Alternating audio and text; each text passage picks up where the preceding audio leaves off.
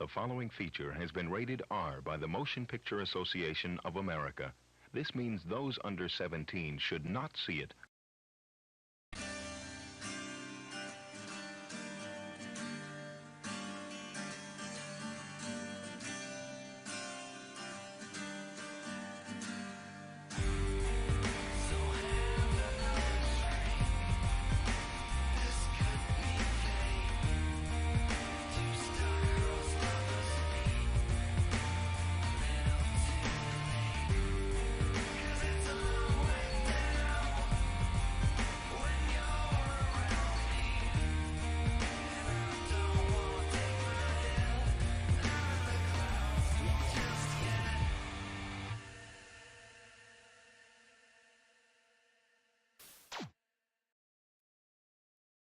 Hey, what's going on there, you crazy animals? It's Monday. Guess what time it is? Well, you asked for it and you got it. You got Zelda II, The Adventures of Link Redux.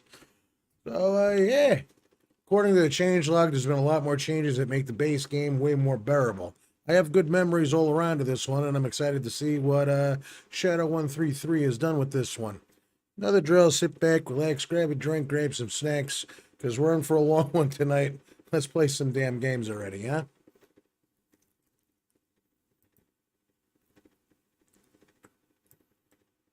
I mean, hell, even the title screen's been, like, way improved. So yeah, after Ganon was destroyed, Impa informed Link about a sleeping spell cast on an ancestor of Princess Zelda. She'll awake only with the power of the Triforce of Courage sealed within a temple in Hyrule. To break the seal, crystals must be placed in statues in 6 well-guarded temples, so Link set out on his most adventuresome quest yet.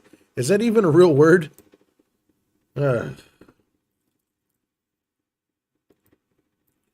course there's no game music, because... fuck me. We got it now? I knew it, I knew it, I knew it, I knew it. I think we got it now. Yep. Alright, so sprites have been touched up a tad.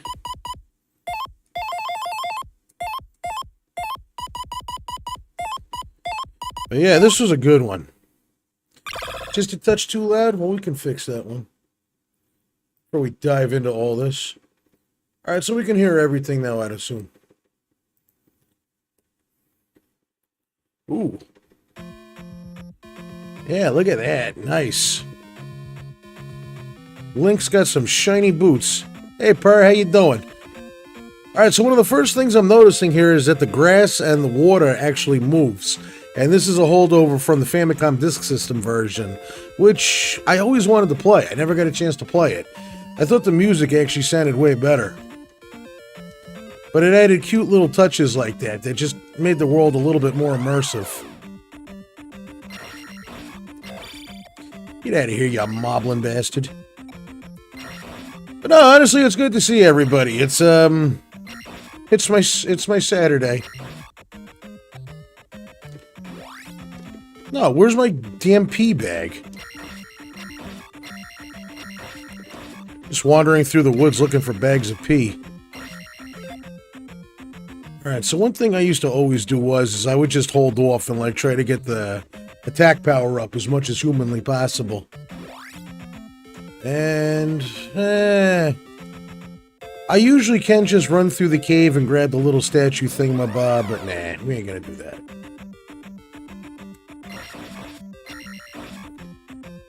But yeah, Zelda II, The Adventures of Link. I remember when we actually got this, we were still living in Oakland. Oh, look at the little smoke coming out of the chimney. I just got attacked by an enemy to show you smoke coming out of a chimney. But yeah, I definitely remember that this was Oakland when we got it, because I remember the layout of the house so much. I remember my dad felt bad for my mother because she was sick with pneumonia at the time. So we bought this for her so she had something to do while she was laying in bed. I mean, hell, it was a good way to make the cartridges stand out as well, because they were like gold and stuff, you know? It was neat. And I mean, when we were kids, nobody had any problems with this game at all. I can relate to the crazy day thing. Hopefully it's at least sort of mellowing out. Hey, well, let me kill all notifications before I have my phone going off every single time someone says something on Discord. See?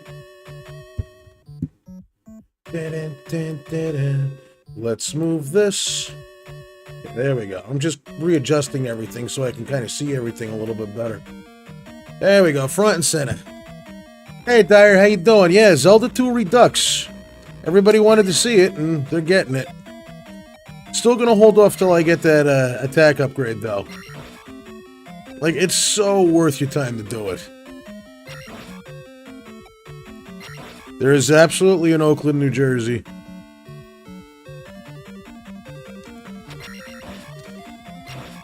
Like I said, it was an awesome game. I mean, the graphics were absolutely beautiful. And once again, this is the old NES rule of two, where, like the sequel, I looked up for a second, and this is what happens. But it's where they have a sequel to a game, and the gameplay is drastically changed from the original. I mean, you'll notice that with this one, and with Castlevania 2 Simon's Quest, Mario 2. Like, there's tons of games out there where, just for the second one, they changed it up, like, really, really heavy. They made it, like, an almost a completely different game experience. And I mean, personally, the only reason why I can think why they actually thought to do something like that is maybe it was because Nintendo was afraid of what killed Atari. Because Atari had this really, really bad issue where they would just, like, release, like, 7 different versions of the same game. You know, it's that old Simpsons thing, but she's got a new hat. So I think they wanted to try to offer, like, the consumer something, like, different. Like, with each new release. And, like I said, I didn't recall hearing anybody complain about it when we were kids.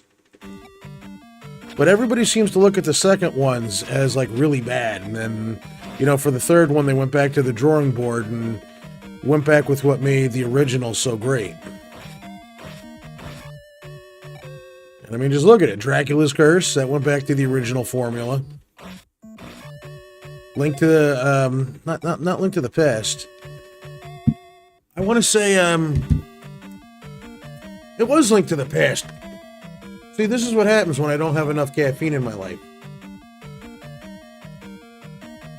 But yeah, Link to the Past went back to the old drawing board of the top-down viewpoint. TMNT 1 and 2 were pretty damn different games, but yeah, the arcade port. I mean, what were they going to do sequel-wise with that one, personally?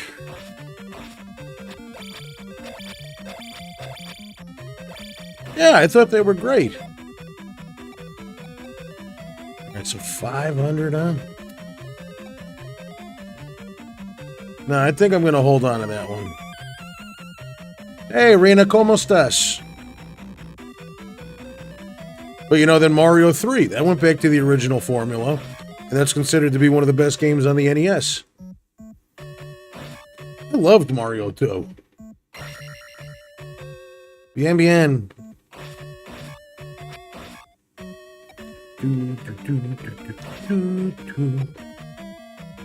No, I thought this was great. I really thought that this was a good addition to it all. Like, the only thing that I kind of hate is that they never, like, went with the whole idea of keeping, like, what seemed to be going at the time, of there being, like, different bosses at the end of the Zelda games. Like, the first one we had Ganon, and then in this one we had the Thunderbird, which I thought had an interesting story behind it. And then after that, it went right back to Ganon. Like, even Link to the Past, you got this wizard, and then up, Ganon rises from the ashes, and we gotta fight Ganon. Right, so there's a good time to grab that. Grab old Sprite's perverted ass.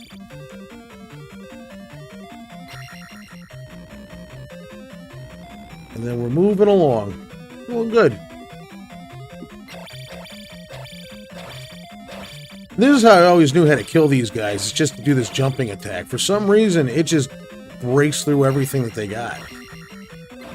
And I remember as a kid, they used to make me think of, I actually liked Link's Awakening. I used to play that on the bus ride to school. Boom, boom, boom. There we go. Gotcha.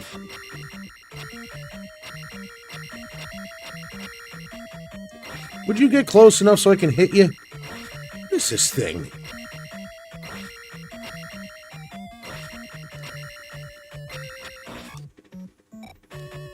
Oh, really?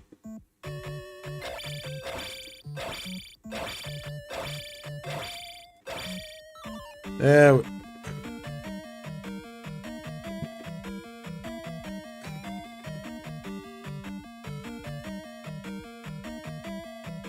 He's an asshole is what he is. I don't believe that. I'm like 1 XP away from 500 and it drops a friggin' red... It's too early to get pissed off. You know, I think the only game back in the day, though, that didn't actually change the formula, per se, would probably be like Contra and Super C. That was still like the same thing, but different levels and stuff. But I mean, who knows? Maybe it was just Nintendo's paranoia. These little bastards are what's going to give me the level up. I love it. Yeah, so I suppose that's one thing that's a addition to this whole Redux thing, is that the experience system is way, way easier. But we still got to go get them boots. Mega Man 2, that's stuck with the same thing. Yep.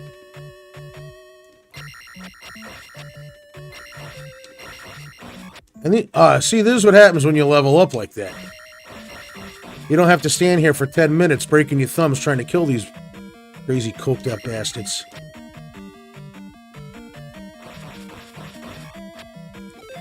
Jesus, my cat would have a heart attack if it was watching the screen right now. Mega Man 2, wow, it's still one of the best sequels ever. See, it's like I said, I need my caffeine. I can't function without it.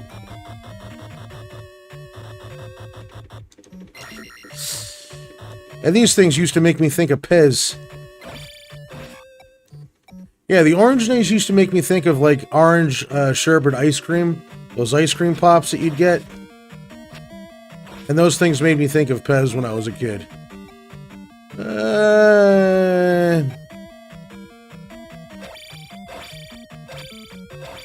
See, what I'm aiming to do is be a piece of shit. Oh, wait, it wasn't the boots. How's it going, Mud Punch? How you doing? Mega Man 3 was going to always be a letdown in comparison to Mega Man 2. Because here's my thing, is that Mega Man 2 was so good that there was no way that you could ever outdo what it was. But at the very least, though, Mega Man 3 still held on really, really well. Hey, Ball, how you doing?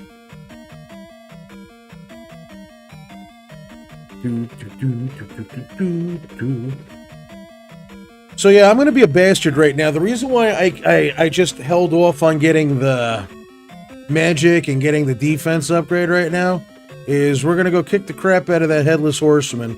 No, wait, the Headless Horseman's in the... Shit. No, wait, this is the Horsehead Man. Oops. Sorry about that. See what I mean? I need caffeine. But we're going to go kick the shit out of him. Because the cool thing is, and this is a trick that I always knew from the time that I was a kid, is as soon as you kill him and you get the key to exit the palace, you get the next amount of experience needed. So even though I'm like, 647 away? It's going to give me that 647.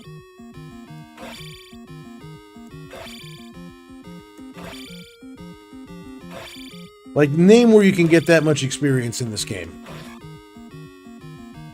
Dead. Hero. No, but I'm glad you could finally catch a live, man. But here you go.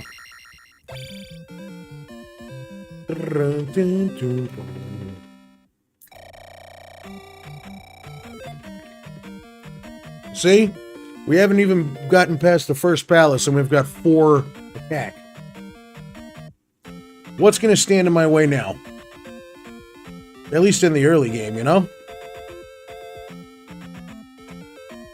One thing I wish that they would have put in this, though, because, I mean, they've already added, like, one of the features from the Famicom Disk System, and that was to have, like, the grass and the lakes move, you know? I wish they would have had the bosses roaring. I don't care how cheesy it sounds, it was cool.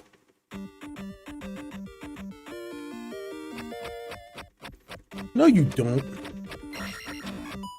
Yeah, look at that. 2 hits and that gruff-looking bastard's dead. 2 hits. No, you really don't need to grind at all.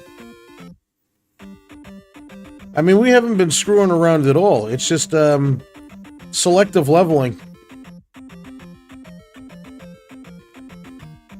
Of all things, though, bubbles.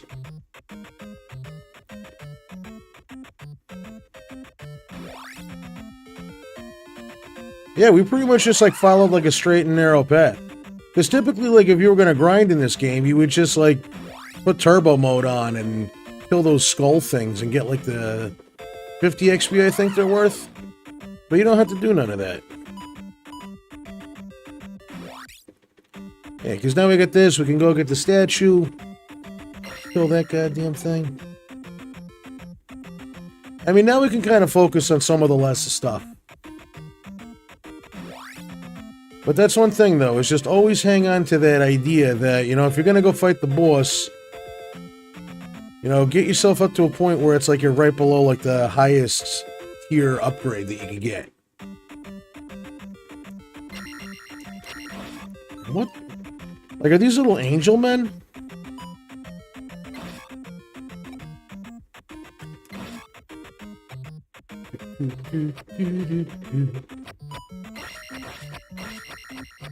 Because now with these upgrades, it's just wild.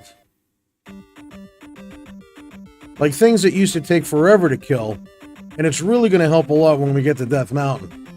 Or Death Mountain. We're just cruising along, though. Oh, kiss my ass. I'd rather fight something than just have rocks thrown at me from characters off screen. Dun, dun, dun, dun, dun, dun. Doo, doo. Wow, that goes fast.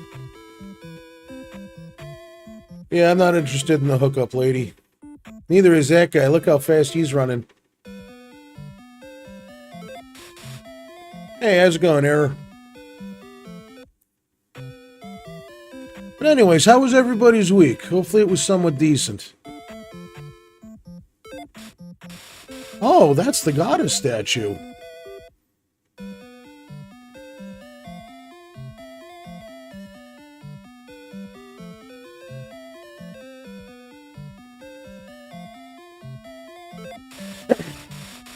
Castlevania stream first weekend of June. I would absolutely be in as long as I'm able to do it. It's looking like my schedule is going to be, I'm off on Mondays and Tuesdays. So that's just my only worry there, is I would love to be a part of a Castlevania roundtable with you. It's just if I'm able to do it. I'm settling into the new job quite well. You know, everybody's pretty cool.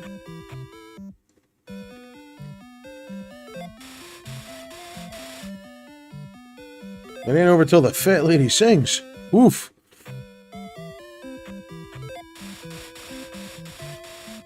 Don't go south without a candle. It's very dangerous. What are you, my mother? No, you're not my type. You're walking around with a skunk on your head. Alright, so now we're gonna go south, grab the...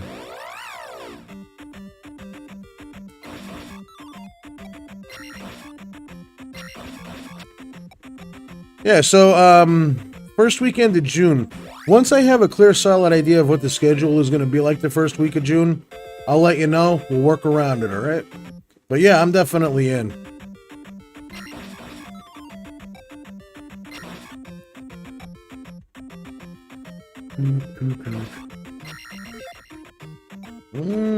Might as well.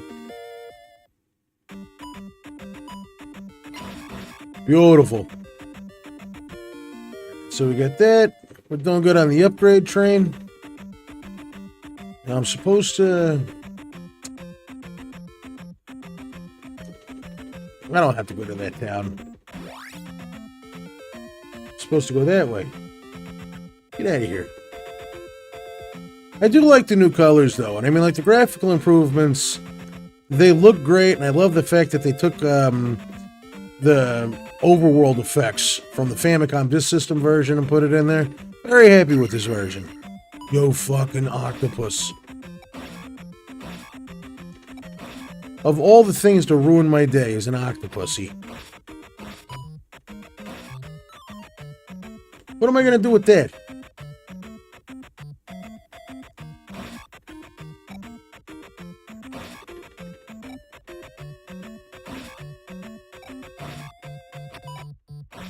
Come on, you son of a bitch. Ah, there we go. Bag of piss. Nah, we're doing awesome.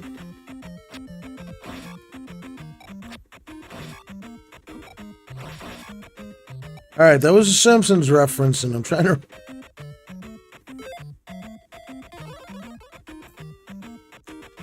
That one... Oh, yeah, Octopussy. I must have seen that movie twice. That was when Lisa was getting married to that boorish English asshole.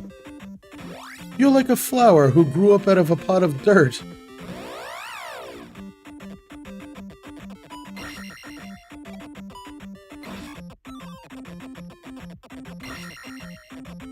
I mean, hey, not for nothing, though. They went out of their way to be as intolerable as possible.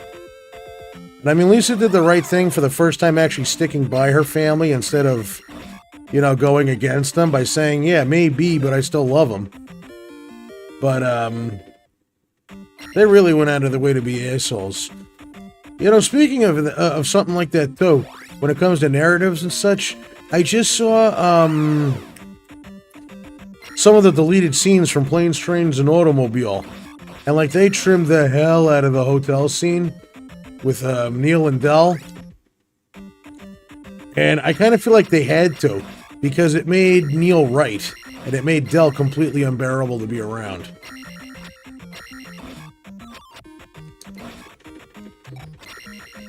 Like, you find out things like Del ordered pizza and then paid for it with money out of Neil's wallet. Neil didn't know about it. He's like, yeah, you paid for the pizza, too. I went through your wallet. I only had a $100 bill.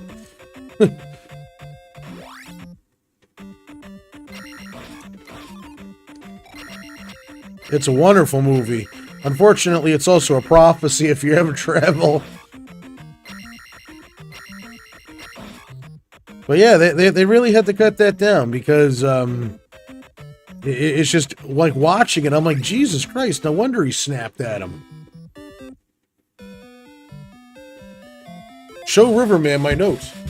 My name is Bug. What's your last name, Spray?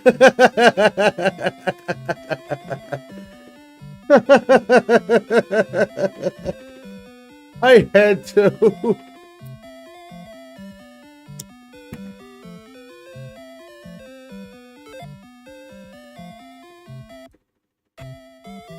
Well, apparently there is, like a longer version of, like, Uncle Buck that's missing some stuff.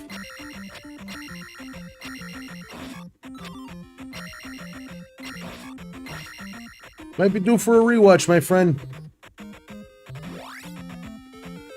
I always wanted to see if there was more to the great outdoors. Yeah, we gotta go this way.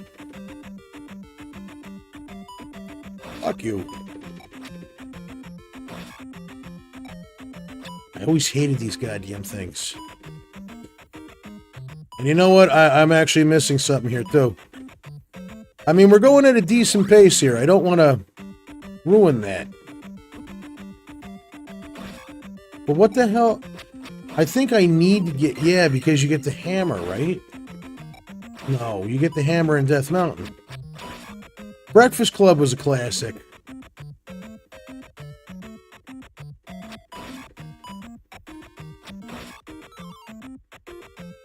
What the hell did I just see the other day? Gleaming the Cube. Which sounds filthy as fuck. But Christian Slater, it was one of those 80s skateboarder movies.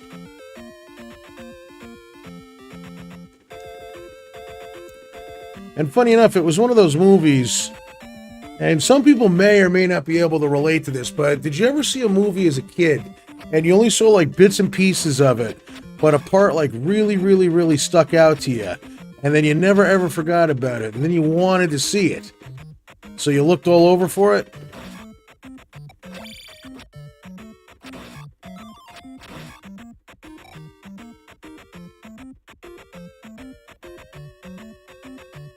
That was Gleaming the Cube for me.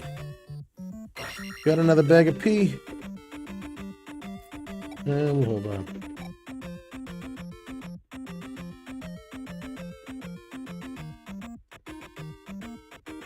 I can always appreciate a good Futurama reference. But yeah, Gleaming the Cube, it just stuck out to me. Because, like, I caught it on TV as a kid, and the only thing I remember was the ending when he puts his necklace around a grave. And I remember there was, like, the skateboarding sequence at the end. That's all I remembered was the end of the movie. But I didn't remember anything else about it. So it was like, I'd look for, like, these skateboarder movies. It got me into skateboarding, but, like, I looked for all these movies, and I could never find it. And then I just stumbled across it, and I'm like, yeah, that was it, because I watched the end when he did it. And I'm like, all right, now my life is complete. I can die happy.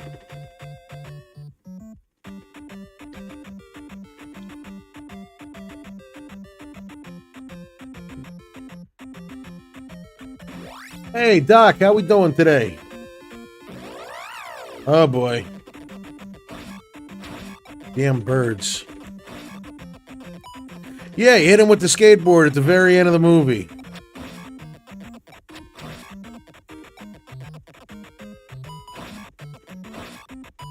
That's like me in the movie Mike's Murder. I've never heard of Mike's Murder. But honestly, you saying that makes me feel like less of a psycho. Because I could never find out what that fucking movie was. There's this other movie, too, about, Runaway with Tom Selleck and Gene Simmons. Like Gene Simmons from Kiss? I've never even heard of that movie.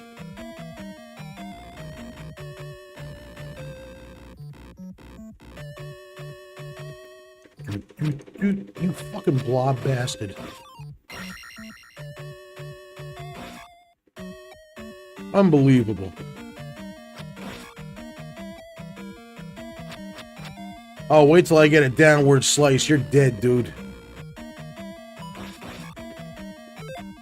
Hey, Fallout, how we doing? Long time no see.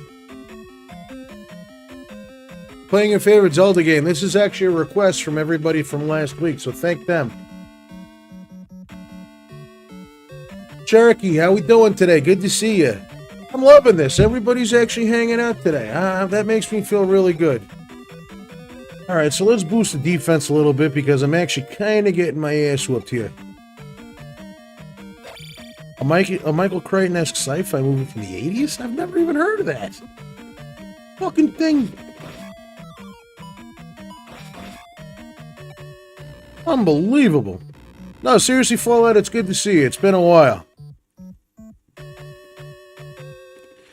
I have to excuse... Whoa, look at all this shit. It's like I just walked into a convention of e-begging YouTubers. There's blobs all over the place.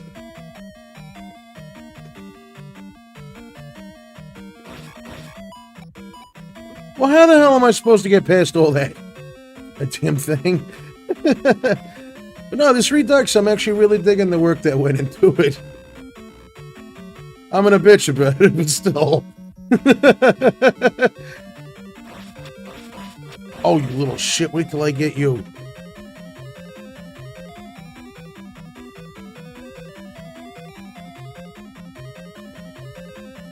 Oh, these ones are good for points.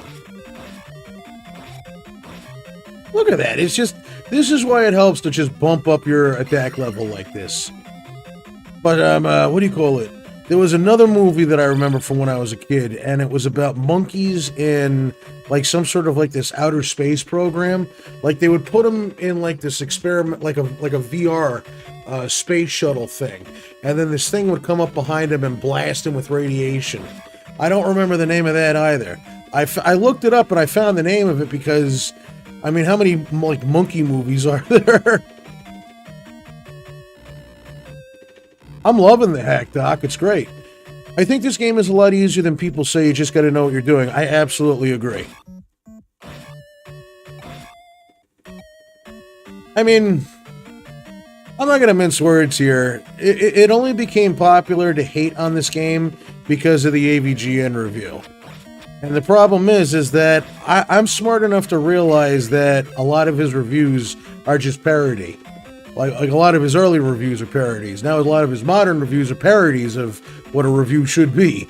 But that's besides the point. The whole thing is, it's just the people that copied him took what he said serious and echoed it. And because they have large followings and complained about it, then it became cool to hate on the game.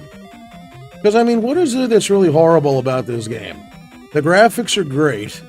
There's, like, early RPG elements to it, which is something that really wasn't around. Then, the music I thought was decent and catchy. Like, you could just walk around all day and be like, doot, doot, doot. Get the... Oh, now it stops throwing fireballs at me. And if I go to kill it, it'll start launching them. I was just waiting.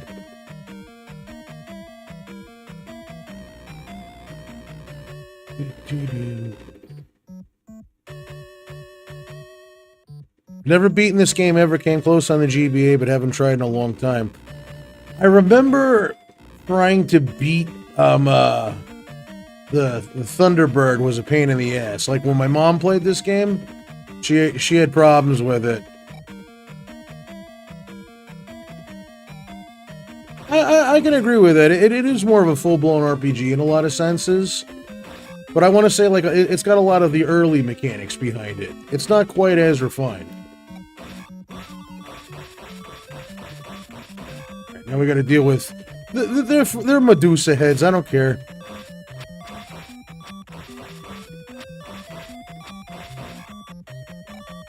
How close are we getting here? Alright, I need 300 more...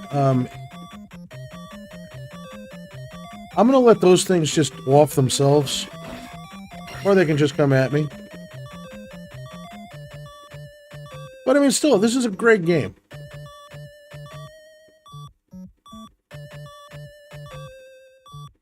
Because at this point, like 88, 89, I want to say it was 89, you had nothing like this. Nothing like this. Nothing. And there must have been plenty to work with because there's a lot of hacks out here for this game.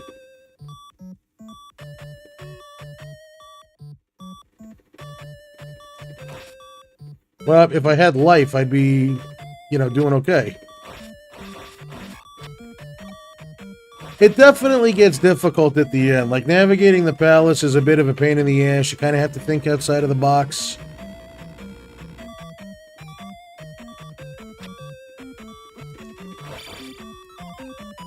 Ooh, am I gonna get it? Fuck yes, and that's full health, too.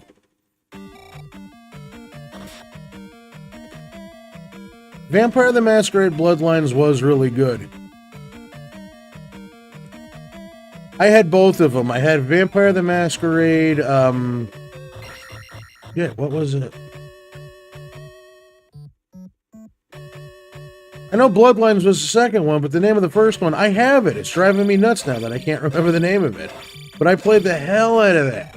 I actually have it on Steam. Oh, come here, you.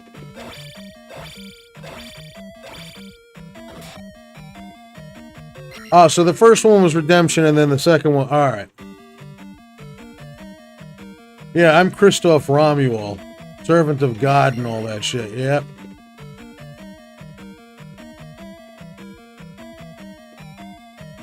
There was that invisible wall that was a bit of a bitch. Oh. At least I ain't brown. I always chose the bad ending, though. where like you like killed the Zemitzi, I can't remember his name, but the antediluvian. I always killed his ass, and then that pain in the ass Aneska fucking killed her ass too. Just took over the world. Bloodlines was a bit of a bitch though, because hey, these are blue bricks. I just came this way. Because I remember I got the game on launch and I didn't have the patched version, so there was a point when you were like in this dock area and it froze. So I was never able to get much further with it. You son of a... Was it worth the 50 XP? I don't think so.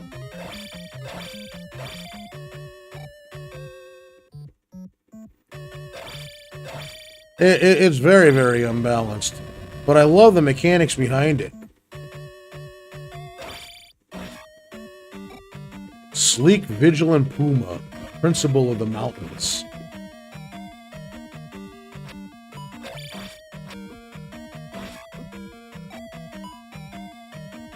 I kind of wish that you had more choices behind what bloodline to pick. And like I would always pick the Ventru so that you got that cool executive apartment when you finally got to the city. But I would always stick around in the first area though, because it was just fun to go to the club and hang out and listen to Thrill Kill Cult. I think the Genitorturers were in there as well, which is wild. I do not.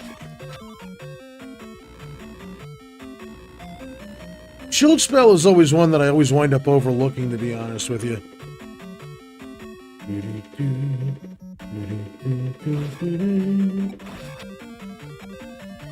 Parasite Eve is a wonderful game.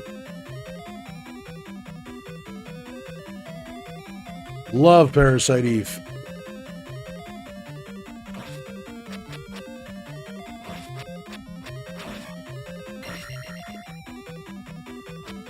Yeah, Genitorturers are in there. So is My Life with the Thrill Kill Cult. And TKK is awesome. Like, Groovy Dude, he's a trip.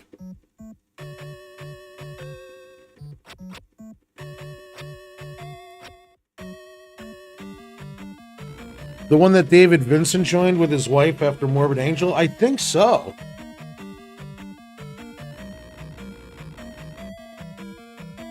Parasite Eve, man, that's a good one. We played that on the old channel.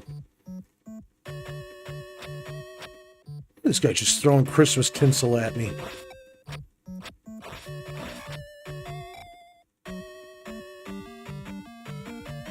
Alright, I think we're going to get there. I tried the Pixel remaster of the first one, and I was pleasantly surprised with it. Oh, that was balls.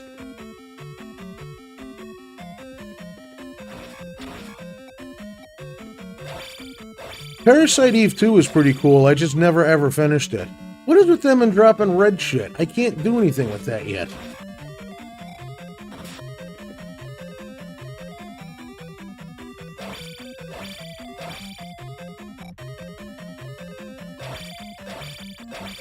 Dead.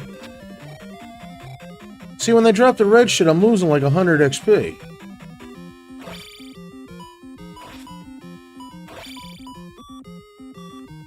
I think this Charlie Brown looking motherfucker's gonna get me.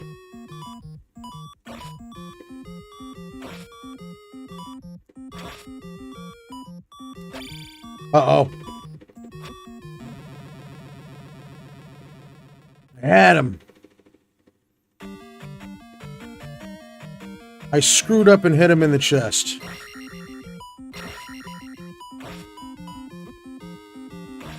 I mean, now at this point, I don't care. You know, I could get hit like a dozen times and it won't matter.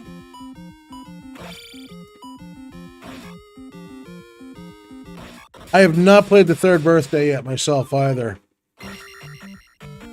We did try out that one which is supposed to be like a spiritual successor of sorts. And it's a shame because we're going to lose out on a level. It's just going to go up to 1,500 and that's it.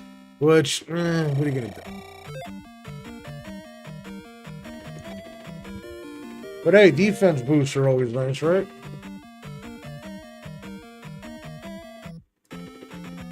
That's a good way of looking at it, Fall. It really is.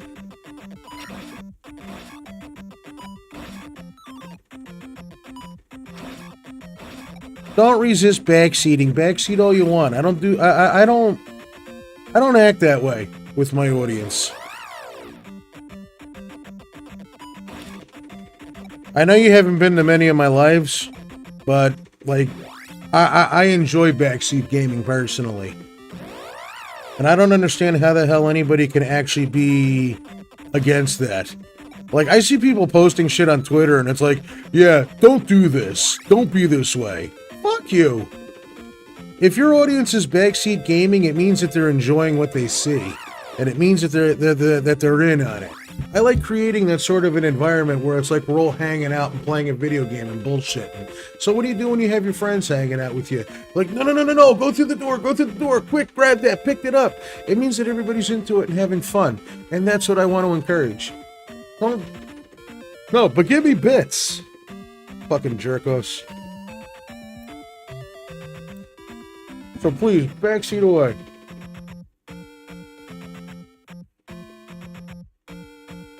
I don't think the first two... I don't think they did, The first one did get an... oh, you mean a European release? I don't know about Euro release. I remember it was, like, weird playing Parasite Eve, when it first came out. Because, like, at that point, I didn't really see anything like that. Like, it was awfully mature for, like, video games at the time. Like talking about like sperm fertilizing eggs and shit like that.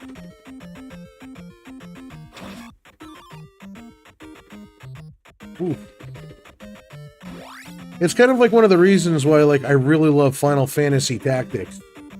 Is because like I'm like, oh my god, they're actually seriously like calling out Christianity. I mean like Santa Jorah, Jesus Christ and all that.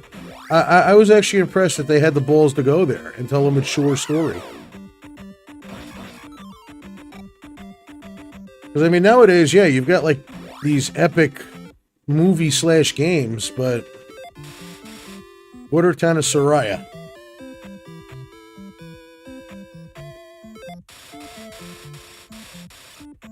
Okay, good to know.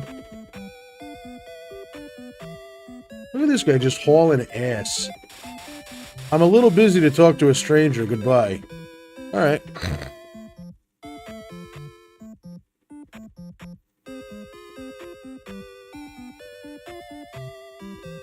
Fallout, you're absolutely right. Will we do ActRaiser sometime? You know, we still have to finish ActRaiser. I found a mirror under the table. Oh yeah, this is when I blast open, a cheating wife thing. Like this lady here. Oh, that's my mirror. Follow me to my house. Like, she went over to this other guy's house, banged him, left his mirror under the table. And you go to another town and, like, they've lost their kid, and the kid's hiding under someone's table. We gotta finish ActRaiser.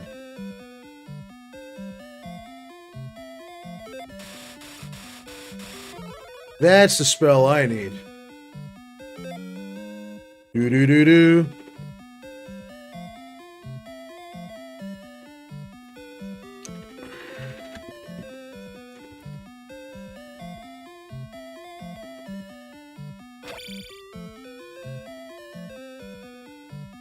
Jesus, can you imagine, like, a Canadian reviewing this game? I mean, I know that sounds, like, weird and funny me saying that, but it's just... I've never heard of Exile, but I'll look it up. I was just thinking the other day, like, how Canadians insult people.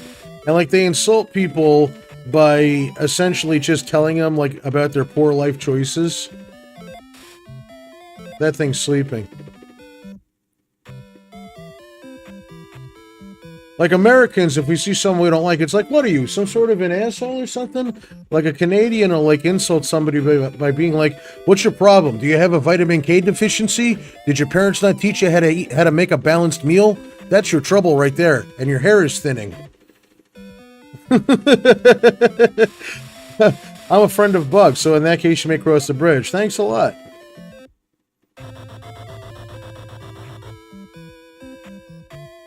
You're a skeezy one, aren't you?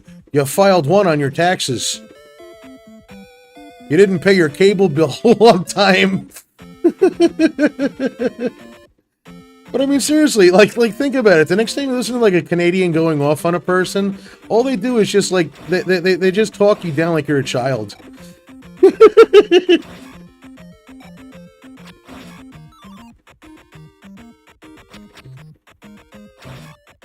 Like, look at you, you're blue. Maybe if your parents raised you right, you'd be red. Because red is stronger in this game.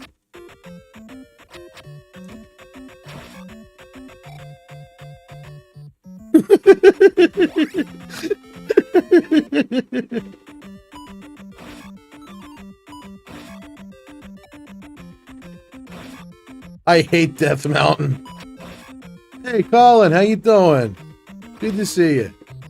Jesus, maybe I should just start streaming on Mondays, you know? But no, this Death Mountain is ridiculous.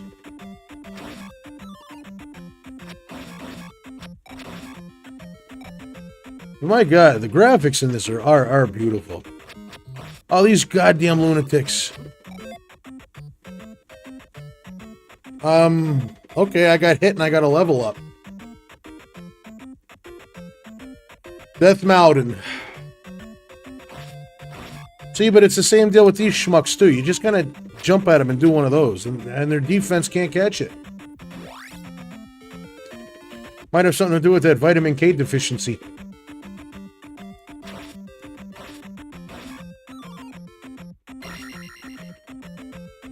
Yeah, I remember you used to drop by all the time. You disappeared for a bit. I figured I got boring or something. But I'm glad that you made it today, seriously. But no, we like to keep things pretty chill here, seriously.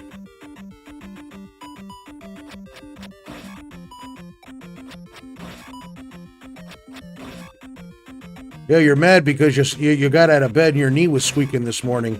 If you drank more milk, maybe some vitamin too, so you actually had some meat on your bones. If you come up to Edmonton, we'll actually fill your belly with some decent food. You can have some pancakes.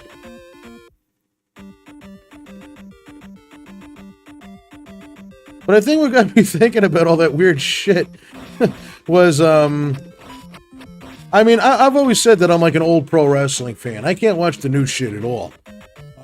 So I finally caved and I got the Peacock Network thing. So it's great because, you know, I'm watching like all the old 95 WWF shit and I'm watching old WCW. And it's just funny because like I'm listening to like Bret Hart like go off on people. And it's that exact same sort of shit. Like Shawn Michaels is just like, you're tired, you're old, you're bitter because the spotlight's not on you. And then Bret Hart is just like, well, let me tell you something, boy toy. You're sitting there posing for girly magazines because your parents didn't raise you right and you have a belly button ring. Yeah, they have everything up until today. But, like, I swear to God, like, one of Bret Hart's, like, bitching points about Shawn Michaels, like, this is just when the feud's starting with those guys. He's like, you've got a belly button ring. You're posing in girly magazines. I'm just like, what the fuck? Fucking Bret Hart.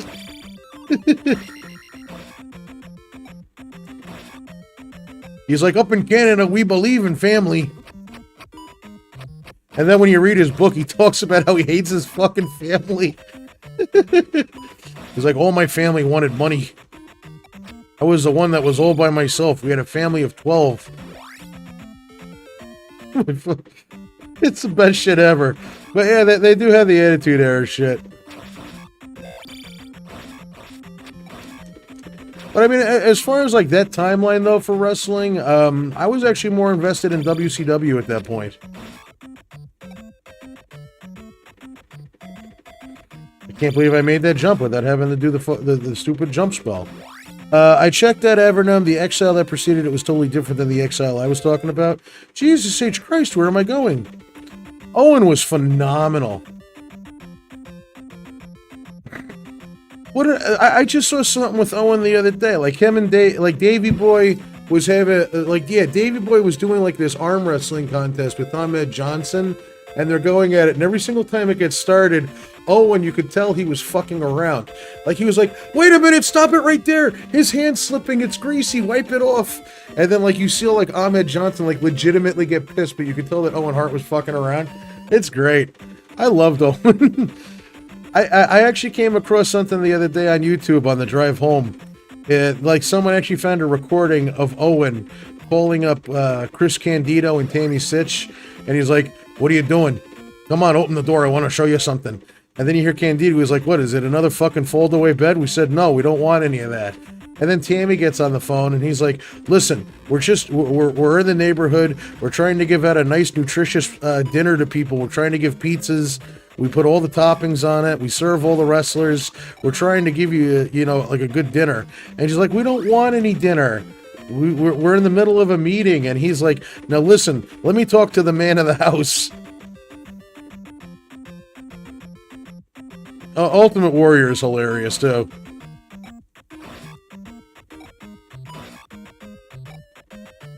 Should I lay on the lawn and let them run over me with lawnmowers? That was literally one of his promos, was he was talking about, like, laying down and having lawnmowers run over his ass. TurboGrafx 16, wait. So Exile, TurboGrafx 16, and Genesis, and Exile Wicked Phenomenon was TurboGrafx CD. That's actually on my wish list. I gotta get me a PC engine at some point. What a wonderful system.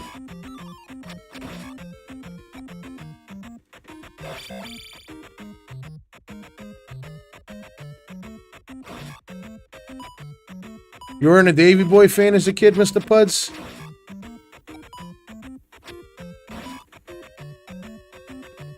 I wonder what happened to that kid when they did SummerSlam at Wembley, when he was like, the British Bulldog is going to win whether he wants to or not. Like, whatever happened to that kid? What did he grow up into?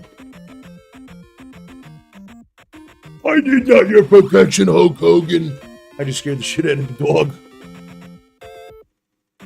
They definitely should have pushed the cruisers more, but at the very least, they actually introduced cruisers, you know, to the U.S. Because, I mean, WWF didn't take that shit seriously back then.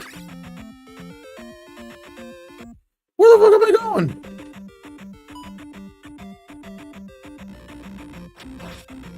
Alright, so we're going in circles at this point.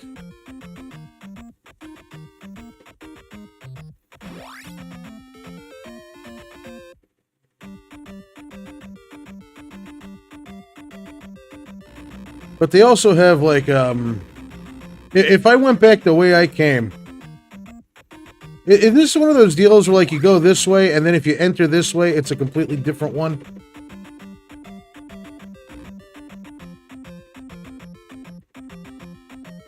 But if you want to talk, like, an awkward run, they got, like, the 97 run of the Ultimate Warrior. Like, Goldust is like, ooh, would you like to star in a full-length feature with me and all this?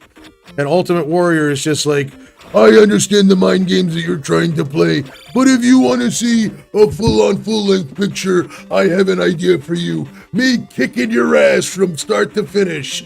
And all this shit. I'm just like, whoa! Yeah, that was actually one of my first favorite wrestling games. WCW versus NWO World Tour. I had that, I had the PS1 version, and I had the N64 version. And they were both amazing. NWO fucked it up. Yep. Too many people. It was way, way, way cooler when it was just the three of them. I mean, like, maybe if you added, like, two more people. Like, two more really established people. Like, it needed Brett in there in the beginning. But then again, you can't... Nah, Virgil ruined it. What do you call it? See, it's weird because you needed to have Bret Hart be a good guy at that point, but Bret Hart was at his absolute best when he was a bad guy. This is getting fucking nuts. Alright, I think I might have found something different. Oh yeah, and I've got the heal spell. Forgot about that. See, I've gone so long with that I forgot that I had it. Pro Wrestling on the NES, I didn't have that. One of my favorite rentals, though, was Saturday Night Slam Masters. That was a really good one. Alright, this looks a little new, I hope. If I come across an elevator, no, I think I've gone the wrong way.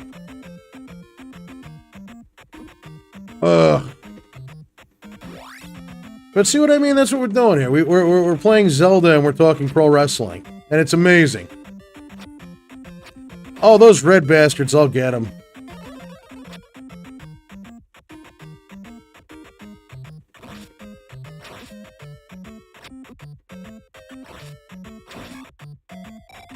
Fucking guy.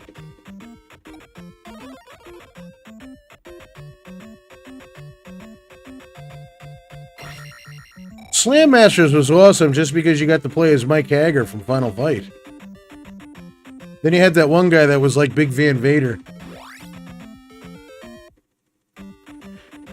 That's one guy I'll always consider a squandered thing, was Vader in the WWF. He could have been so good.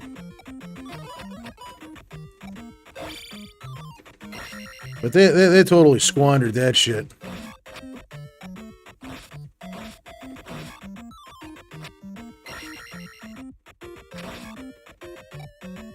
Alright, so old school wrestling fans, who was a better big man? Bam Bam Bigelow or Big Van Vader? There's a tough one for you.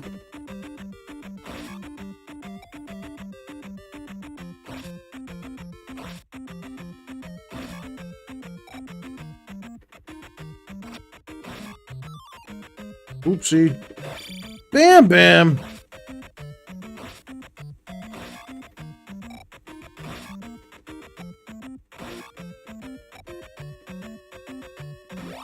The guy from Fatal Fury was absolutely a ripoff of Vader. Oh yeah, when he fucking grabbed the host and he was like, "You think that's fake?" And he threw the table and he cursed. And Undertaker was just sitting there like shit.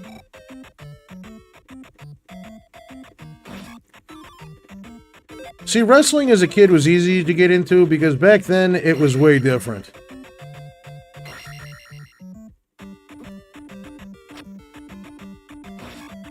Like, you actually had people that would leave after 6 months. You didn't just have, like, the same asshole, you know, over and over and over again. Hey, we finally made it. Dun, dun, dun, dun. Uh-oh.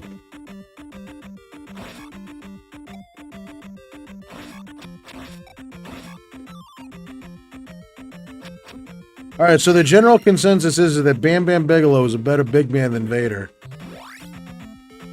You know, I guess I can understand why, because Bam Bam at least got way more exposure in America than Vader ever did. Because the experience that people got with Vader was not a good one.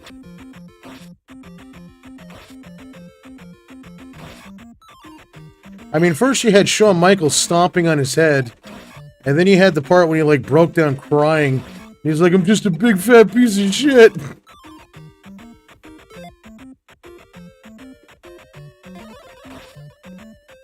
Yeah, I don't want to screw with that cemetery. I didn't get how Sergeant Slaughter turned heel like that either. Like, it just didn't make sense to me. Like, at that point, they were really, really desperate for people, I guess. See, the one thing that always, like, never made sense to me personally was how the hell they let Macho Man go like that. Like, fucking Mach proved them all wrong, because I remember Vince stuck him behind the desk because he said, "Yeah, you know what, you're old, you don't have much time left, you might as well just spend it behind a commentary desk." And then Mach was like, "Fuck that shit." He went to WCW and he had like 10 more years. And they were good 10 years too.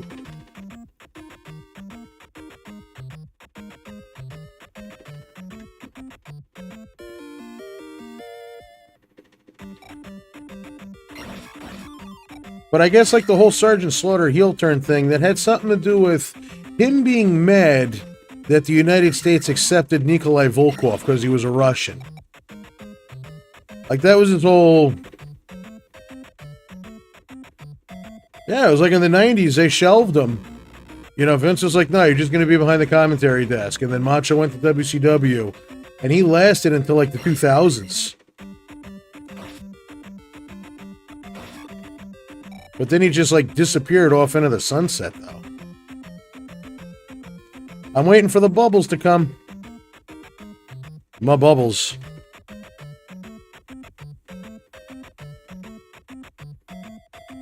Racism? Where?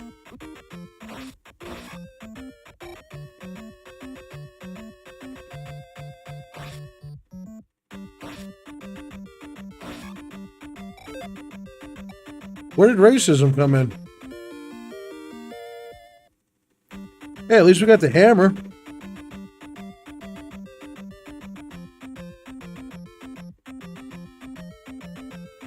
I'm a little confused on that one, Fall.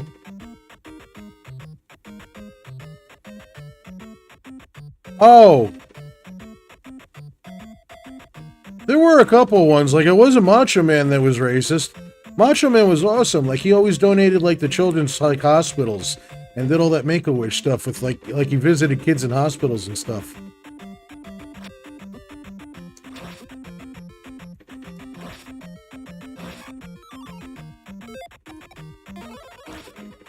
Yeah, but you know what? It's funny, since we're talking, like, big men in wrestling, we talk Bam Bam, we talk Vader, but nobody talks about Sid.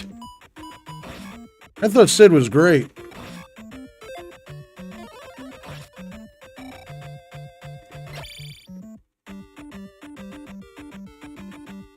Yeah, Macho's a good one. Ooh, yeah, space is the place in Macho Madness. Oh, that was always a cool one. I like that one.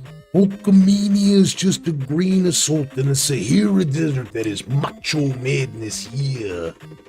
Love that shit.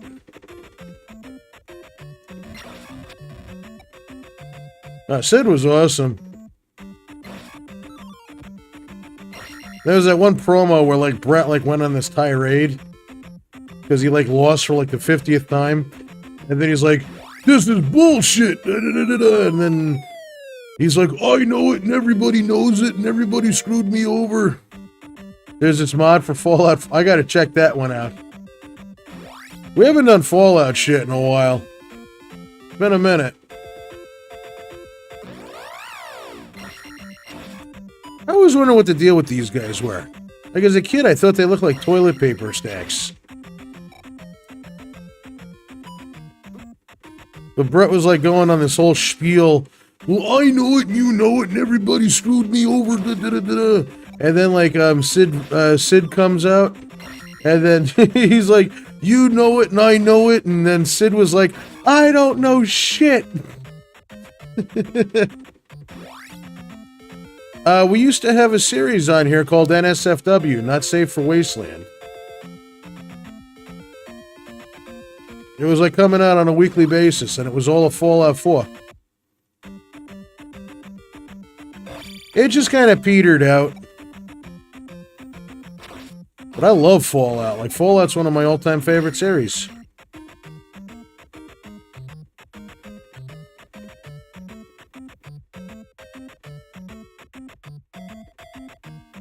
They're actually selling, like, Macho Man, like, Macho-sized Slim Jims. Like, it was like $3, and it was one of those things that I had to, like, eat in 2 sections. It was so goddamn big. Of course, I grew up playing the original Fallouts. Fallout 1 was good, but Fallout 2 was absolutely amazing. I'm kind of pissed that we never got Van Buren. That's just what could have been. Fallout Tactics, I thought, was pretty good, too.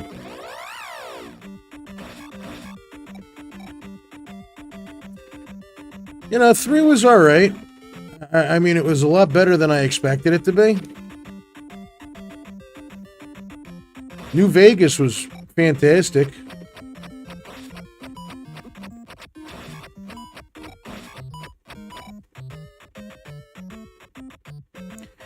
You're missing out. Fallout's one hell of a universe to get into. Fallout 2 is a good one. It's a really, really good one. New Vegas was really special in a lot of ways. And then Fallout 4, I love it.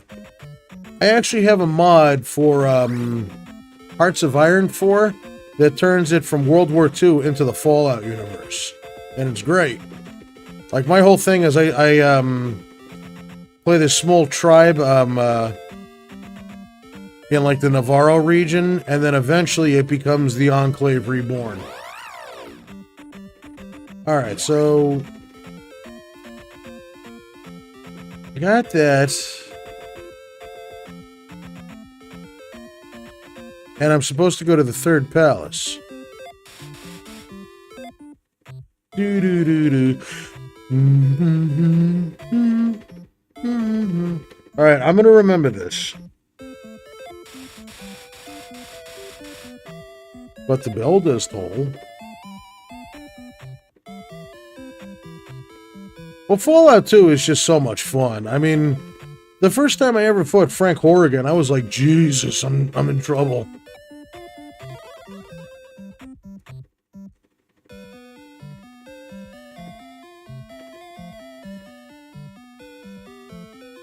And then some of the celebrity voices that they had.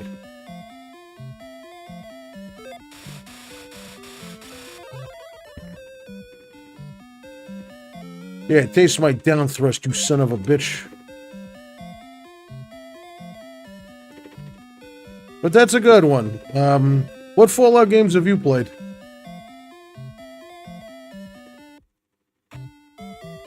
I wouldn't try Fallout 76 either, Mr. Puds.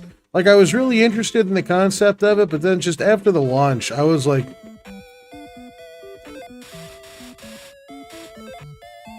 Gotta go get the medicine.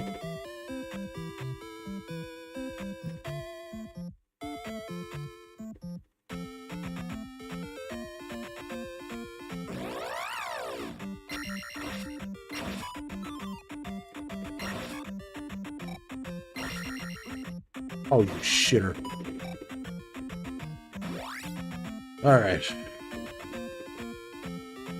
Alright, well, I mean, there's the palace right there. But the thing is, I know I'm supposed to have, the fairy spell. Very nice. Yeah, see, it's a fairy spell to get out of there. Alright, we got a little bit of XP. I just gotta remember where the fuck I'm going. Alright, so I killed the second guy.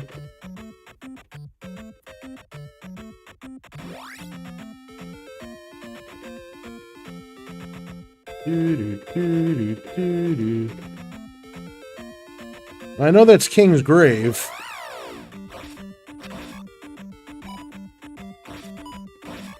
So far, the one major thing that I have on my watch list is coming out in June, and that's Aliens, Dark Descent, I think is what it's called. It's like XCOM meets the Aliens universe, and I'm so stoked for that. It's looking good, and it's actually kind of reminding me of what Colonial Marines was originally going to be, where you played like a squad, and you gave them orders and stuff like that. Yeah, I need the fairy spell, but I'm trying to remember where the hell it is.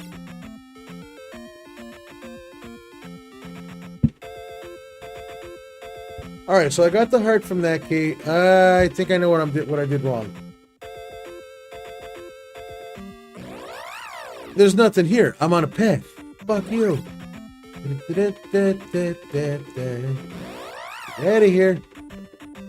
I don't think I went through here.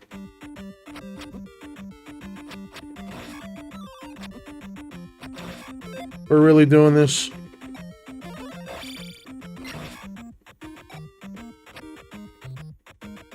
No, I wish listed that shit. I'm getting it. Would you get a little closer, Link? What are you doing here, man? Man, it is 89 degrees today, and I'm not loving it.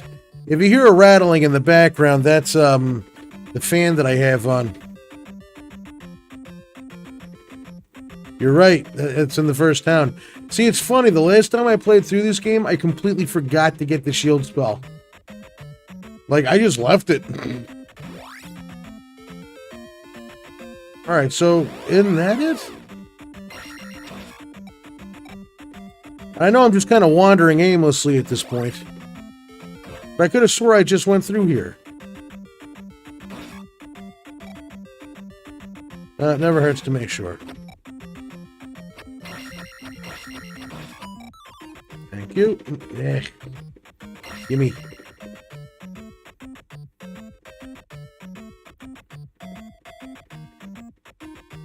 Yeah, that's empty too. Shitters.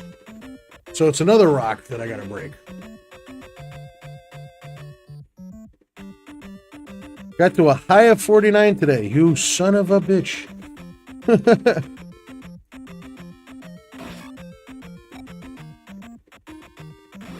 Ugh. I mean, I work in a parking garage, but at the very least, my hours is that for the most part, it's like near the nighttime-ish hours. So I can't really complain too much. Played and finished Fallout 1, 2, 3, New Vegas, and 4, and also played 76 and Shelter. Have you tried Fallout Tactics yet, though? You might actually like that one.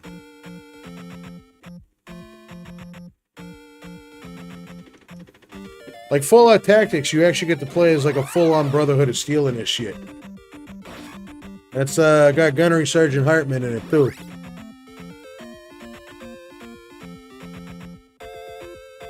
Everyone in the 47 degrees.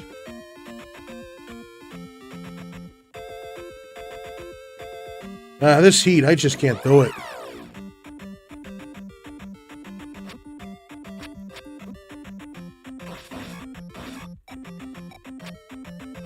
Young birds.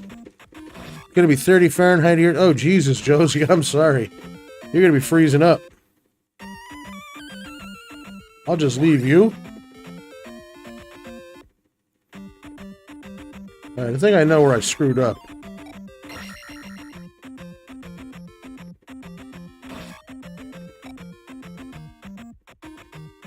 Well, Fallout 3 and New Vegas were very glitched games. And those games absolutely had problems.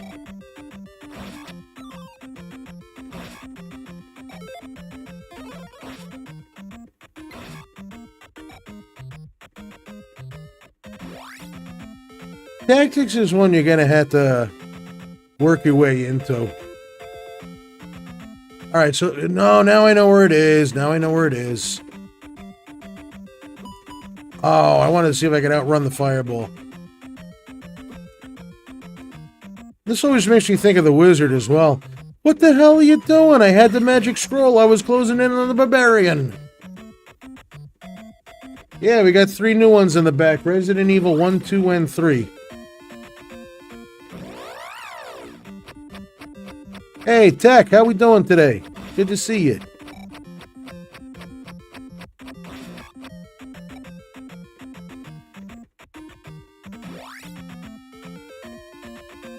See, I'm a cold guy. I love the cold.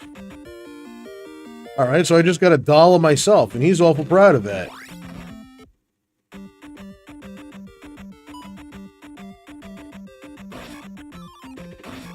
Like the norm out here is like 115.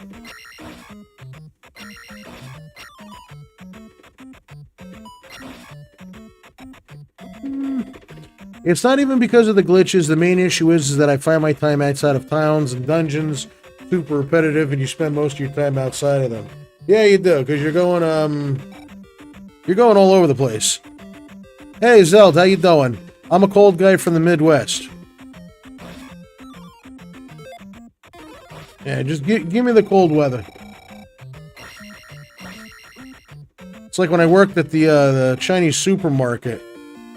Like they had me working in the warehouse freezer, and I would just like go in. Like I'd have like the pants on, but I would just take the jacket off and lift shit all day. Well, I mean, see, my logic is that if you get too cold, you just put more clothes on. Wrap yourself up in a blanket. Start a fire.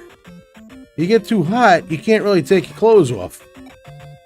I mean, not unless you want to get put on a watch list or something.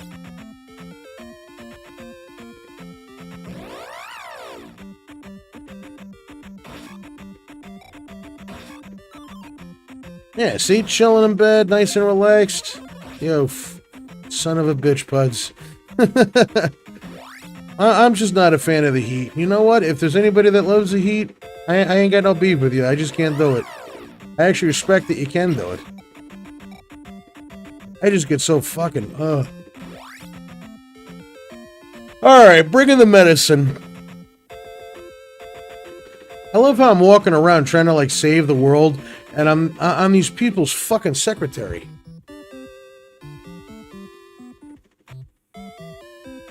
Oh, you mean like the constant having to go through the subways and deal with the feral ghouls? Yeah, that... I mean, even looking back in, retrospective, at Fallout 3, for its time, it was alright. But when you look at it now, it's actually a really bland world. I mean, Fallout 4, I thought, nailed it in a lot of ways.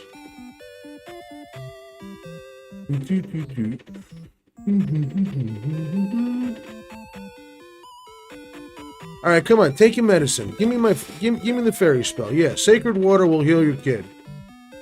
Maybe you shouldn't have let your kid go outside. See, once again, if we had a Canadian critic playing the game, well, this is what happens when you let your child go outside without a parka. What's the matter? Your parents didn't teach you that cold weather is like a blanket for bacteria and that's how you get a cold?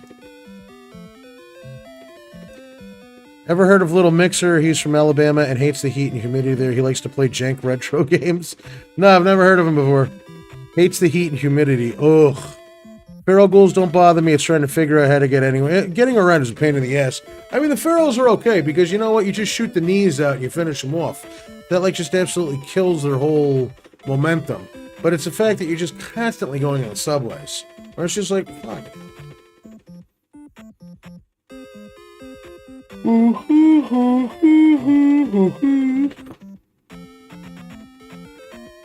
Alright, now that I got the fairy spell, I can... Uh-oh. Well, I'm glad this happened here and not in the graveyard, because god damn it, I get destroyed.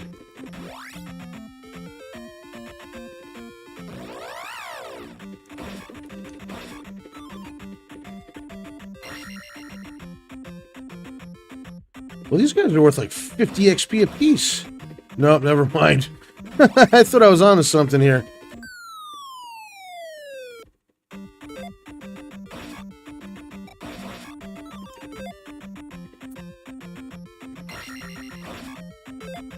It's like, what do you do with something like that?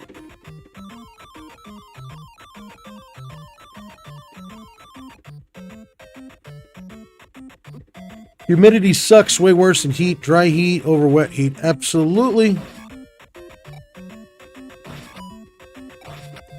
I mean, that's the one thing that I always heard about, like, after I moved out west from Jersey, was, am I gonna go back and get... I forgot the fucking shield spell again? Whoops. See, that's what I mean. It's so easy to forget that for me. It's just I never use it. I'll go back and get it right after we get out of here, because, I mean, we're already here, you know?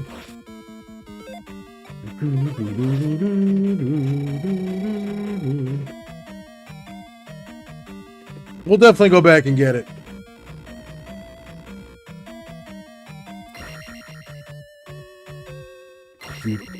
Oh, I forgot about these guys.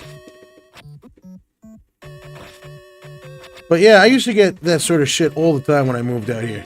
It was just, oh, I bet you don't miss the humidity of Jersey. And I'm like, well, first off, nobody calls it Jersey. And second, fucking, even when it's humid, it gets to be like 70, 75. If I watch Area 2 and the Blaster Master D, I'm gonna have to check that out. Blaster Master is one that I've always wanted to kind of visit. That's not one that I have a whole lot of experience with, but I've always wanted to get into it just because, like, the music is fantastic. It's a Sunsoft title. I'm out in Arizona. Which is like Satan's armpit. But it's just like, even with the humidity, it gets to be like 70 degrees. Out here, it gets to be 115 dry. And at that point, it's still fucking hot and miserable.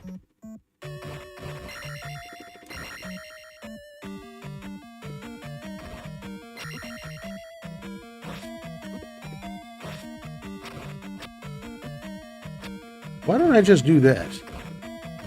I'll dig underneath them. Are there any good Sunsoft SNES games? That's a really good question. I can't really say that I've played many Sunsoft SNES games. But I remember on the NES, though, they were like Konami tier. Like, they always had great graphics, great music, and the licensed properties that they had were fantastic.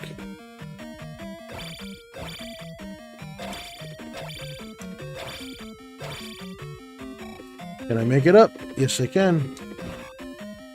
Son of a bitch. Normally grind in the first... normally I do as well, Zerd, but this one, with the Redux version, you don't really have to. I did a lot of creative just leveling, where I just focused on getting the attack power built up, and then I'd focus on the other stuff later.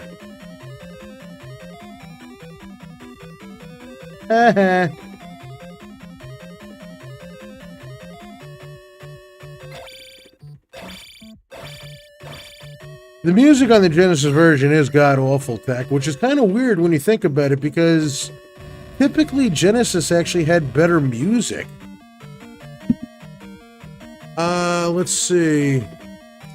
The company who did the Genesis version is Roxio, who created Deadly Towers.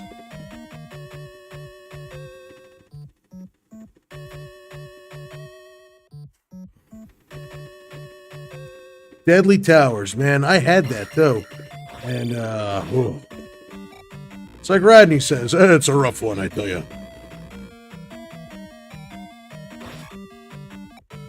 Brotobund? I have heard the name Brotobund.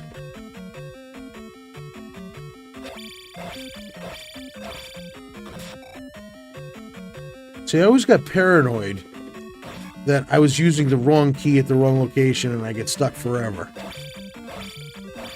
The game is actually designed well enough that that doesn't happen, though. I used to get afraid that it would happen, but now that I'm an adult, you know, and I've played through it enough, the game is designed really, really well.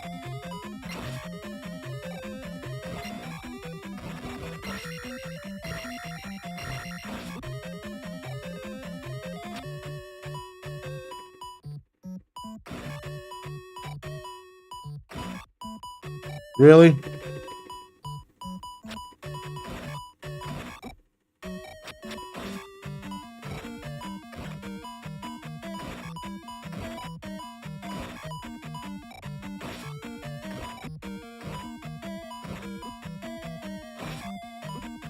This is fucking ridiculous.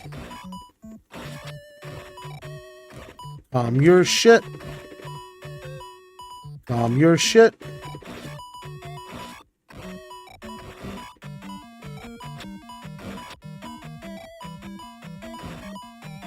Wait, what?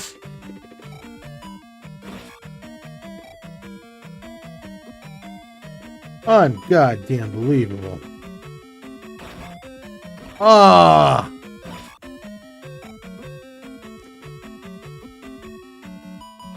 I feel like that delivery man in Teenage Mutant Ninja Turtles. Hey, Israel, how you doing today?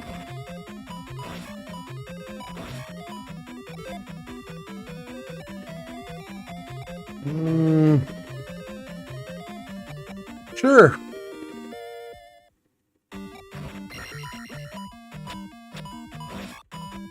Shadow133 did this one. I think he also did the original Zelda Redux as well.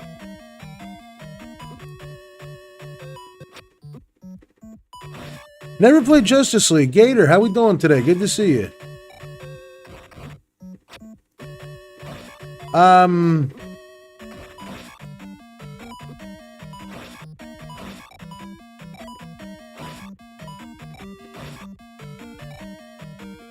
Mi comprende español bueno, habla español no. Mi español este no bueno. The original Zelda Redux was really, really good. And I'd say the quality's right up there with it.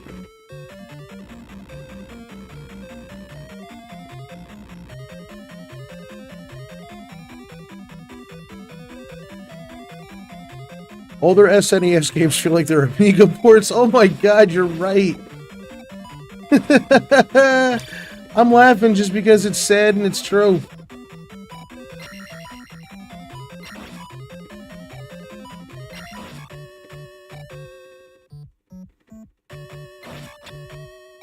Yeah, Death Pits typically piss me off pretty good.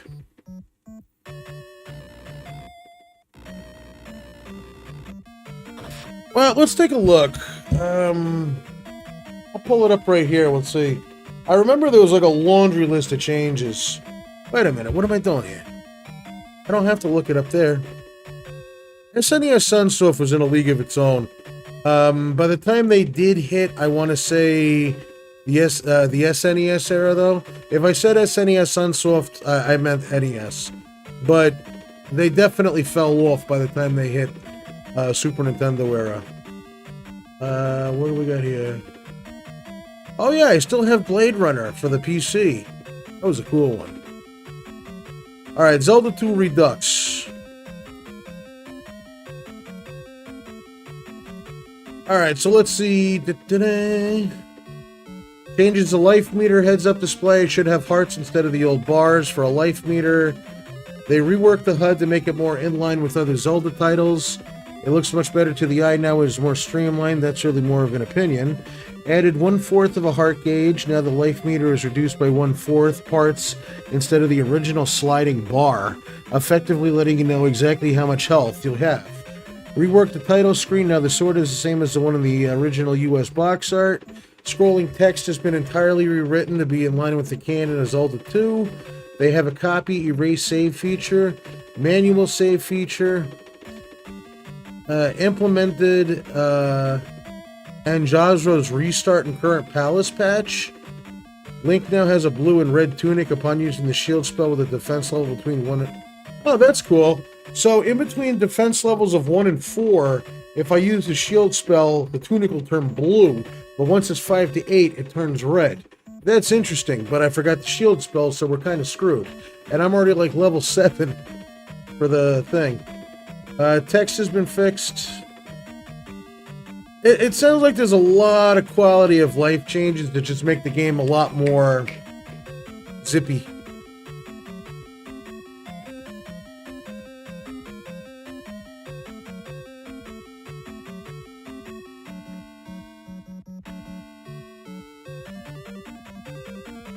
Yeah, so let's see here. Oh my god, Rambo, that was such a horrible game.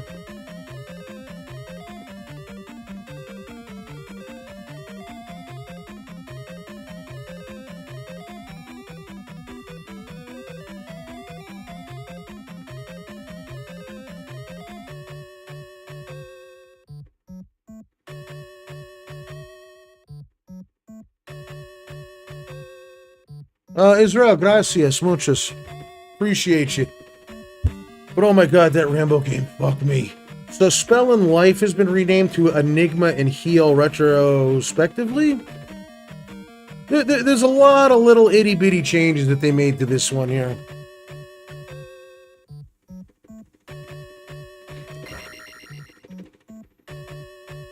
Yo soy muy malo escribir and... Well, I appreciate that. I wish that I had a little bit more broader understanding of Espanol. Like, I do understand it pretty decent. It's just speaking it, I'm not very good at. And I can't believe I just knocked that guy all over the place. Rambo 2 was just, like, screwed from get-go. Because what are you going to do? And apparently that predates this. Oh my god, these sons of bitches.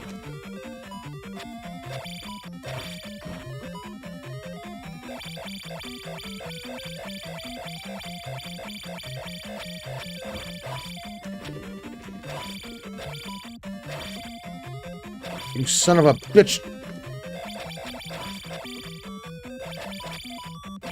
You will not kill me. You killed me. Fick dich selbst, du Arschloch. So there you go, cursing in German now. We're a semi-bilingual stream. Alright, could you get up the...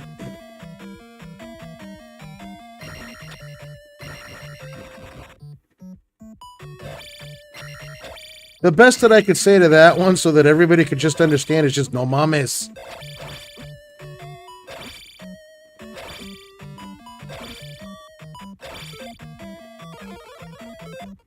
All that for 150 fuck.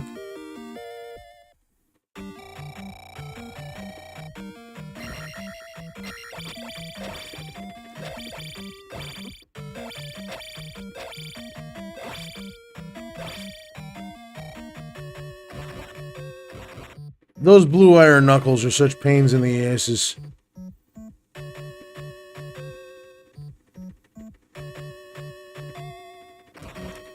See, we could really use Reno because Reno and Israelka would be able to conversate.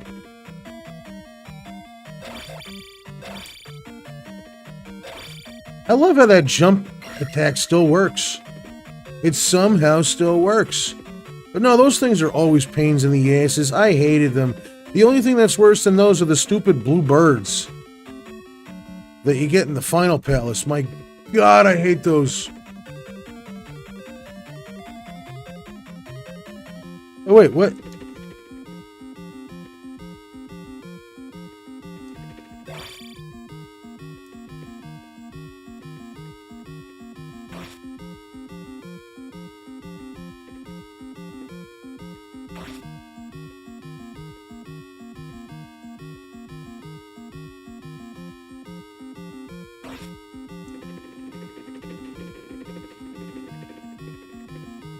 It's the dude from Jess.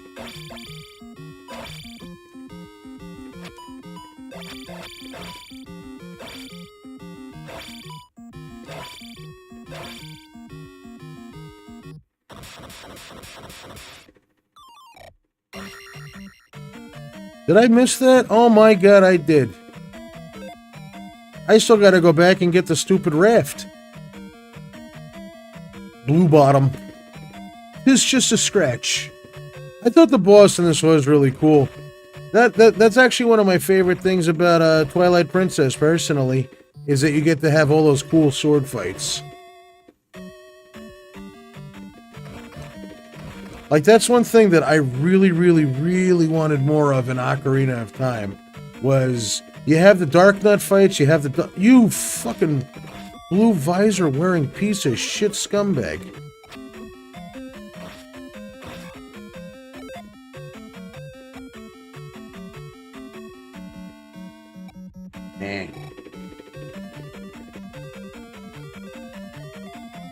But I mean, other than that, you don't get to have like a real true blue cool sword fight in Ocarina of Time, other than those.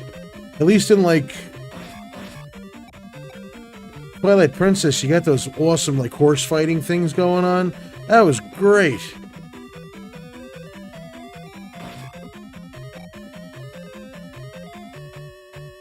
Yeah, I remember. I'm just here already, so I might as well do it. Holy shit. Where the fuck do I go? I don't know where the hell I'm supposed to go. I can't find direction.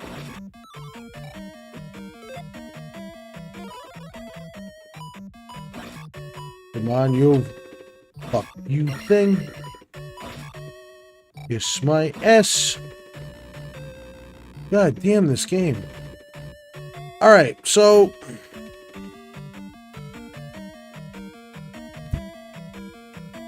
Are there other Zelda 2 mods out there besides this one? Absolutely.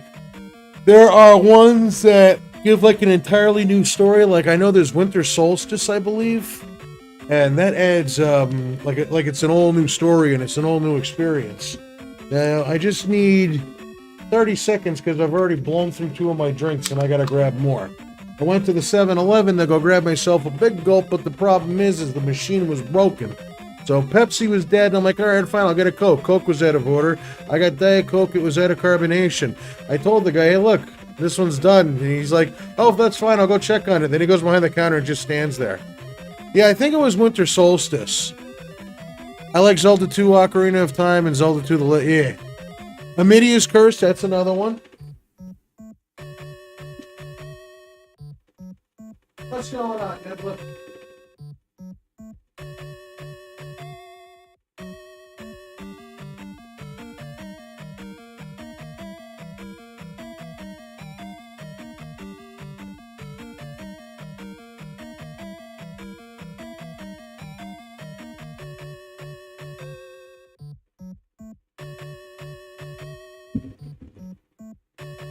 So that's the problem. When it's like 2,000 degrees in this place.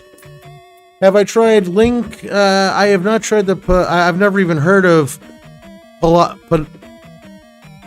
Panopoly? Is that like the opposite of Monopoly? Panopoly of Caladia. That sounds like a fucking STD. I've never heard of that one. I went to the doctor today. I found out I got Caladia. But Amidia's Curse I have heard of. I'll have to look that up though. Zelda the Panopoly of Caladia. Alright, so I know I've been over there because I went outside and got the stupid key.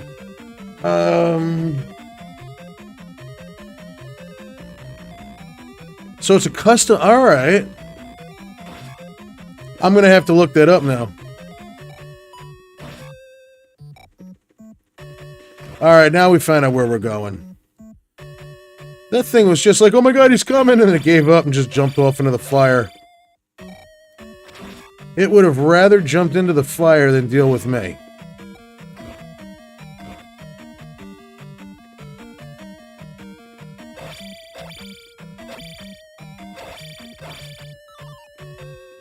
Kiss my ass. Where's my shit?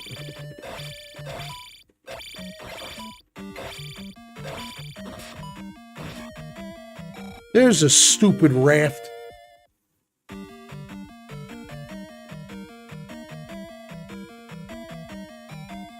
Alright, so after this, we're gonna go get the shield spell, I promise.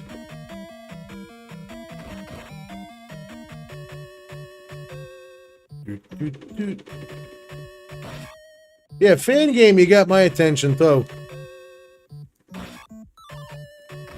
See, I'm gonna be honest with you. I know I've mentioned this before, but I mean, it's an apropos time to talk about it. But I want to get a working CDI emulator so we can play Zelda CDI games. I don't care how bad they are. I want to try them. The engine is called Zelda Classic, and it's basically the Zelda 1 engine, but it can support Zelda 3 like tile sets. Nice! There's a site where you can download custom quests. Oh, shit! Custom quests? Alright, you got my attention. See, I wish there was like a Castlevania maker, like there's a Mario maker out there. If there was a Castlevania maker, I know you guys would have so much fun tormenting me. I'd have fun tormenting me. Alright, time to get the hell out of here.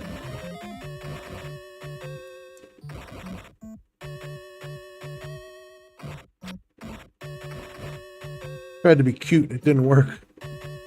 A Zelda 2 enhanced fan game. Gotta look it up. No, but I'm telling you, the minute that I can get a CDI working, oh, we're doing the Zelda games.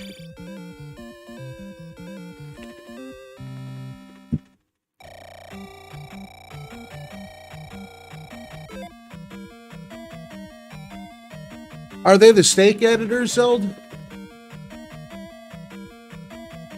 Nibbler, that was me.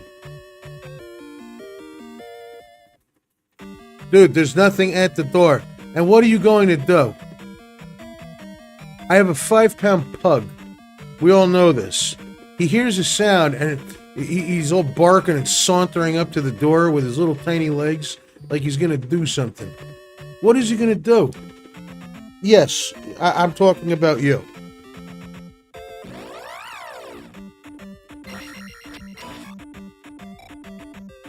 And now he's settled down here.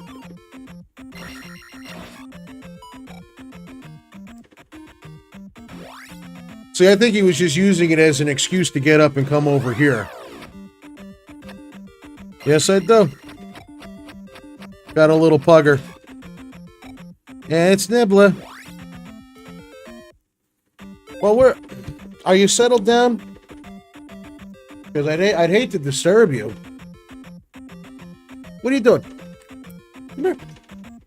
Come on. Oh, look at you. How we doing, baby? How you doing, you snorting pig, you? My piggy buggy. Do I get hugs? I get hugs. I love hugs. Yes, I do. How you doing? Thanks for sneezing in my face.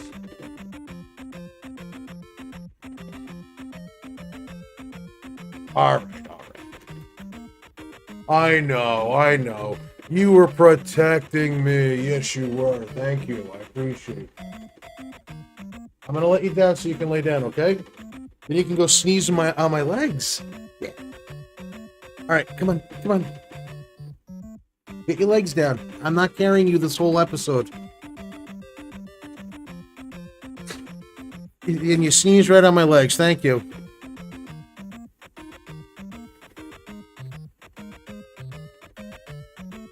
Let's see. The fairy is a chicken, and one of these, I gotta try that just on that alone. Mr. Puds is a cat guy. And I do have a cat. She's actually sitting right over there, hating everything and everybody. She's a 4-pound dwarf cat, so that's 4 pounds of fur and fluff and pissed off bitch. But I do, yeah, Tech, you just noticed that with the water. When I go to get the shield spell, take a look at the grass in the village as well. I miss Futurama as well. But the water animated, the grass is animated, and so are the towns. And that's what the Famicom Disk System version had. Oh, look at that. That was so slick. Give me my shit. We could take a look at some of those games. And I wouldn't enjoy tormenting you. I don't enjoy tormenting anyone. I used to do it enough unintentionally until like 5 years ago. I mean that in like a sarcastic sense, like not in a negative way. Oh my god, these are the worst ones. Like that's your brain on cocaine. Jesus.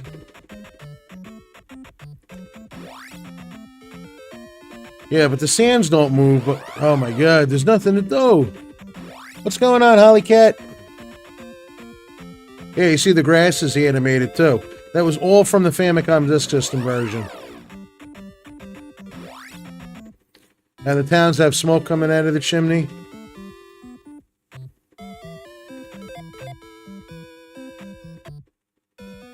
They are colored differently as well. Balance of 3 Oh, you mean just my leveling up? My shit is pretty unbalanced. Level 6 for attack, 7 for...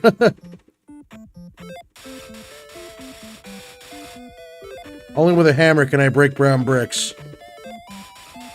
Oh no, I don't think people will go out of their way to do that.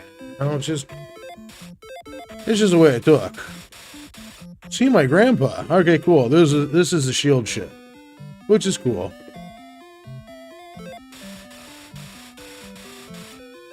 Cool.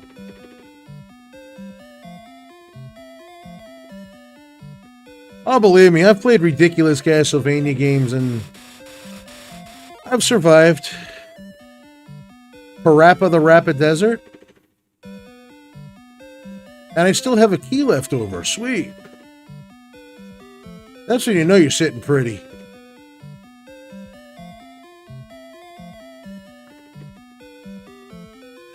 Nibbler.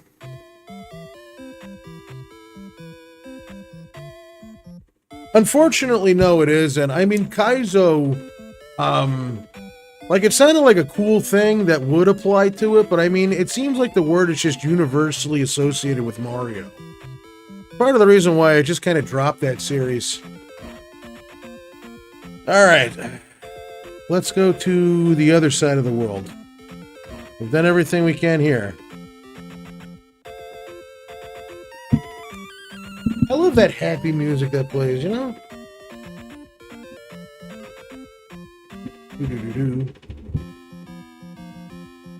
Oh yeah, this is the music from what do you call it? From the Disk System version.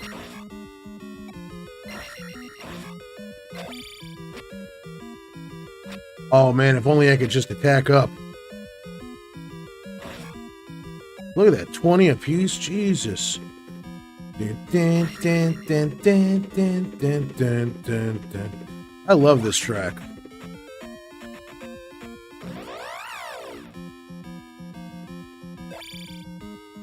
Yeah, I wonder if you still have to have the fire spell to kill that shit. And I hated that so much. And that's where you gotta walk across. And then we'll close in on the barbarian.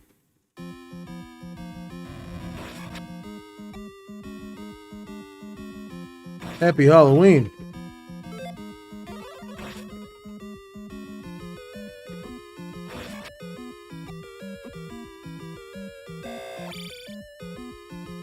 I mean, that's what I mean. It's just the Kaiser thing seems to just be associated with one thing. And, it didn't pan out. But you know what? At least we tried. I wouldn't mind I don't mind trying out new ideas even if they fail because at least we tried it. You know, if it didn't take off, it didn't take off. If it didn't work out, it didn't work out. Not gonna hang up on, you know, shit. But it's just like, when it's ridiculously hard, though, it's just like, oh, fuck it. Oh, you know what? Doc, that's very, very true. In fact, the mini-boss music from Minish Cap that you're talking about, that was the only experience that people in America had to this track. Ever heard of I Want to Be the Guy? I've never heard of that. You know, I always kind of figured that,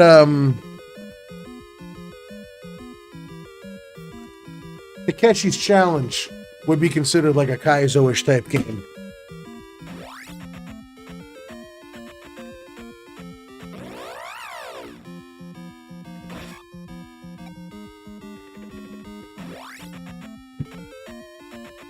That does kind of get annoying after a while, Fall. Where it's just like, they always associate it with it, like it has to be the hardest shit ever.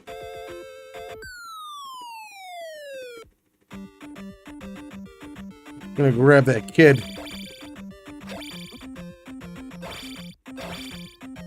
Get out of here. Might as well, because we're using more magic.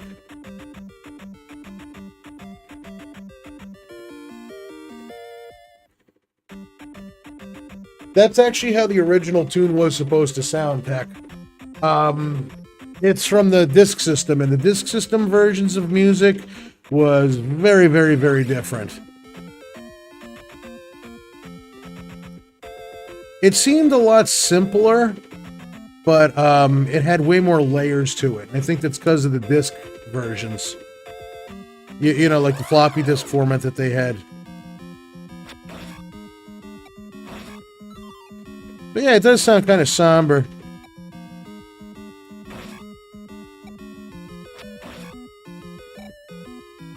It does have an extra sound channel? Like, that's one of the things that pissed me off about the Castlevania Anniversary Collection that they released, is there's no Simon's Quest Japanese version. And I think I understand the logic that they have where, you know, like all the writing is in English or whatever. Not English, but Japanese. I have heard of the Castlevania 1 RPG, and I did try it. It was a good idea, but you're absolutely right. It needs work. And unfortunately, there's a lot of Castlevania hacks, especially, that it seems like they get started, and they just don't... nothing gets done to it, or they don't get finished. They get released, but they don't get finished.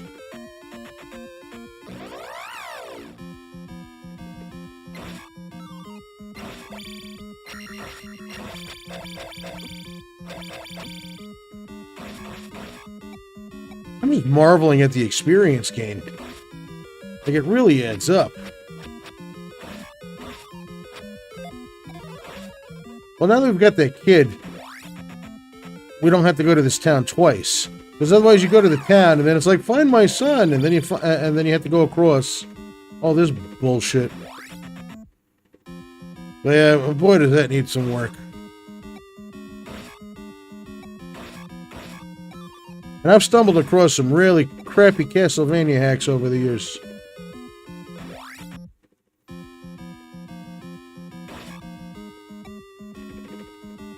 But I mean, Castlevania fans, you're going to be very, very happy because War Machine, who did Castlevania Chronicles, Simon's Quest, you know what I'm talking about.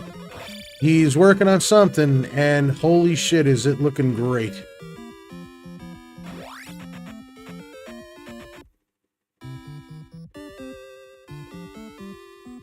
Well, Fallout Dead, it's a very, very true statement, is that right there. The best and the worst thing about video games is that anybody with a dream is able to make one. Kind of the same thing with YouTube.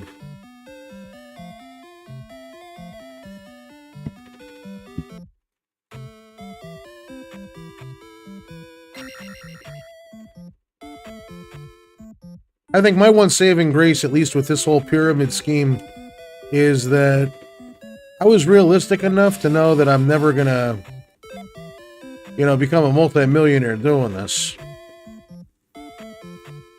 Okay, Mr. Puds, I appreciate you hanging out tonight. I love this, jumping across the rooftops.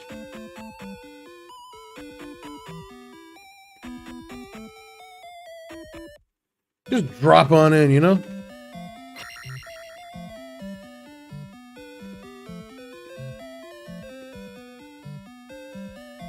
But yeah, as much as I can, I'm going to try to go through this entire thing. So it's just one stream, and that's it. I don't give a shit how long it takes. I don't want to do another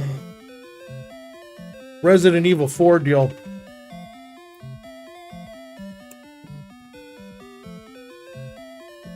And please, if you catch me yawning, I apologize for being rude. I'm just tired.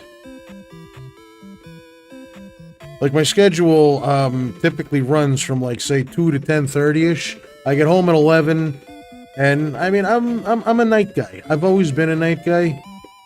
Did you find my son? Yeah. Yeah, you neglectful fucking lady. Let your son go across fucking bridges with bubbles and deserts.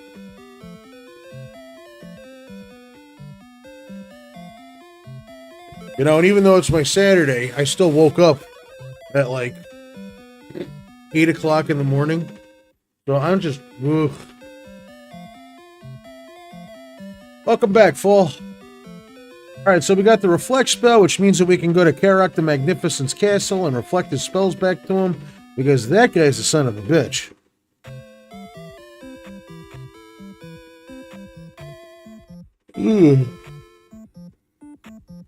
Castlevania Chronicles Simon's Quest is a fan-made game by War Machine. It's absolutely fantastic.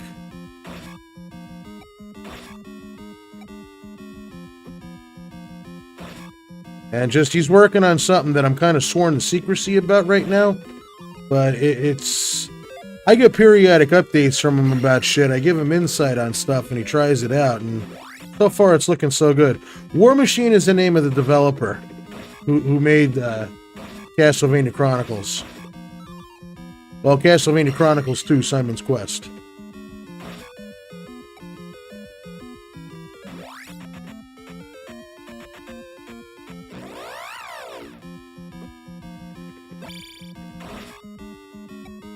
I mean, I'll power through this stream, though. I promise. It's just, if you catch me yawning, I'm not doing it intentionally to be rude. Goddamn spiders!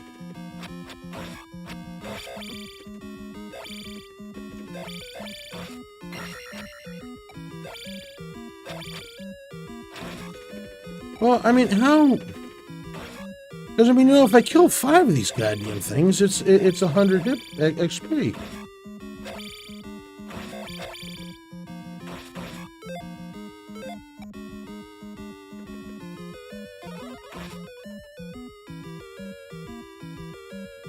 Well, yeah, Beta Snip, when he was doing a Castlevania Kyukitsuki no Kirichimu, I was doing, I guess, beta testing of sort with him. And what was the other one? Castlevania Rebitten, the one that Ed Finley guy made. I got it when it first came out, and I'm the one that suggested the bounty system to him because it was a very grindy experience.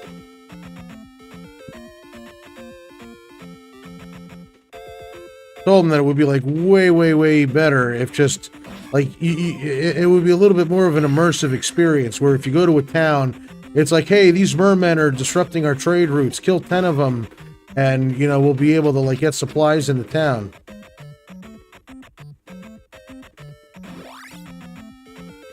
I'm not gonna pass out. I'm just tired.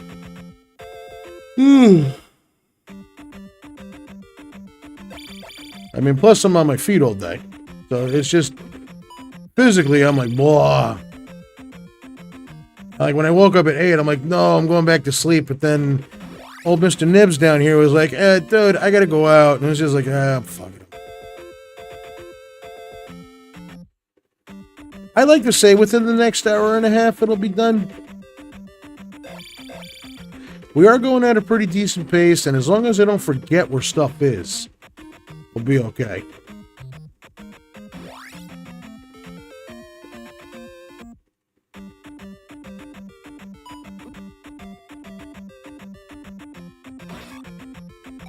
Oh, get out of here.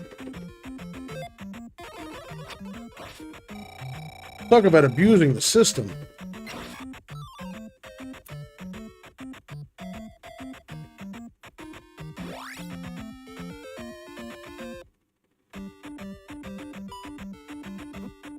Oh, you rotten little shit.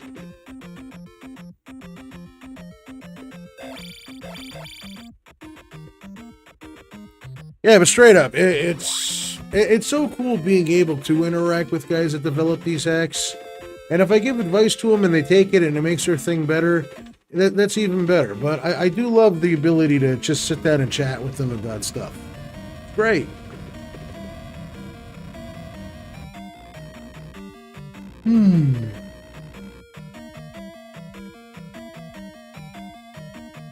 These things are just miserable sons of bitches, too.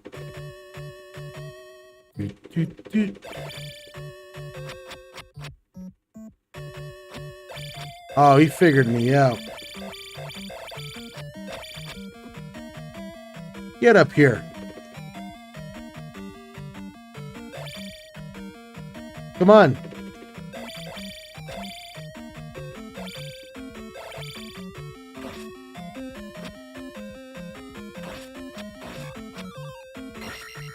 Two pitch bags, Jesus.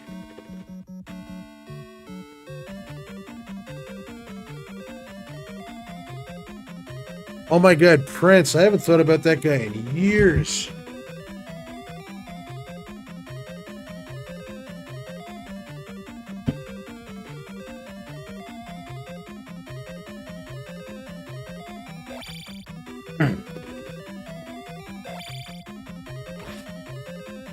Yeah, I remember they wanted to put his music in Rock Band, and he, like, refused. And he said that if people wanted to play music, they should pick up an instrument. And you know what? I used to think that that was a dickish statement, but I kind of believe it, because the whole art of people, you know, playing instruments, it's starting to become like a long-lost thing. Like, growing up, you know, you always knew somebody who played drums, or somebody who played guitar, or somebody who played piano. Jesus Christ. I made it. Oops. Ah. Son of a bitch. Yeah, you're right. It is something on napkins. Like when you go down to like those country, like dinner places. Oh, shit.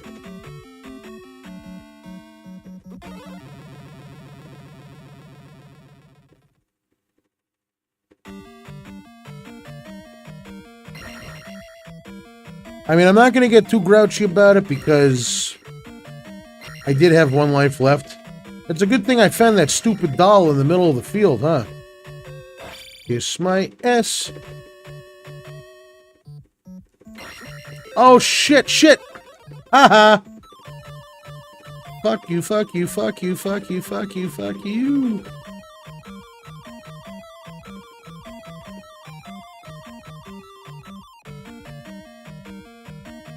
But yeah, you used to know everybody who played an instrument. I mean, me personally, I played keyboards and synthesizers. I don't do it no more ever since I smashed my hand, but still.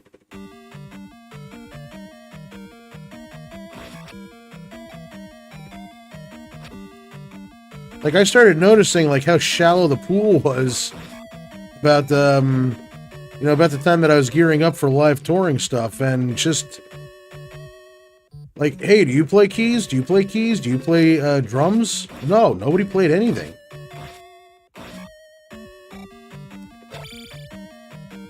Uh-oh.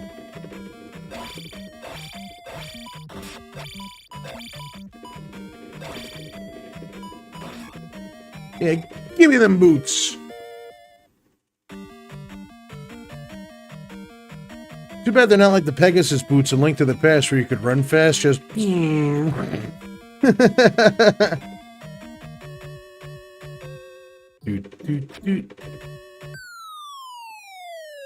Yeah, I really lucked out in that neighborhood. I mean, I didn't completely intend to just go ahead and have, the defense be up that high, but hey, it worked out for the best, I feel.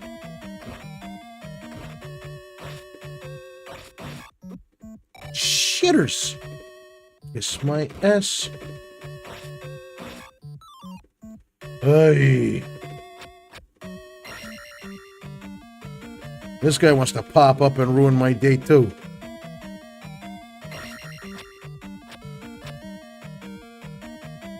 Where's he going? Crack addict. I swear, they should have used that as a universal sign for crack back in the day. Because I guarantee you that a lot of kids would have stayed away from drugs. Don't the boots protect you from lava? Yes, it does.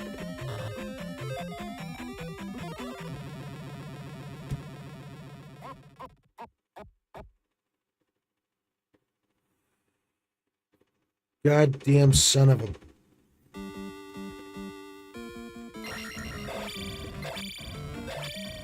Wah, wah, wah, wah, wah.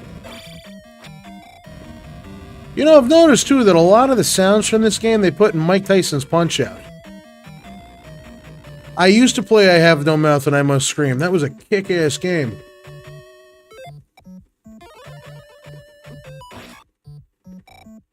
Alright, let's get my experience back. That was a great point-and-click game, yeah.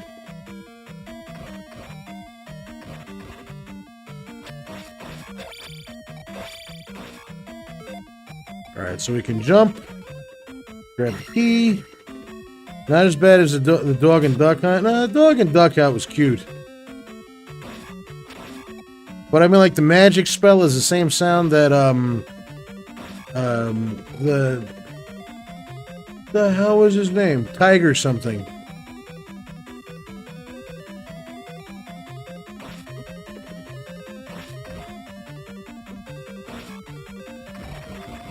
It's one of the darkest games. Yes. Yeah, it's funny you mentioned those point-and-click games because when I went to dig up the old, what do you call it, the README file for this game in the downloads folder, I also noticed that I grabbed Blade Runner on the PC, which is a really good point-and-click game. It's like a wannabe sequel to the movie that LucasArts put out, and it was damn good.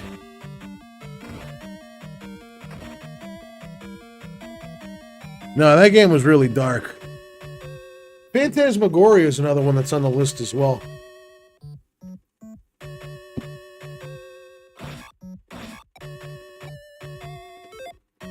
I have like 2 keys, Jesus. I mean, we're just rolling along here.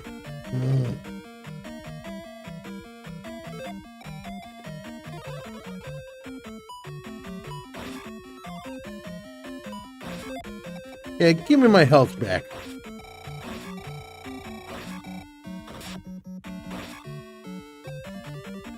Alright, so we got most of our experience back, I suppose. I guess that might be a positive spin on things.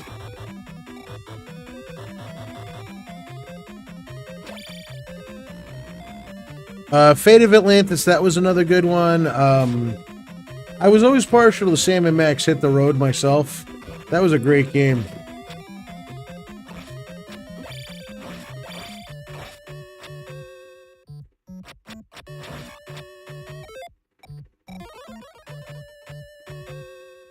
You know, then of course there's Maniac Mansion, and I haven't played that since I reviewed it. That guy just disappeared. Look, he was dead.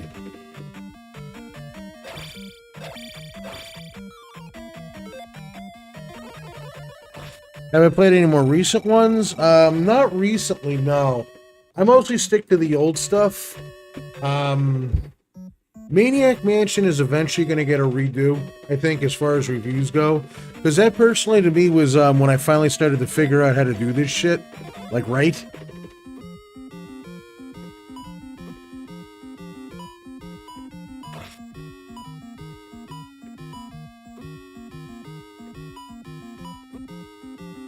This pile of shit.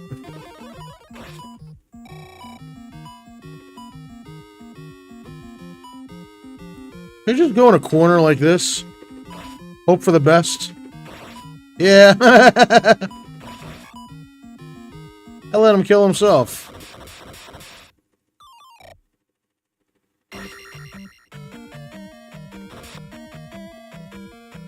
But more recent ones, no. I was a big fan of the LucasArts ones back in the day, like Full Throttle, Sam & Max Hit the Road. The Star Wars games... You know, then you had Maniac Mansion, Day of the Tentacle, shit like that. Those were all really good. Grim Fandango was another good one. Alright, we're done with this.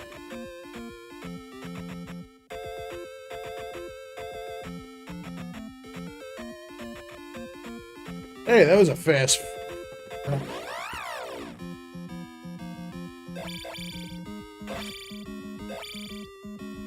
Wait a minute.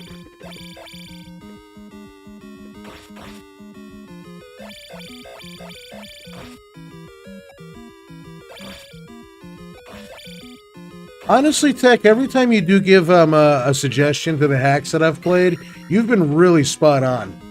Like, I'm pretty lenient when it comes to stuff, but every time you've ever popped in and said something, like, seriously, you're really, really good with your shit. I did get the... I went back because I second-guessed myself if I got the item or not. And I did. I got the stupid boots.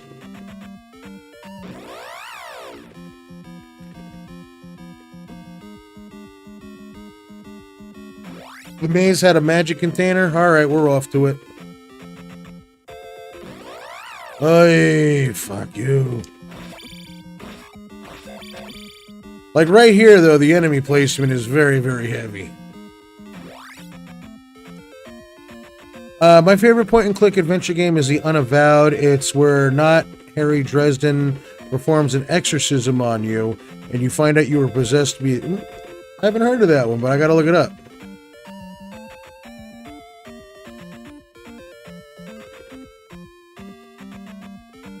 I mean, that's where I got the kid. Oh, I see it. Where the fuck am I going? Where is it? Where are we now? It's on the west side, alright. Stay out of west side.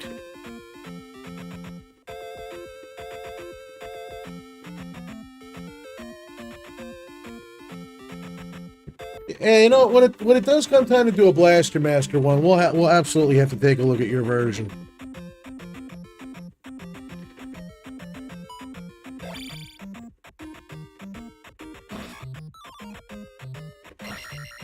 That's actually what I went in for, was graphic arts design and computer engineering.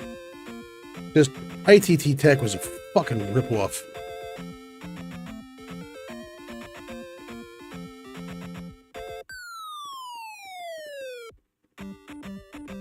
There we go.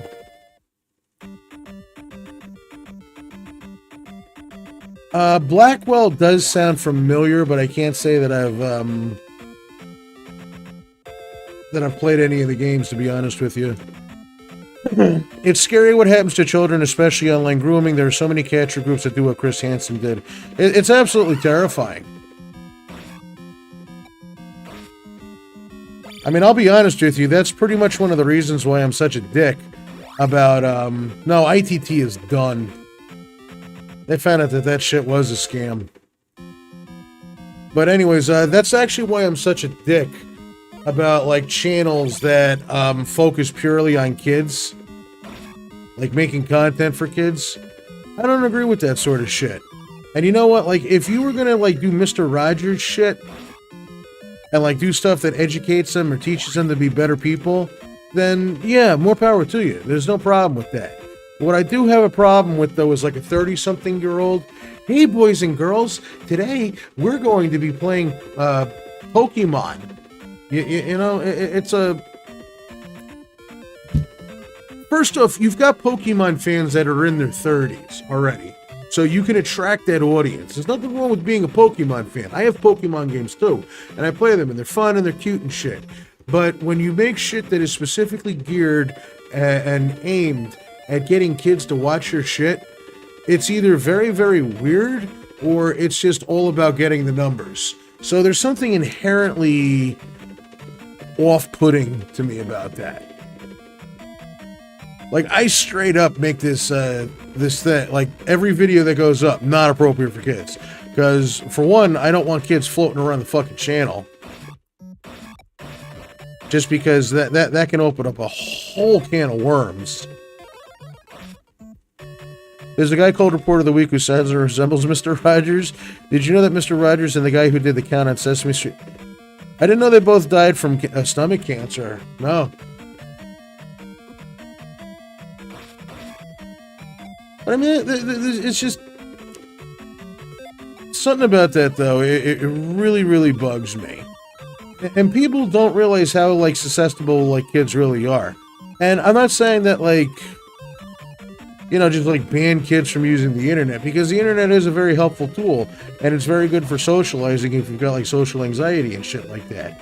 But, for one, parents don't watch their kids.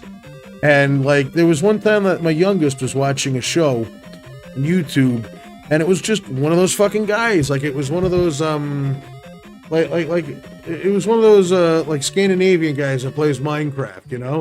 And he's like, oh, I'm going to play the goat, going up the mountain, you know? And then it's like, oh, and be sure to like and subscribe my channel. And then just, like, as soon as he said that, my youngest was like, click, click, and I was like, what the fuck? How did that work? You know?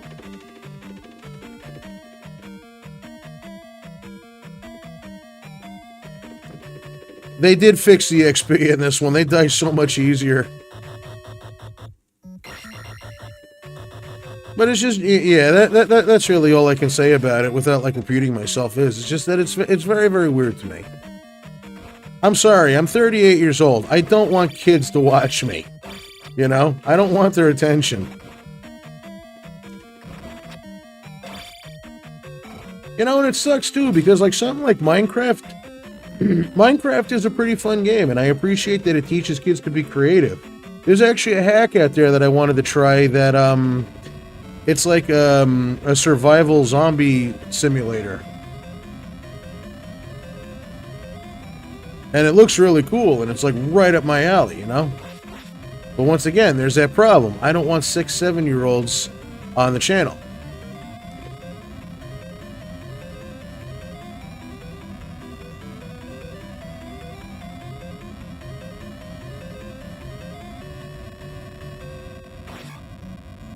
$200 XP. Jesus, wow.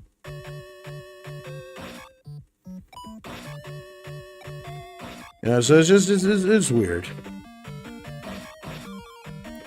Yeah, I mean, the internet is a great tool, especially, like, for education, but it's people that just want numbers, and people like that, I got no respect for that. Oh, boys and girls, if we get X amount of likes on this video, we'll do a giveaway. Get out of here. Does Microsoft own Minecraft and Netflix? I think they own Minecraft. I don't know about Netflix, though.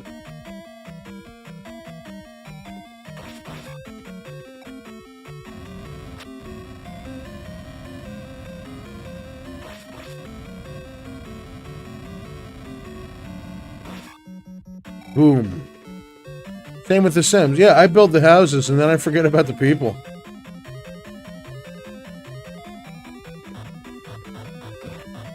Microsoft owns Hulu? Shit.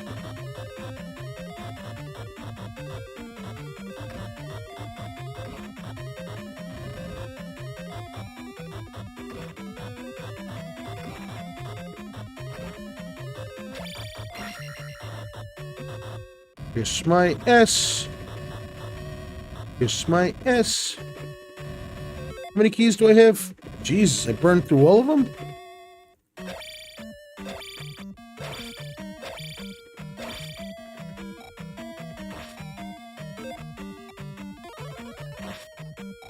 I don't know. From what I hear, Disney's about to own the entire state of Florida.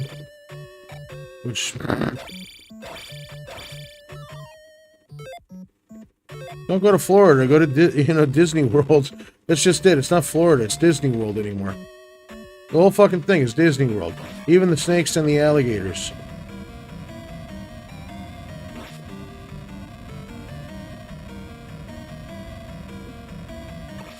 It's like, can you imagine like a kid-friendly, Disney-sponsored spring break?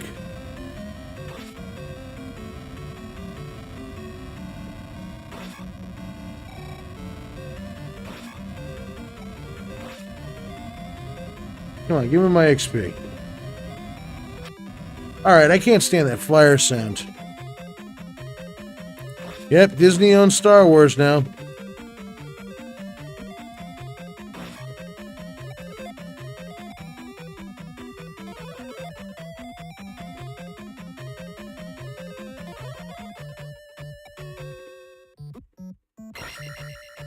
I heard that Disney is extremely uptight on cleanliness, so they pay so many people. Yeah. Can't imagine how many people they pay because they didn't want word getting out who Walt really liked. Not kids or anything, but.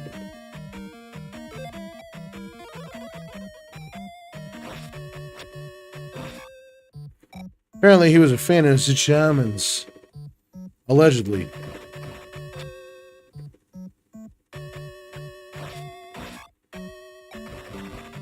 No key.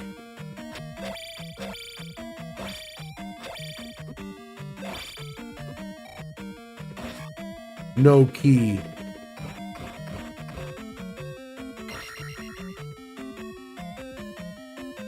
I won't forget the one Star Wars remake where Han Solo fell to his death off a futuristic looking bridge after a man said he's tired of Han Solo. Han Solo was my favorite character. I mean, when they did the,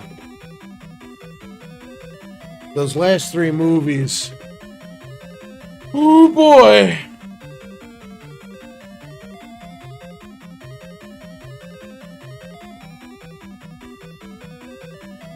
And I mean, plus it was like, every movie a major character died. And I mean, I guess, like, Obi-Wan doesn't count because Obi-Wan never died. He became one with the Force. And Yoda didn't die because he became one with the Force. But it was like, the first one, Han Solo died, which pissed me off because I love Han. And then, the second one, they killed Princess Leia, but that was unavoidable because Carrie Fisher, you know, she passed away. But that was a heart attack on a plane. And then her mother passed away not shortly after, Debbie Fisher.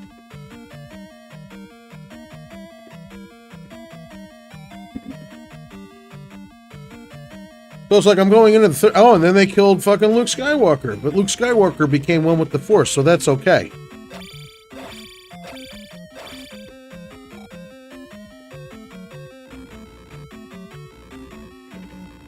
Yeah.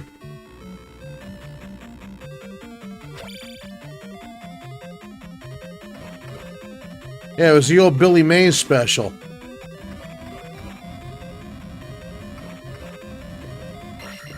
Fucking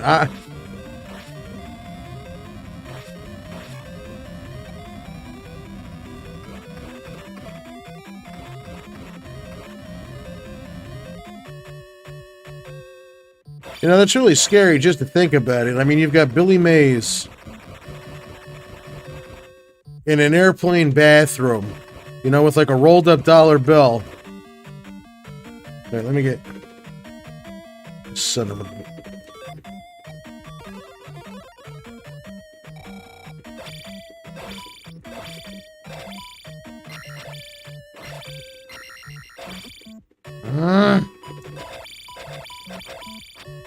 Alright, fuck it. Come get me.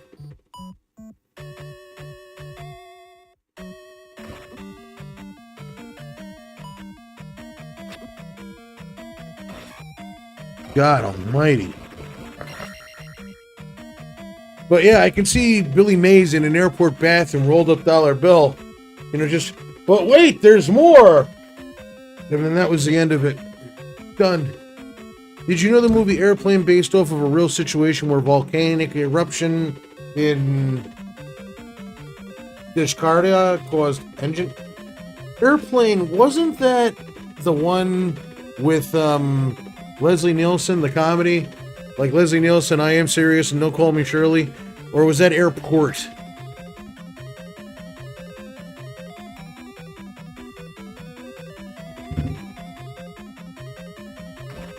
Because I always get those two mixed up.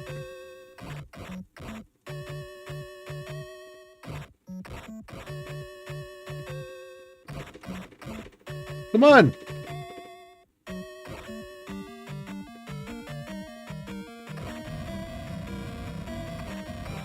Yeah, Billy Mays is the one who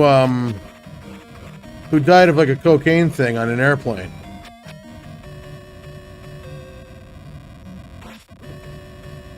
Had so much coke that his heart was like, you know, but wait, there's more. And the heart was like, no, there isn't.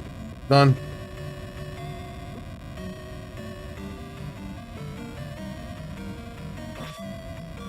Yeah, that was a food poisoning thing in airplane.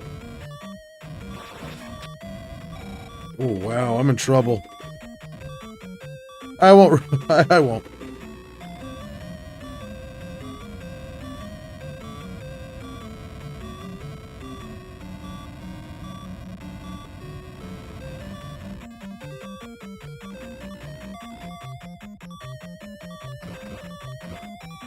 I actually was not a fan of Airplane. Like, I love Leslie Nielsen. He's a comedic genius. But I hated Airplane just because I could not stand the main character. Like that fucking guy. He just always bitched and bitched and bitched. And I guess that was his character, but he just bitched and bitched and bitched. And Empire is arguably the best in the entire franchise.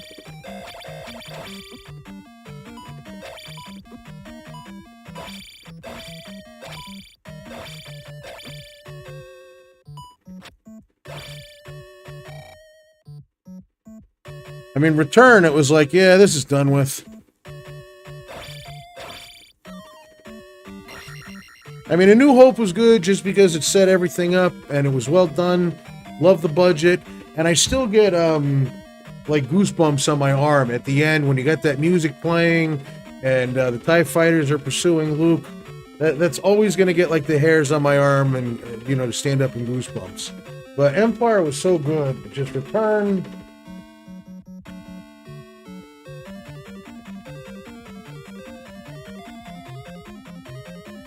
Yeah, but what caused the hypertensive heart failure, though?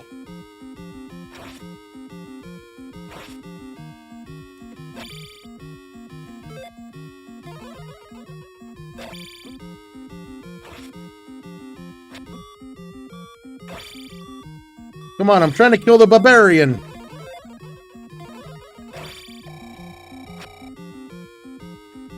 Back, you asshole.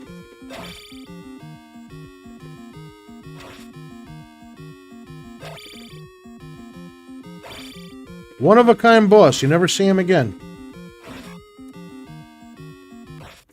He'll be diet, yeah.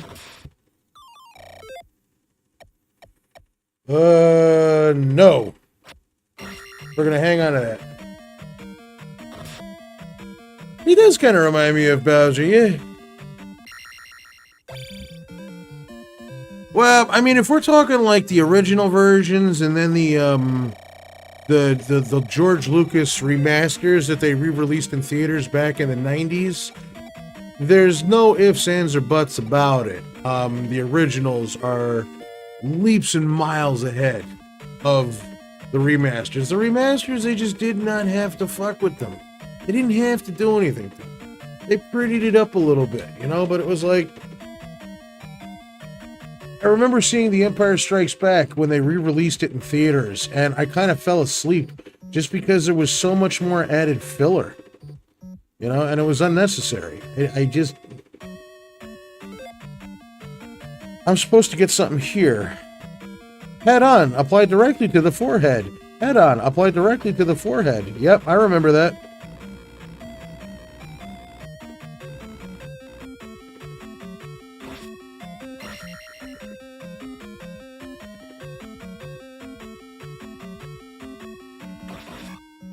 Mario 64 has not aged very well. But I did like Bowser in that one, yeah.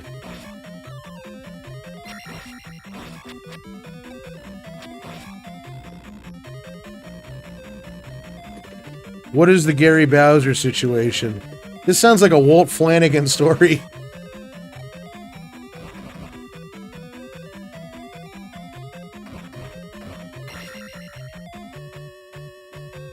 Kiss my S.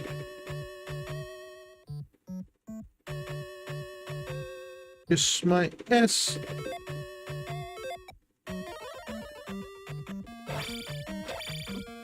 But see what I mean? That jumping just attack like that. It just works every time. Super Mario 64, the Black Virus. That sounds like a terrifying game.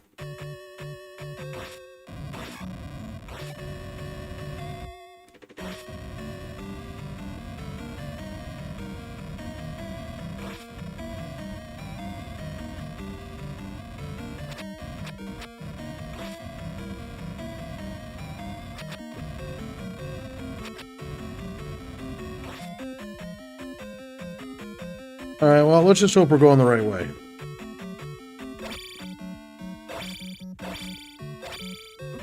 Yeah, there's a hidden wall here.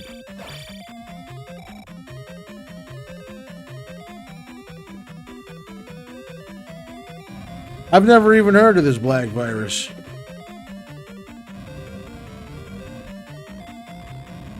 I can only assume I gotta go down.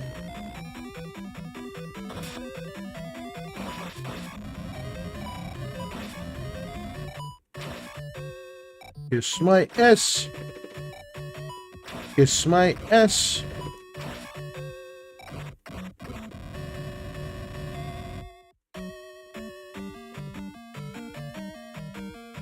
Gary Bowser was a hacker that was just recently released from prison after 40 months for hacking games and consoles and selling them for profit. He now has to pay Nintendo $14 million fucking dollars? Whoa!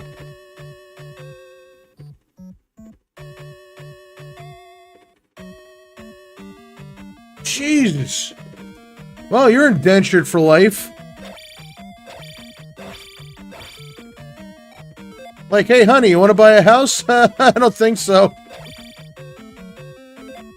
And I need the goddamn key.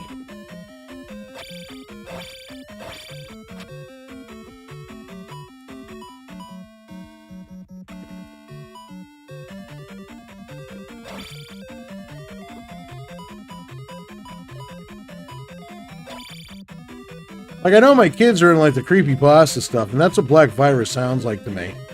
It's like one of those deals.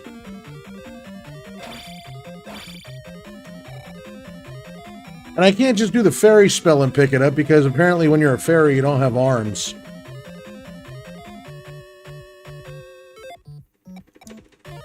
Yeah, you know, there's some guys who can do, like, those deep dives into the internet to find this really obscure shit, and I applaud them. Like, I'm amazed that someone with my patience is able to just find what I find. So Nintendo's going to be taking 30% of pay... Oh my god. So what, does his kids have to, like, pay for that shit later, too?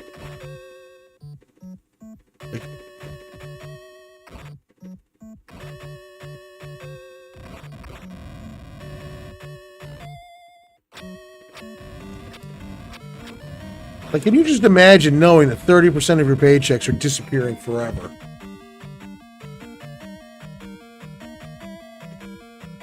Did you know that is Castlevania Unreal Demo? I've heard of that. And it got a C and D. Only first 2 stages were completed. Deja Wolf did the hack. Looks amazing. Yeah.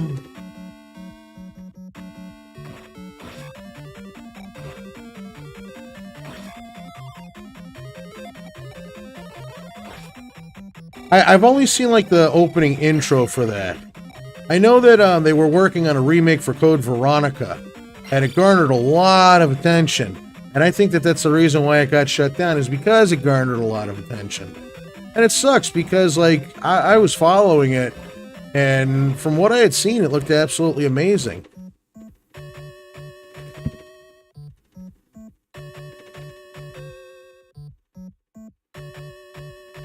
But then it wound up getting shut down, and from what I had heard, I think the word Patreon was thrown around and it was connected to it.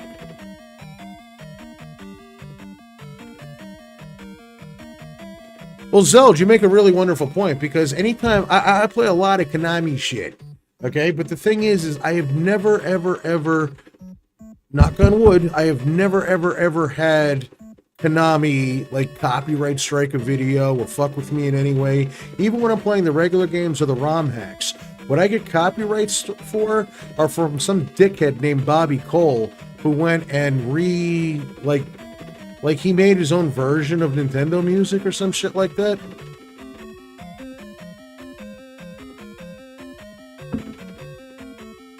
Konami is not who they used to be, but all 5 developers of the old Castlevania games are still alive. 3 are still active. That sounds about right. And it's really creepy when you think about it, how that was 1987, which means that was over 30 years ago.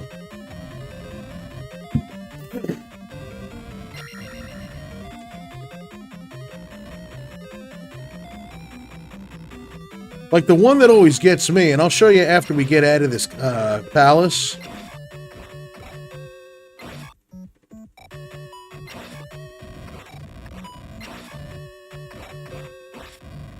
Oh no, you want to feel old, hold on. Nintendo DMCA's people when they fuck around.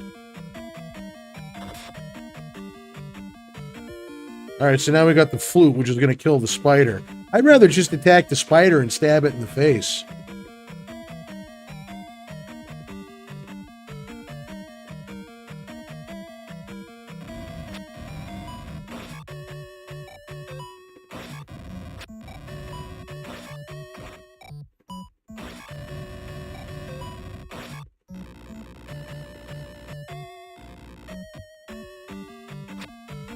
I mean, the guy was in prison for like for a little over a year. $14 million. It's kind of like, make it something tangible. I mean, it's fucked up how far people go with like the retribution thing, and it's like me, I'm a big history buff. I'm a big World War history buff, especially. I got dragged into World War history when I was trying to find out what happened to my great uncle. Well, the problem is like they get DMCA'd when they show off shit that's not meant to be released, or they show off newer stuff. Because like 90% of the stuff that I do is Nintendo based, and I've not gotten one thing. It's when it's like reaction videos, like, hey, watch me react to E3, and then they play E3 in the background. So instead of people tuning into the E3 stream, which Nintendo would make money off of, and I know it's not E3, but I'm giving an example here just so it's something a little more tangible, but it's like those fucking reaction videos. So instead of them watching E3 and getting the ad revenue from it, they have people watch the reaction videos of some guy just going, oh my god, I'm so hype! You know, and that's where they get hit. But the whole reason why I brought up the World War history buff thing is because when you do something insane like that, you back people into a corner. Like at the end of the First World War, well, yeah, I know I'm not a big channel, but it's also because I focus on the old stuff.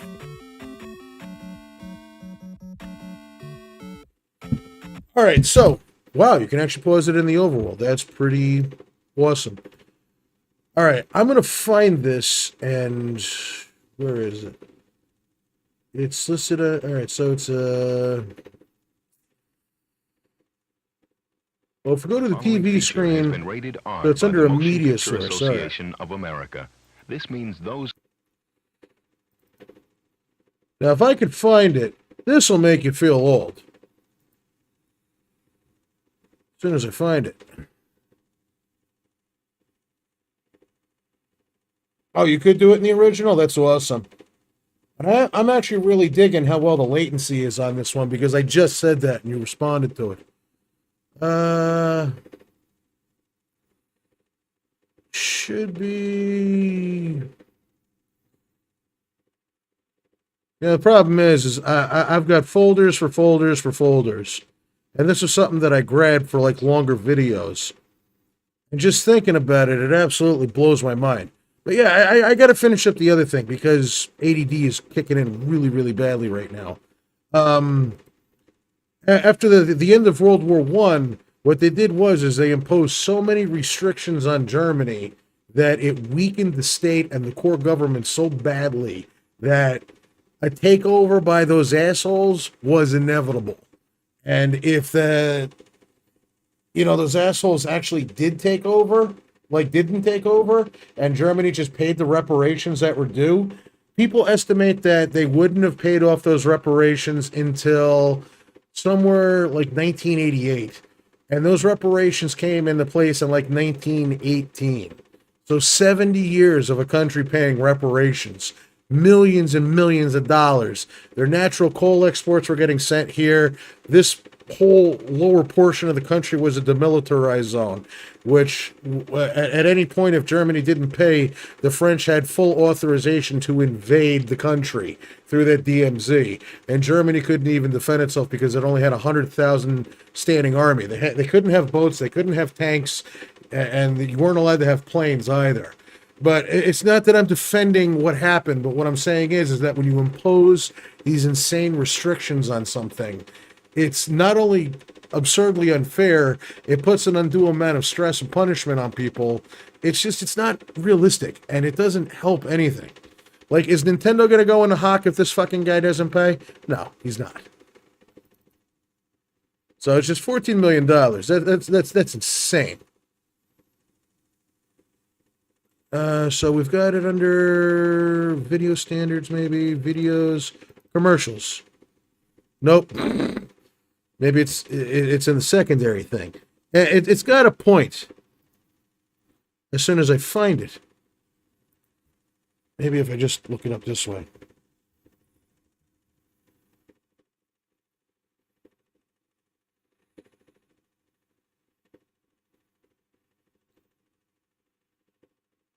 All right, so I found the SFK file, so if I open up the file location, maybe the original will be there.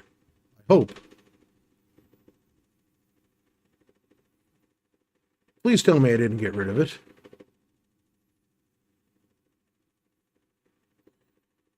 Yeah, I mean, what happens if that guy does wind up fucking doing that?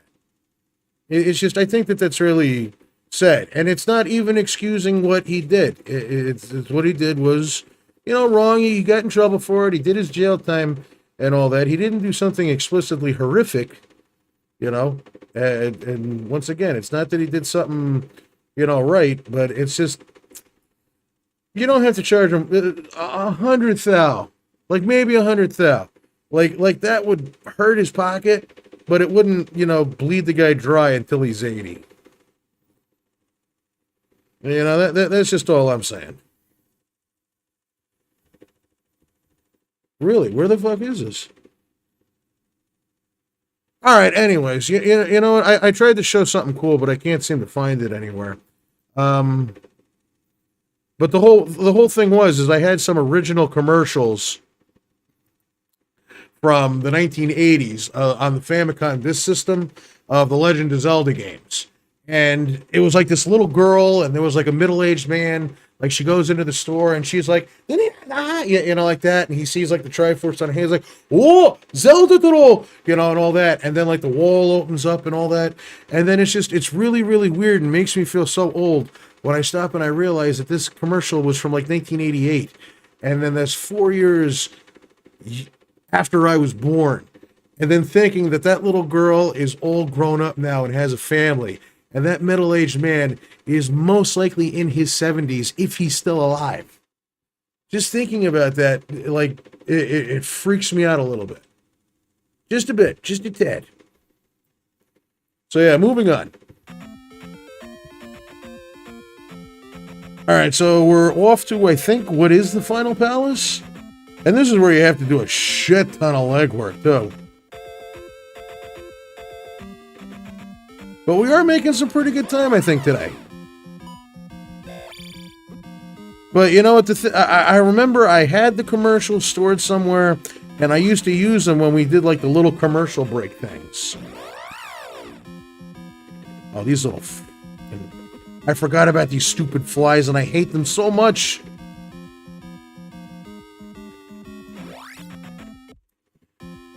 All right. But yeah, it's just weird thinking about all those commercials. Whoa.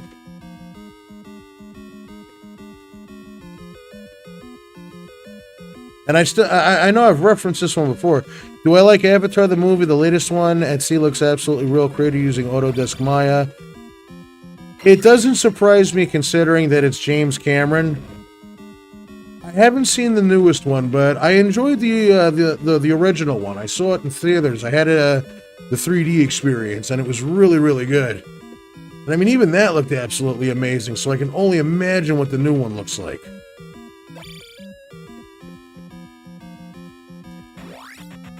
I mean, shit, all James Cameron has to do is just kind of show up and be like, I have a movie, and they're like, okay, here you go.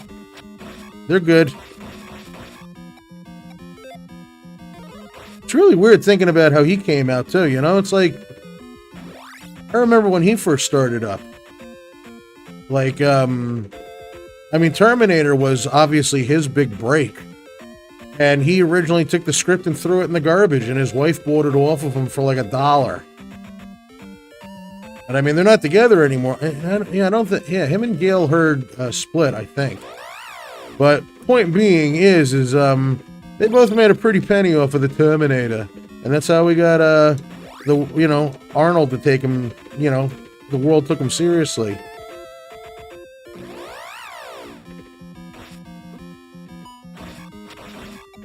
Because otherwise, he had Hercules in New York.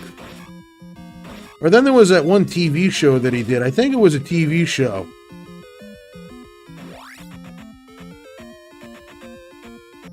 Similar to Guardians of the Galaxy, which strangely similar to The Blast. It kind of is. I wonder if Kane Gardner is Ukrainian.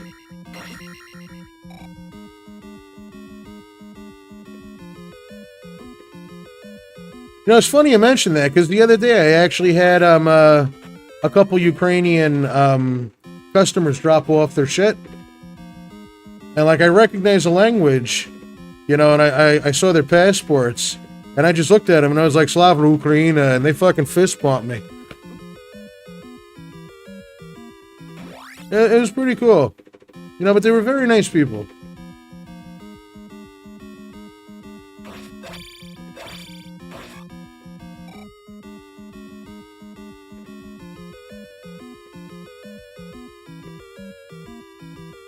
Jesus. Come on, calm down with that. That really is arguably one of the worst parts of the game, is when those guys are doing that. Alright, and I remember this. That town is abandoned. And I've got the hammer, so I have to find the hidden town. But I still have to get the spell, don't I? Ugh.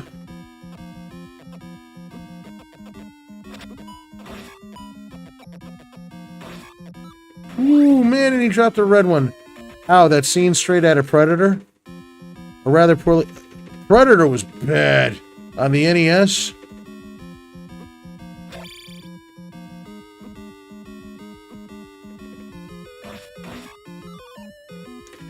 Like, what the hell were they thinking with that one?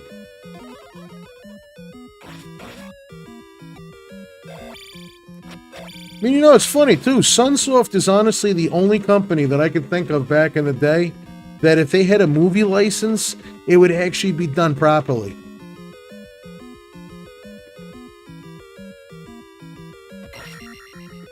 I just sauntered right past him. Oh, I can kill him? I thought I had to have the fire spell to kill his ass.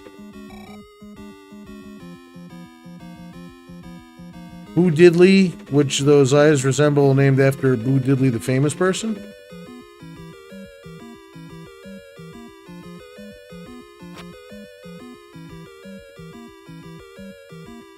Boo Diddley.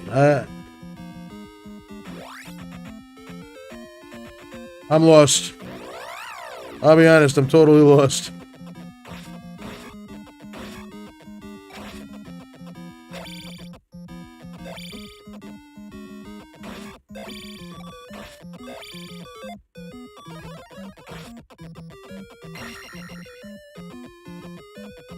Come on, come on, come on. You? I think Batman NES was one of the only movie licensed games that I like. Yeah, and who made that? Sunsoft.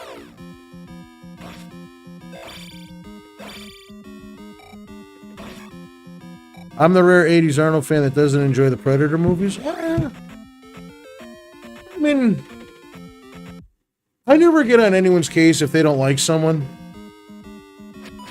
Who's Elias McDaniel?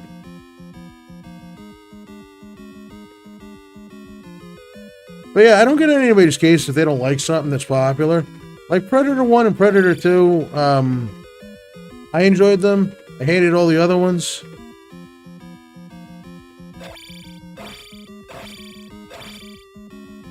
Yeah, but it's just like, arguably, like, I'm a huge... Oh, Error died in 2008. Ellis is Bo Diddley. Oh my god, we're almost at 3,500.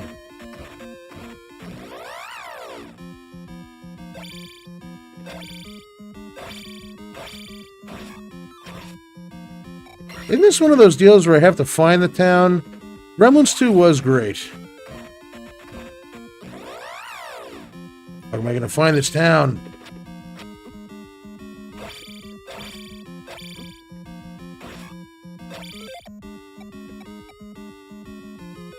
Tough call. We're going to have to go for the 5.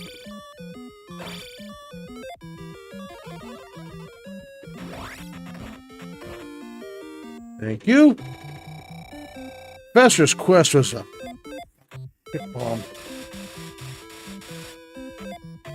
Well, I'm sorry to hear about that. I will give you something good. Follow me. Good.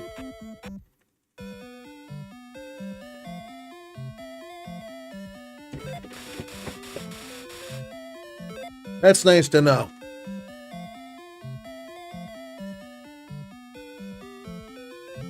Oh, cool. I never tried the PAL version of Fester's Quest. I try not to either. I'd rather talk about our shared passions. The Terminator is one of my favorites. Also one of the first sci-fi movies that I showed to my girlfriend. Awesome. It was also her first sci-fi movie and she loved it. See, Terminator was awesome because it was sci-fi, but it was also kind of a horror movie too. I'm a big practical effects sucker myself.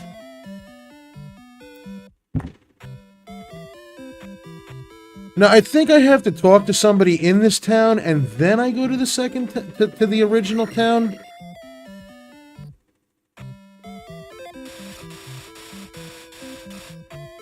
Alright. Oh, that's good to know. Love the Terminator soundtrack. Brad Fiedel was awesome in that one. I'm actually one of those people, you know, alright, well, here's one too. RoboCop was good too. Use a hammer on the force... Yeah, I found New Kasuto. But what do you call it? Do you want to talk about a rarity? I'm actually one of those rare people who I like Terminator over Terminator 2 Judgment Day. And I know that's like blasphemy to some people, but I thought Terminator 1 was like way superior.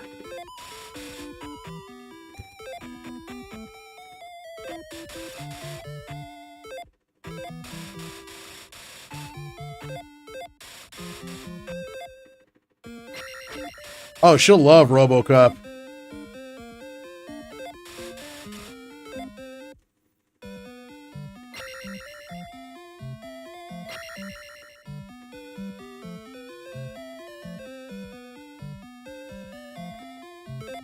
Arcade RoboCop was really good.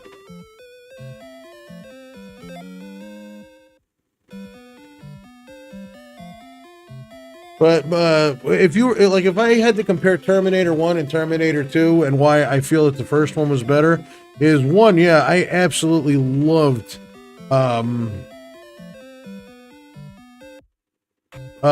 yeah, Rocky 4 actually does have some good tracks on it.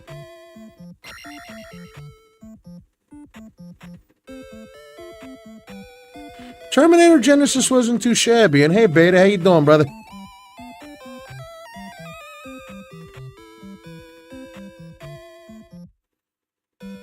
All right, does your girlfriend like horror movies?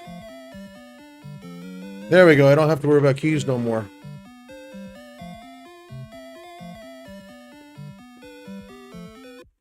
She'd dig Rocky. Rocky's like one of those inspirational things. Yeah, I know. This is running so good. And you know what? Our interactions are actually almost in real time. Ah, shit. She doesn't like horror. Because I was going to say a good movie to show her is The Changeling with George C. Scott. I always recommend that. Well, dark fantasy, that's like show her The Labyrinth then.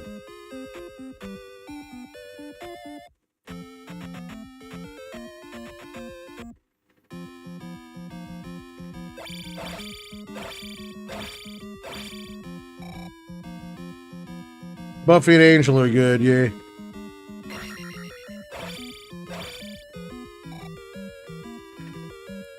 Alright, so does she at least like vampires?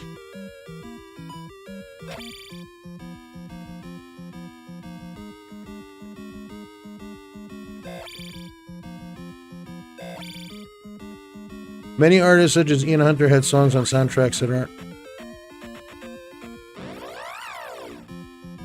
I was going to say, if your girlfriend likes vampires, show her Fright Night with Chris Sarandon. It's like one of the greatest vampire movies ever made.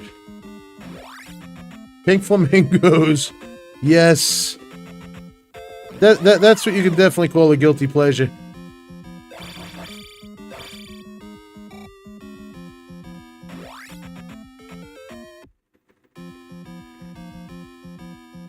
Get out of here.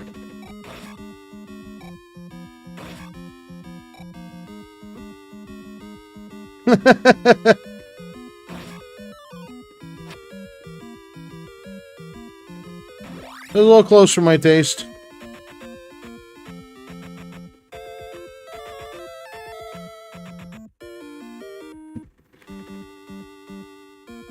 Hunger was alright.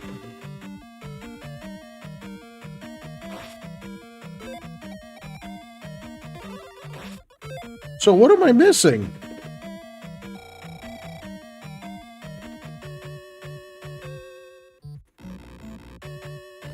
Yeah, I love some of the old theatrical poster sayings. Like those right there could sell a movie really well.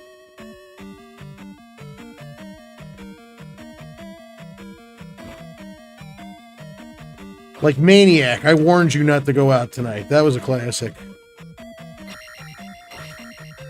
Now, Fright Night's it's a little more campy. It has some it has some cute little comedy moments. And plus, it has a banging soundtrack.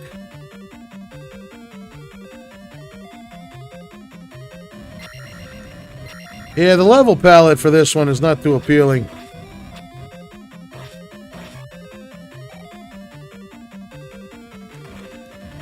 His dinner's in the oven.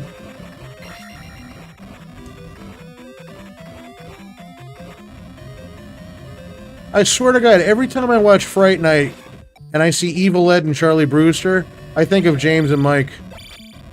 Like, Mike is absolutely Evil Ed. He even sounds like him, like a younger version of him.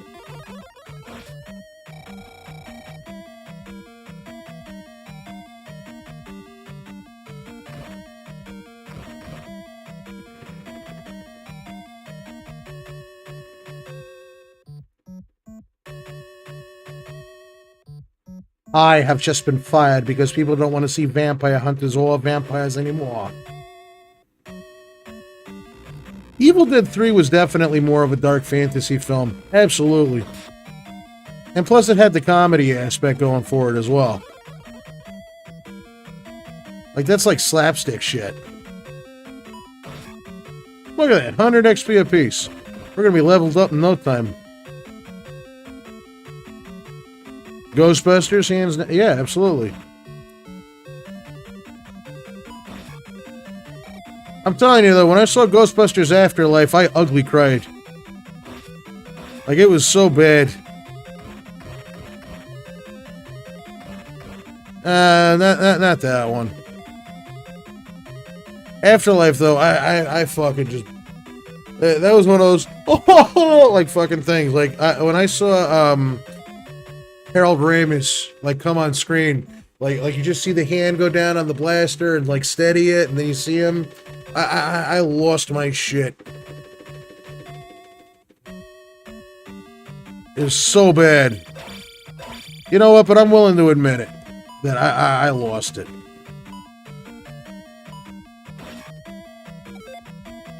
And I just think it's all the more sadder that, like, a couple months later, Ivan Reitman died. I mean, that whole movie was about passing the torch, and then, that was the father passing the torch to the son too, directory-wise. Directory. Waxworks, I'd rather go with House of Wax.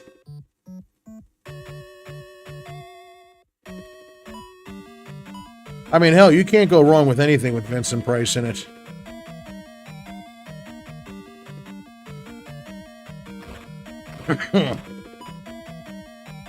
I mean, for crying out loud, Vincent Price sold fucking toilet bowl cleaner. The horrors of an unflushed bowl.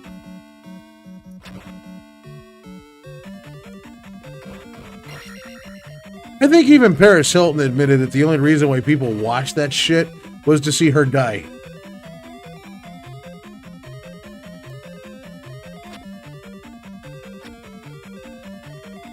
I mean, not for nothing, also, the remake of House on Haunted Hill wasn't too good either.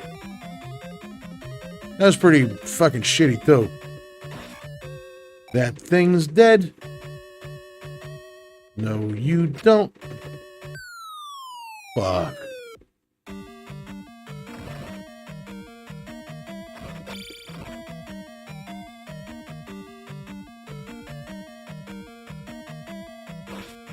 There's a great wax museum in Europe of actors such as... Oh! See, I remember that was like a big deal, too, like those wax museums.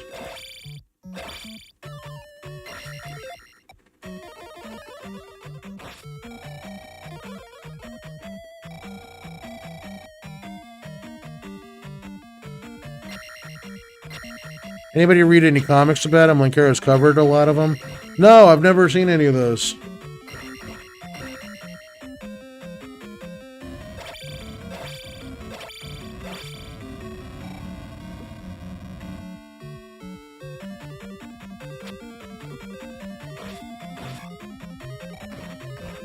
But yeah, anything Vincent Price is gold.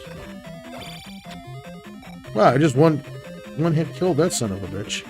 Alright, reflect, do it.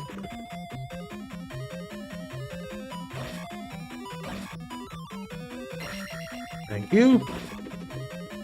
Ooh.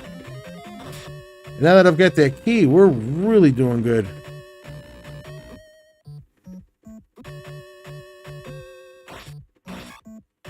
See, I remember when I was a little kid, there was, I want to try to not... Come on.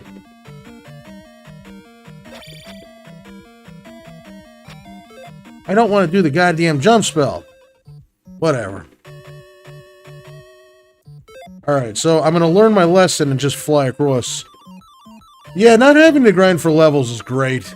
I mean, that was one of the things that did kind of hold us back. Ah! Fucking Charlie Browning it. Alright, so... we want to jump past that window. 1, 2, 3. So after the third statue, we're going to jump past the window.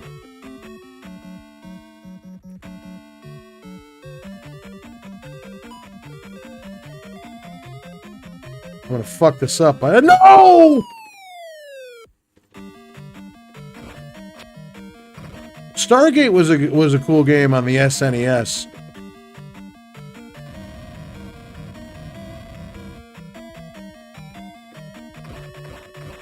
I'm sorry for yelling. I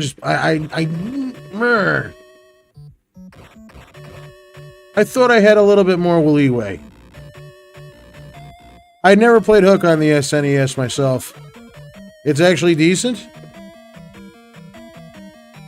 All right, 1. Gonna have to get the jump. Fuck you.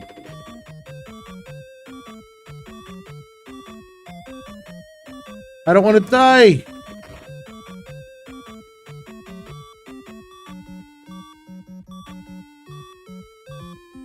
Oh no.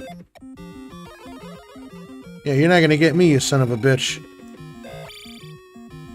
Oh yeah, I forgot I didn't have the jump spell anymore. Really? I've never played it.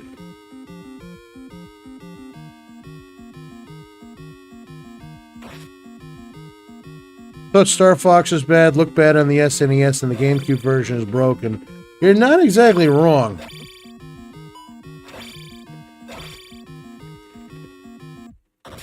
You know, I remember when people tried to, like, get the whole Star Fox, like people tried to get me to get into Star Fox when I was younger. They're like, oh my god, you gotta play Star Fox, it's so amazing. I'm like, why? Like, well, it uses a Super FX chip. And I'm like, I don't give a shit.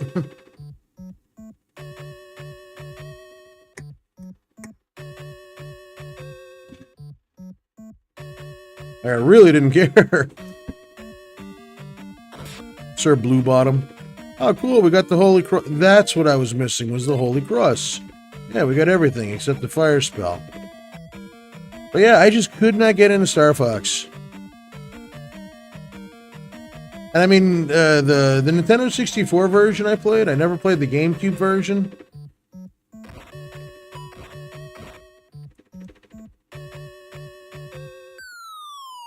We need the Thunder Spell.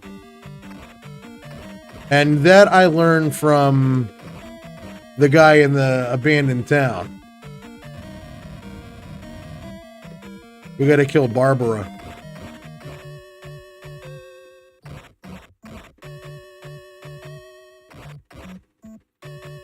So much for sounding cute. Oh man, cool, I'm at a fucking...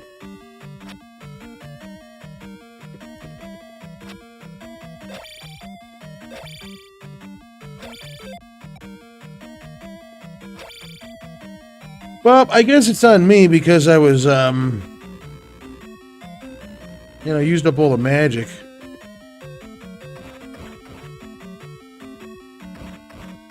Yeah, I don't know. Like, I tried picking it up, and then even after, like, it became a commercial release, like Star Fox 2, I was just kind of like...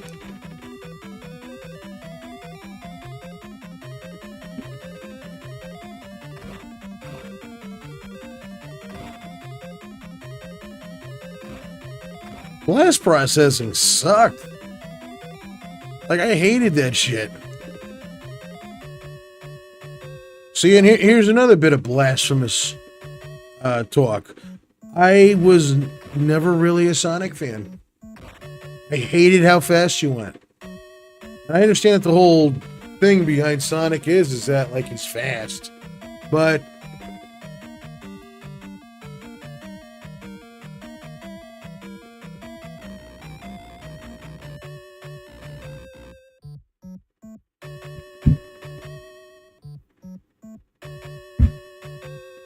what the fuck? How am I supposed to get up this goddamn thing? I should have let that thing kill me.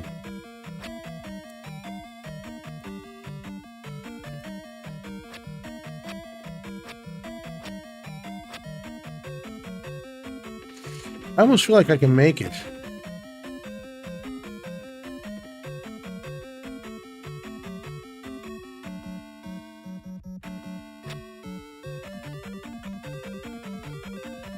Like, if I could just make it up there. Oh!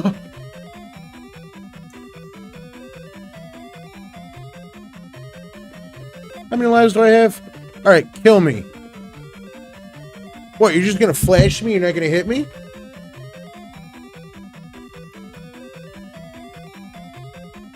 Well, the problem with Sonic in general for me is just that... I know, I'm glad. It's just, the whole objective is to go really, really fast. So you go really, really fast, and you can't avoid the enemies in front of you. So you lose all your goddamn rings. And if you don't have any rings, you're dead.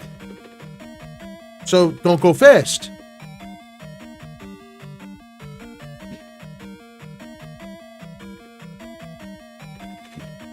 That, and it was just like he was kind of poochy to me. Like that whole, I have attitude. I'm a product of the 90s. I don't give a shit.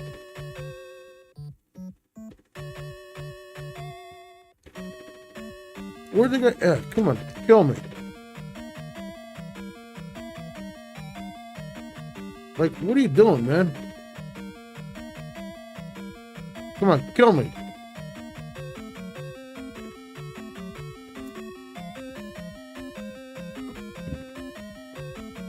I feel the game would have actually been a little bit more tolerable if you were, like, if it was not so fast-paced.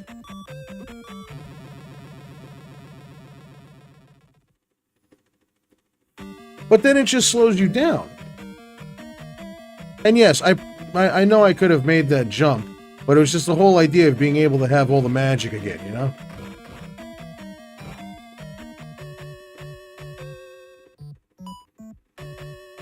I think just what Sonic boils down to, at least in my mind, is that the whole character's gimmick is counterintuitive to playing. You're supposed to be a hedgehog that goes fast, but when you go fast...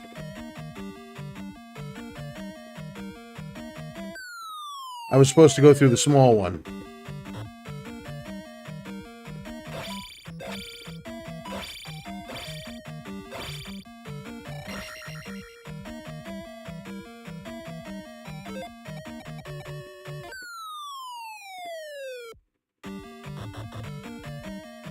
Maybe I'm going the right way. Still, that bugged me.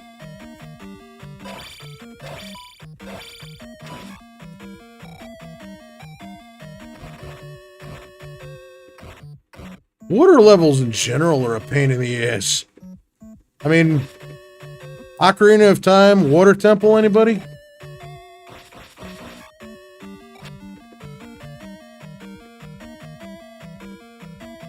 Yeah, just get out of here, you stupid things.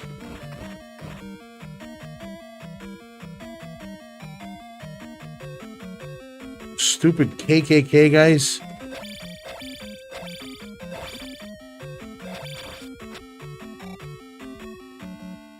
The Turtles Dam level, that was a bitch.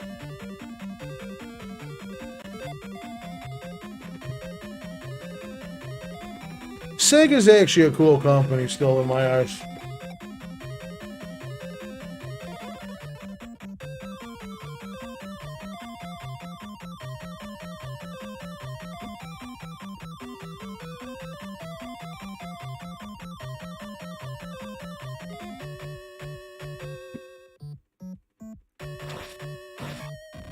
I don't want no more falls through the wall, you know, like the floors.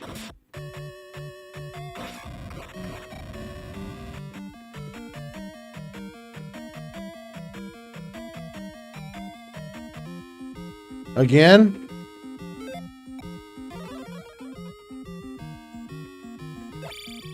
Hey, it's more experience.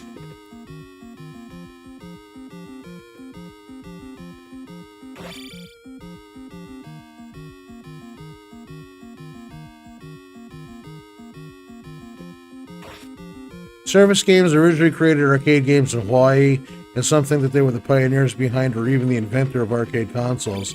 I'm willing to believe that.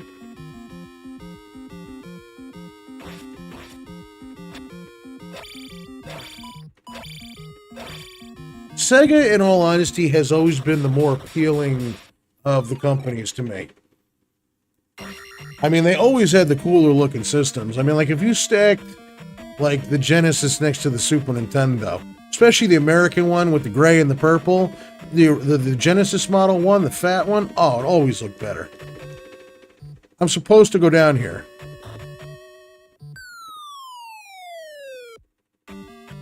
Oh, no, no, no, no, no.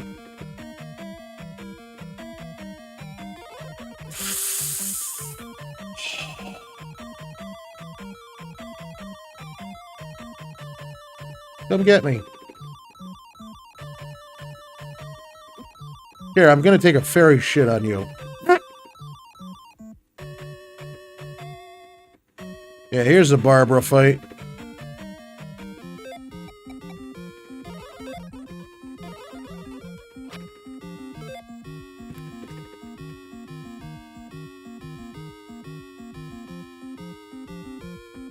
Yeah, and the Yakuza games are absolutely phenomenal. And I'm loving the Like a Dragon was fantastic. And I also love,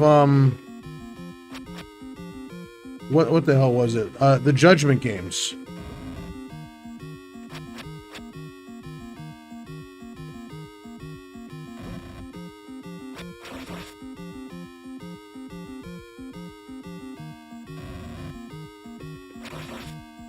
There we go, get 2 hits in, we're good.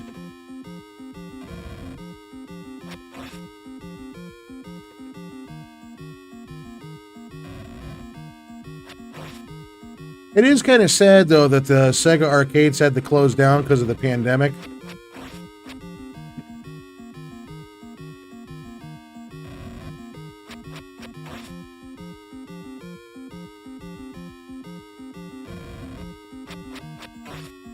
Now I get, like, text messages at, like, 2:30 from my oldest. Like, Dad, I played Yakuza 5, and it's so sad. And I'm like, no, I haven't played it yet. Don't tell me. You know what we're going for here.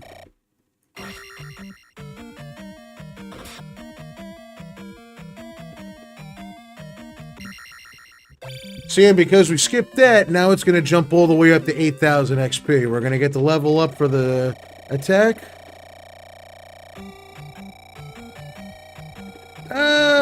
It definitely is a forgotten thing.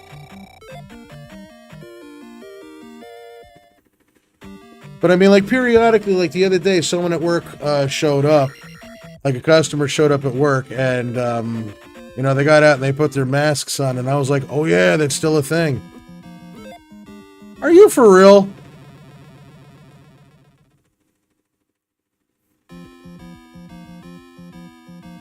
Not about that it's still a thing, just you know, I just got here.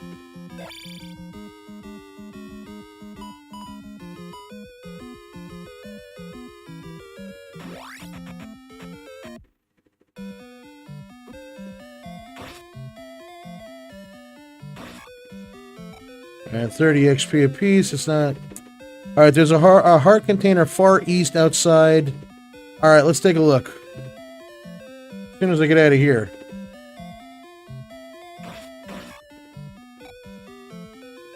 Yeah, it totally is. It's just... In a sense, we should be.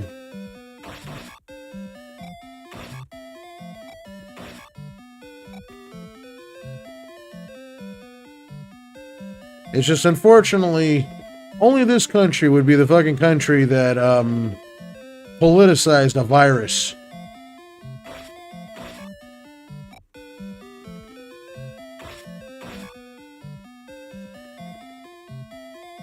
Only this one.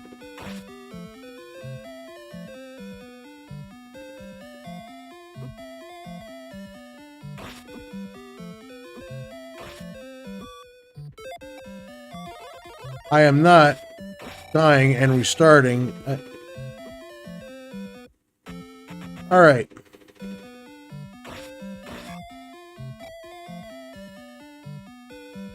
You're right, it is the very first.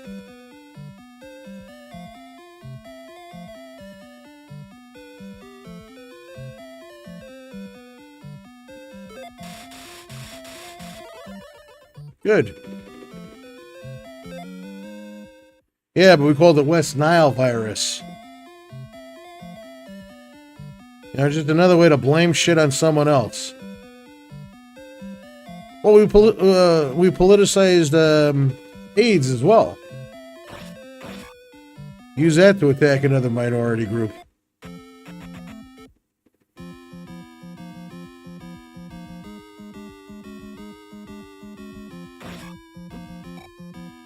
If there is a way that they can demonize someone, they'll fucking do it.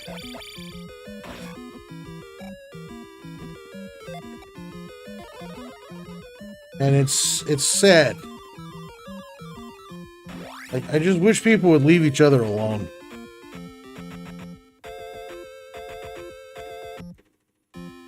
Hey, good call, Doc.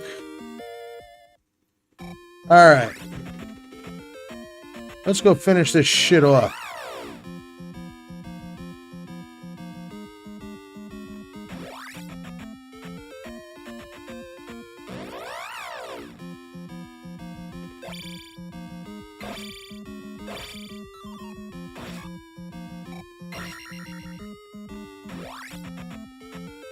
A music group from the 80s called Acid Horse is named after LSD and heroin. One meant horse, the other meant acid.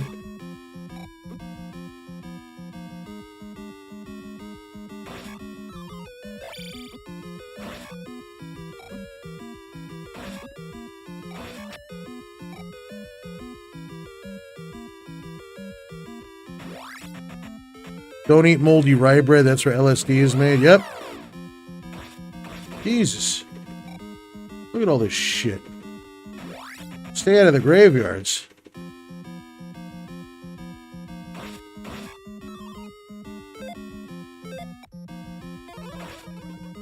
Oh, how I wish I could stab him. Like, just jump up and stab him right in the ass. Eh, we'll be okay.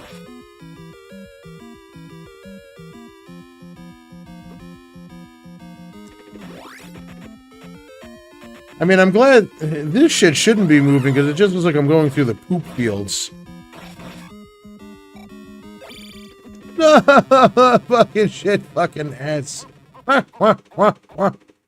Don't start me off with Zelda. Oh!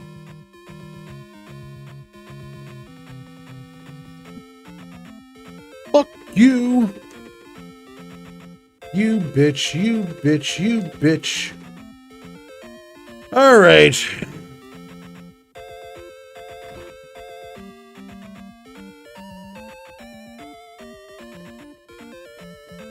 Ganon's an asshole. The Thunder Spell could do it, but doesn't it, like, eat up a ton of magic?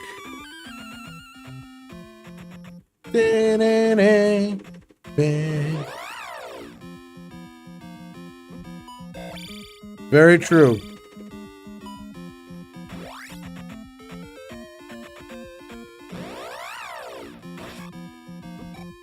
The grind in the Redux version, though, it's so much more forgiving, though. And I know I'm missing the thing. It's just we're making pretty decent time. Like, we're literally about to hit 3 hours and 20 minutes. He does look like a bulldog.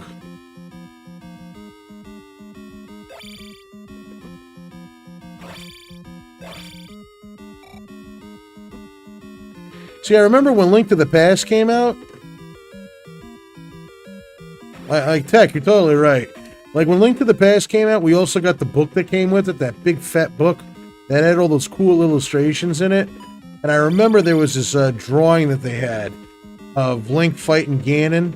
And Ganon was just this ginormous, ugly-looking thing. Like, Link's, like, up against a pillar, he's got the bow. And that picture scared the shit out of me as a kid. Because it reminded me of Jody from the Amityville Horror.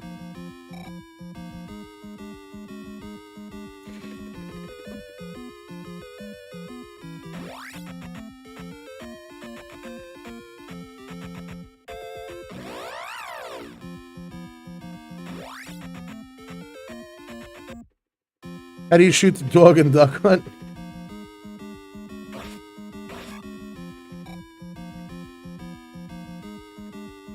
Well, go watch one of his videos. I've watched his early shit. I mean, like, I'll wear the inspiration on my sleeve any day to admit that, yeah, the guy definitely inspired a little bit of the style that I had in the beginning. And inspired me to start doing this shit in general.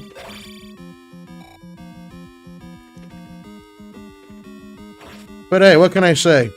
This game makes the dialogue in the original Resident Evil look like fucking Tarantino? Really?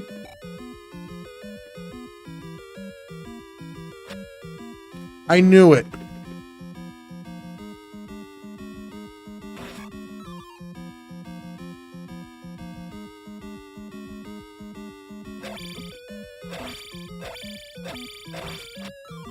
Yes, even in these enclosed areas you can do this shit.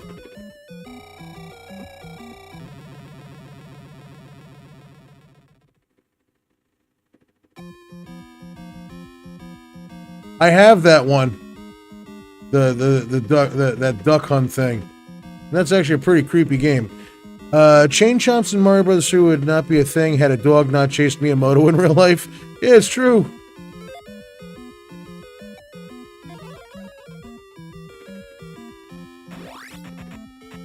I was always a Bullet Bill fan myself.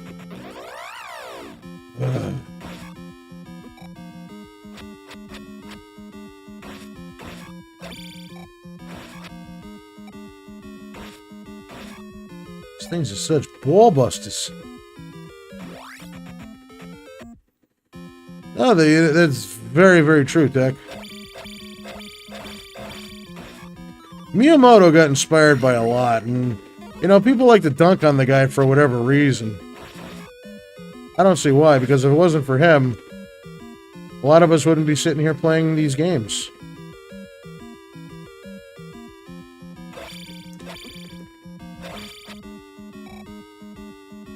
Haha, fuck you. I don't even... Yeah, I am going the right way, because you have to... At the very least, I know that if I die, it'll start me off at the Thunderbird Palace. Miyamoto is still going today, yeah.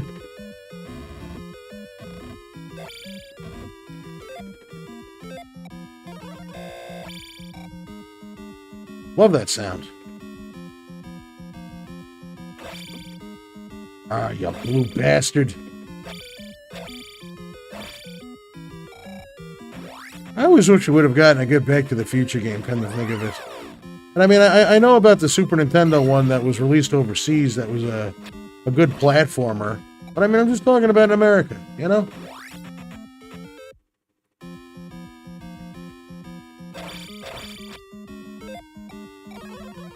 I feel like I got to do the jump spell in every single... No!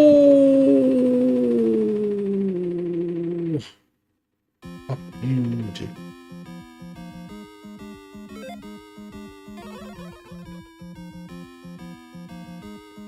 Yeah. Back to the Future 4 for Xbox Connect? What's that?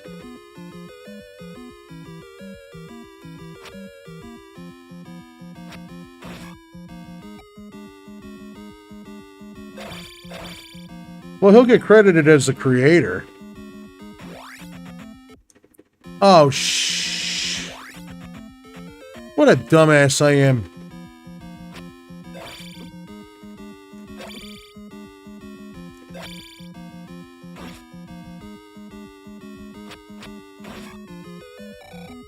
Okay.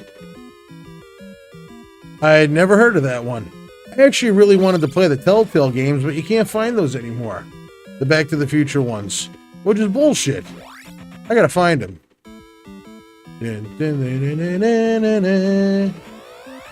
Love that sound.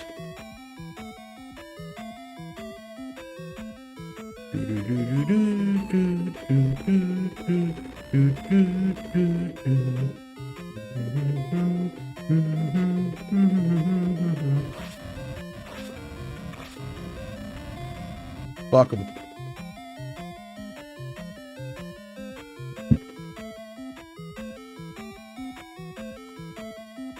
I'm your shadow.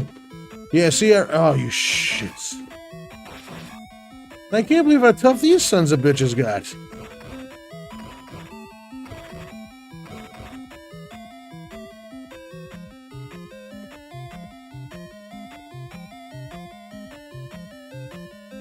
Let's just hope for the best. Yeah, there we go.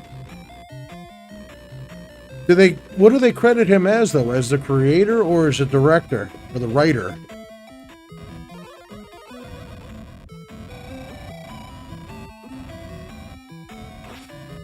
These fucking birds need to chill out. Well, we're almost there. I like that goddamn song. We're halfway there.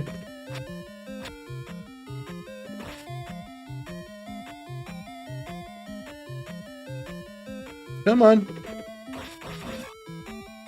50.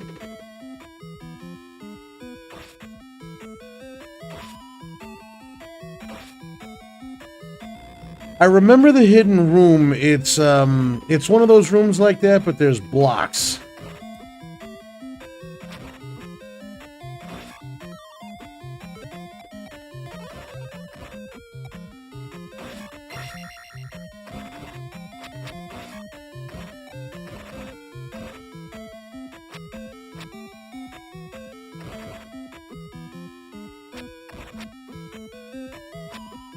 See, and it sucks. I actually played more Mario games as a kid than I did Sonic games, but I lost all interest around the GameCube one, where you like have the jetpack and you clean shit. Sunshine. I did not care. I've never played Mario Sunshine, and people tell me how amazing it is. I'm like, this doesn't feel like Mario. And I mean, it's like I played every mainline Mario game that ever came out. I played the Game Boy games. I played, all the Nintendo, the Super Nintendo ones, the 64 ones. But just when that GameCube one came out, it's not like I looked at it and said, this I'm done. I just didn't care. It's like I knew my time had gone.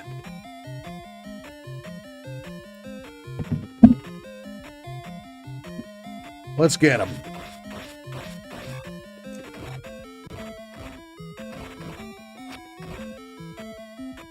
Well, yeah, that's pretty much what a seizure is. At the end of the day, it's just a complete sensory overload, right?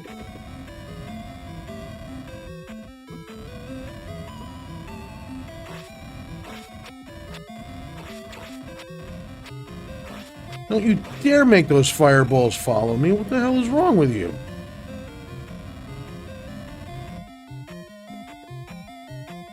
That was our first experience with Batman? Nice. Jesus, stay up there, dude. I did hear some rumblings about them finally making a Wolf Among Us 2. Which, yes, I'll take some more of that, please.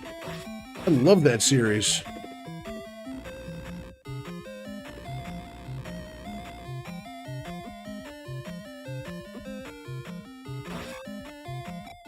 Oh, you couldn't drop...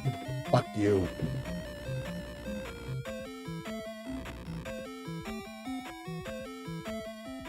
I'm your shadow. You know what? If I can clear the 3500, I can actually get the magic and it'll refill my magic bar. But I don't think they have... Oh, no, you don't. You are not killing me.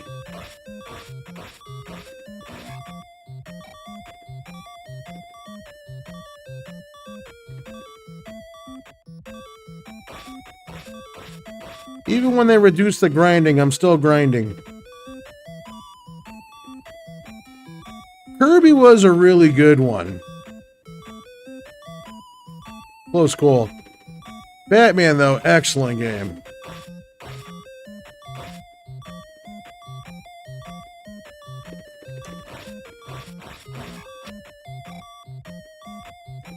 Batman and Punch-Out is actually what made me and my best friend Jimmy meet. Is because, like, we talked old video games. And he's like, yeah, there's no way anybody beats Mike Tyson's Punch-Out. I'm like, are you kidding me? I can TKO him in the second round. And he's like, bullshit. He's like, you use those emulators, don't you? And I was like, doesn't matter. Batman Returns on SNES was great. But anyways, like, he invited me over to his house, and... he had the old equipment, he hooked it up, and yeah, beat Mike Tyson's Punch-Out. TKO second round. We're almost there. We're almost there. That said, don't forget about Life is Strange. Life is Strange is a cool one. I can't remember my first time seeing Batman, probably Super Friends era, then the Nicholson Keaton movie. The Nicholson Keaton movie is a wonderful introduction to Batman if you've never seen it before. Oh my god. Finally.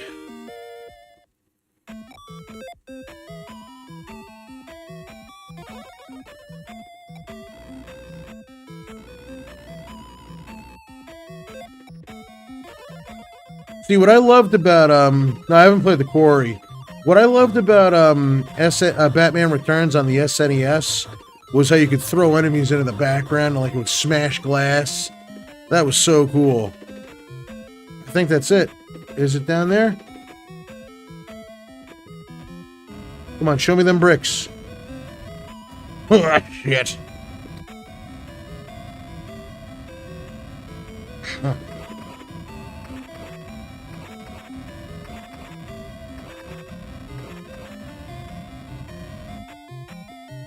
And there's always going to be that eternal argument about who is a better Batman. I mean, nowadays we can at least break it down into like who is a better Batman, who is a better Bruce Wayne. I'm Team Keaton all the way. For both.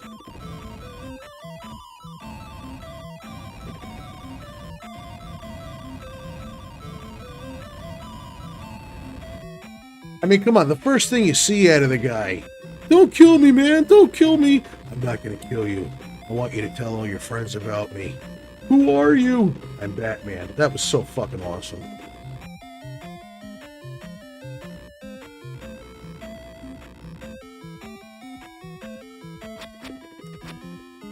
What am I doing?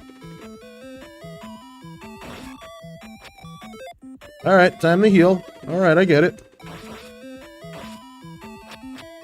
You know, maybe one of these will drop a friggin' vase, you know? Was that the one I was attacking all that time? Sometimes you don't think of NES games as no compression as from the beginning. Agreed.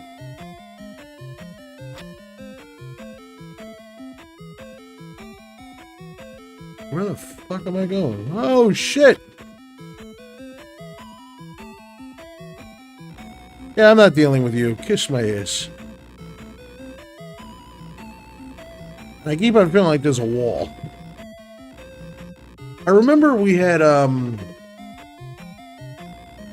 Batman Returns on the Sega CD as well, and that was pretty honestly, it was pretty breathtaking playing that. Like the opening sequence was really cool, the music was, oh my god, so good. The gameplay and the side scrolling was like blah. But the driving I thought was pretty decent. He should not be allowed to be getting free hits on me. I mean, that son of a bitch red thing just flew at me like fucking Macho Man flying elbow dropped me, you know? I'm just hoping for a blue thing. Oh, come on. Batman has the exact... I had no idea. There it is.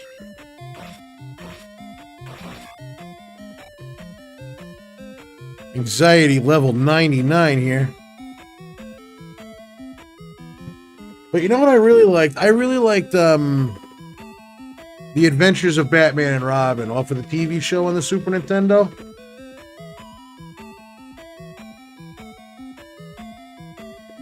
I dipped out of the whole comic scene a while ago, unfortunately, and it's just, it got to be too much for me to keep up with.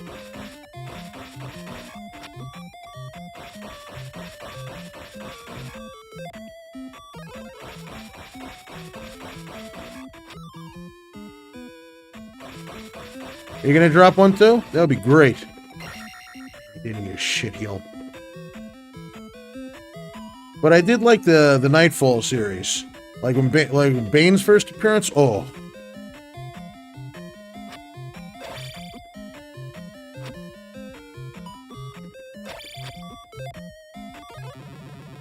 I healed. I don't like the Mighty Max game. The show was amazing, and I had the toys. The game fucking sucked.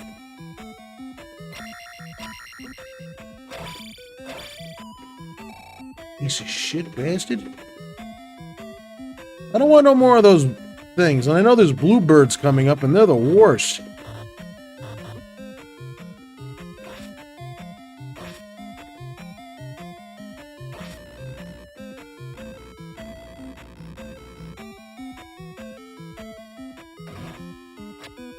No, it is a good thing.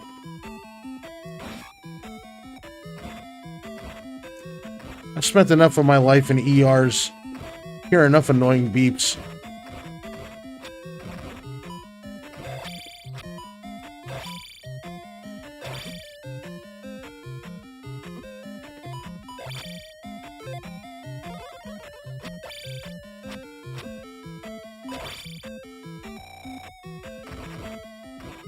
Your shadow. Come on, we're getting there. I think we're getting there.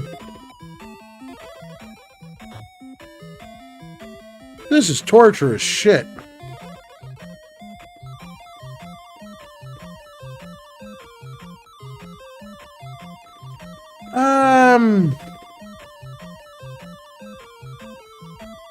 Could I see myself getting back into comics again someday? Honestly, no. And the reason why is because it's too much to get into.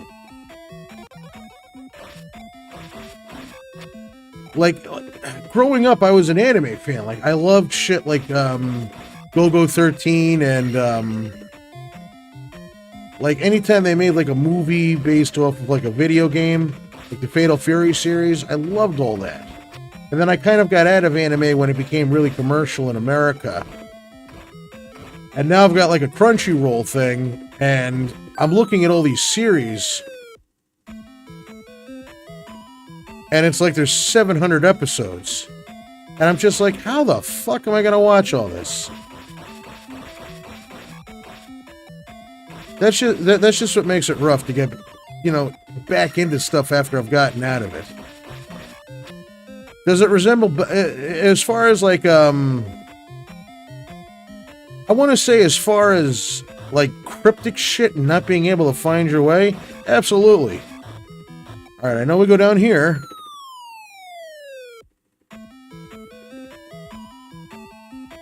No, we're supposed to go to the left. But you know what? I want to kill... Holy hell. I'll take some of that. I guess I lucked out on something, right?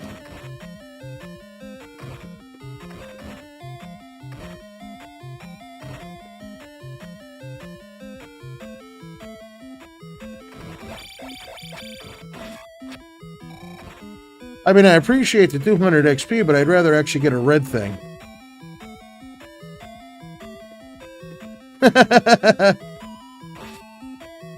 Oh, cool, another one? That means that I'm almost guaranteed to get... Yep.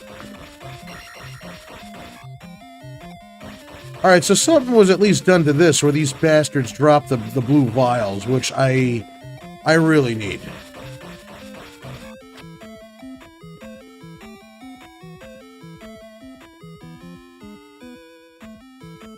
Alright, here's a Thunderbird.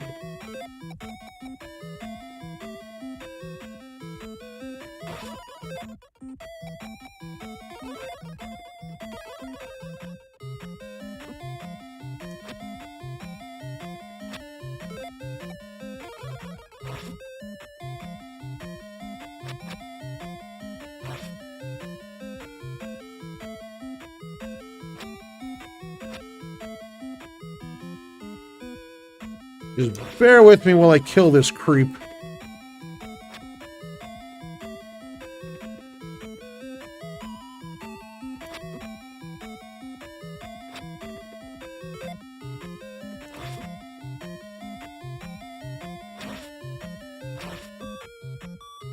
No, you don't.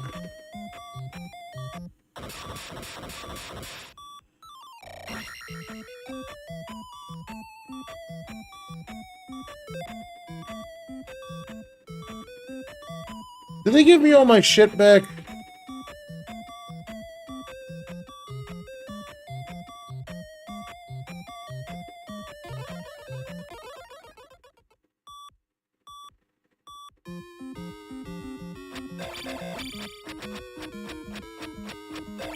I don't care.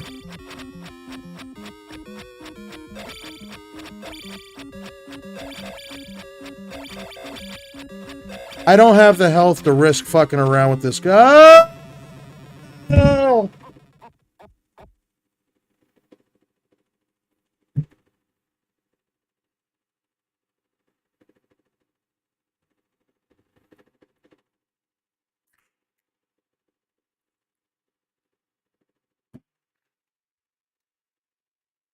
Why didn't they call him Shadow Link? Because he's Cocksucker Link.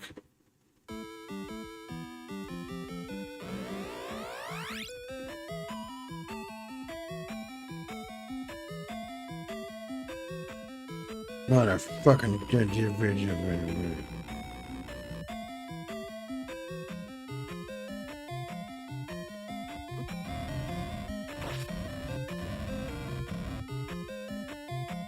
Son of a bitch. Son of a bitch.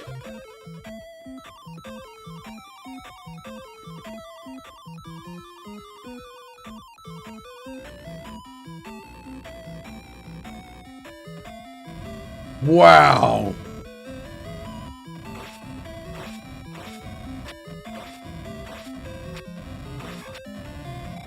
Unbelievable.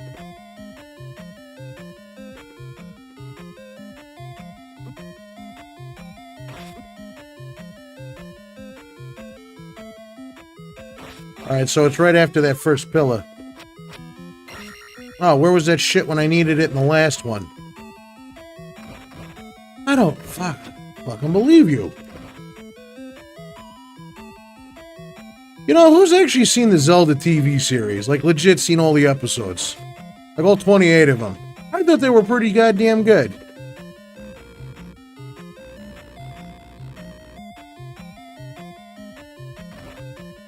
That was it was painful.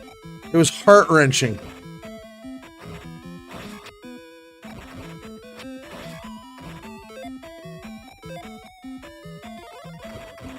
But no, I love the Zelda cartoon.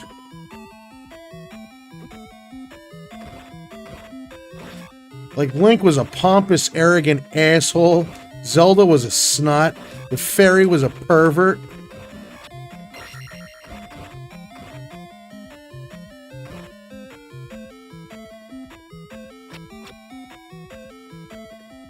Kiss my white ass.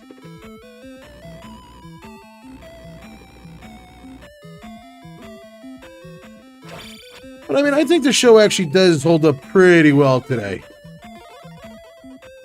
Like, apparently it was so good that they were going to go ahead and, they were going to have a second season of it, but the Mario Brothers show got canceled, the one that had Captain Lou on it.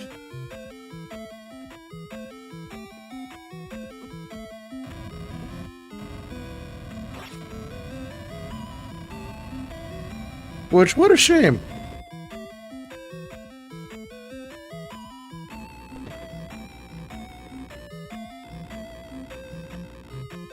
It's headache-inducing now? It's not that bad.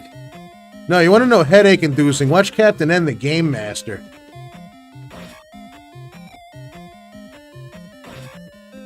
I was just going to say, yeah, look at that. You mentioned that right as soon as I said Captain N. A cell shade of the princess?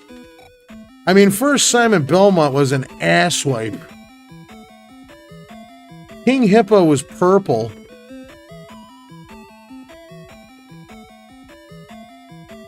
Like, there was nothing right with that series.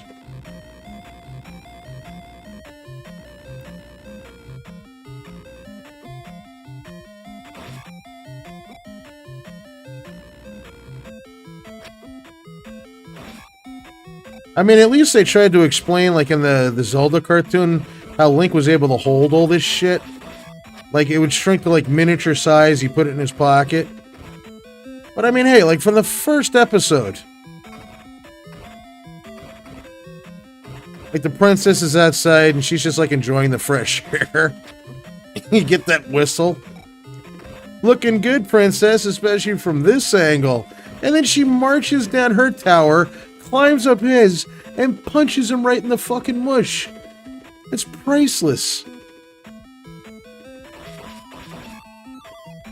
I'll take that. Yeah, you know what? They're dropping way more of the blue vials this time around, and it's kind of got me pissed off about it. I'm a little salty.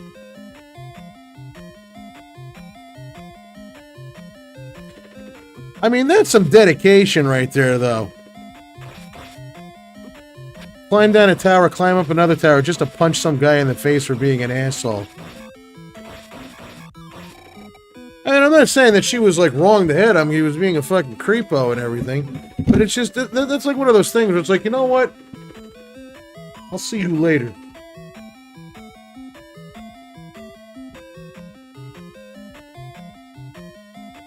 I can understand that. I'd rather not get shot at all. I like that. I like that. That's a good one.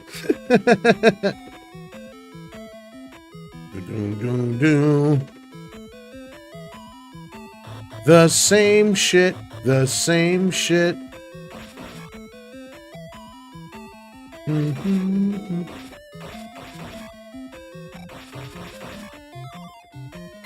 All right. It is true. See, the thing where they really screwed up on with the Mario movie in '93 was, why did they not have Captain Lou play Mario? Like, pay the guy whatever he wanted, because, like, that guy was... He was Italian. He looked the part.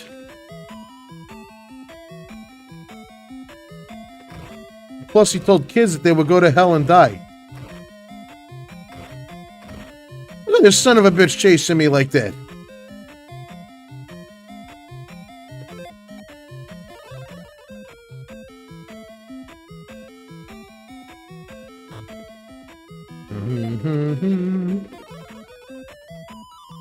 As great as Mario games are, they don't have good endings. Princess was more grateful early on, but with Mario Saver, he doesn't seem so grateful. That means that Mario and Peach aren't in love.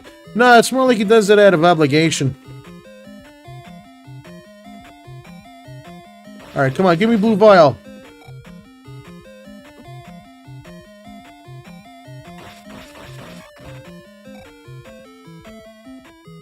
Well, the annoying thing about it personally is just the whole idea that what if you don't have enough magic to navigate both the jump and the fairy thing? You're screwed.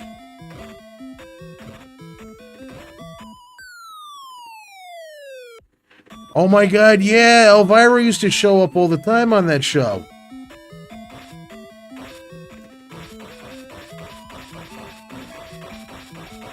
Come on, drop me a blue. Give me a little blue hit. I don't want a pea bag. I want a blue. Fuck you. Taking away my blue. How dare you? Wrong way. Doo-doo-doo-doo. I don't have to fight that son... Whoa.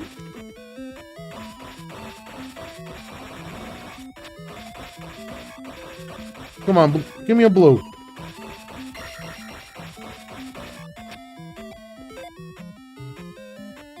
Do I have to fight that shitheel again?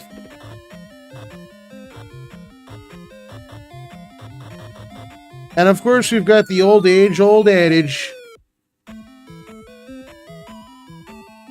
You guys see me lose, and then the next time I go at it, I don't even get touched.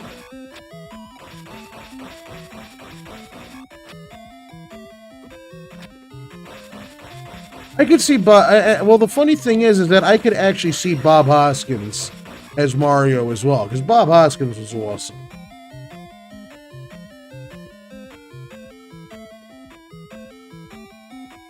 Haha! Go fuck yourself.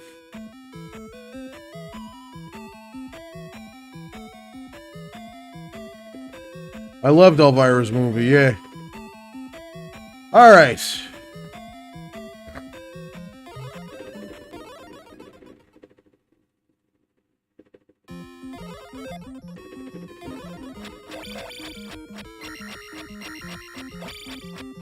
Yeah, what are you gonna do now, mother? Watch.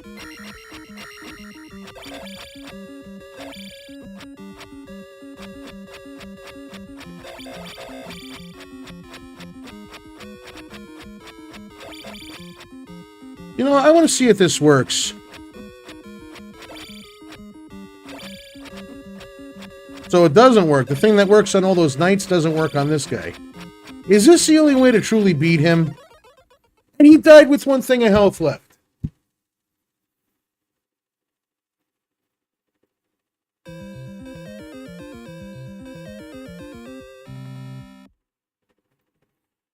All right, we did it. Thank God. And if we didn't have to do this stupid puzzle again, I call this palace a puzzle. It's a puzzle palace.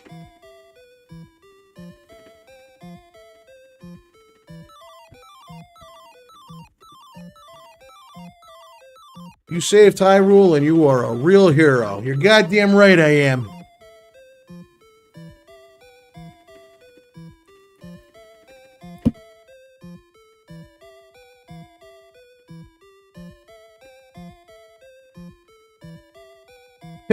The curtain went down and Link went up.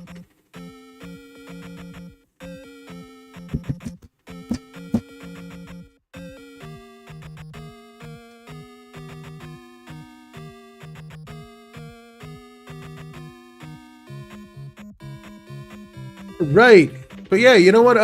Just a quick close up on that point over there is that's kind of the same question that I asked Slaya when we talked about Resident Evil in the Dead Air podcast thing that I released earlier today. Is would we have enjoyed this movie a lot more if it was not Resident Evil? And I kind of have to ask myself that all the time anytime they make like some sort of a media off of a property that I love. If it wasn't named after something that I liked, would I have enjoyed it? And I kind of started that with Operation Raccoon City. Is would I have bought that fucking game if it wasn't Resident Evil?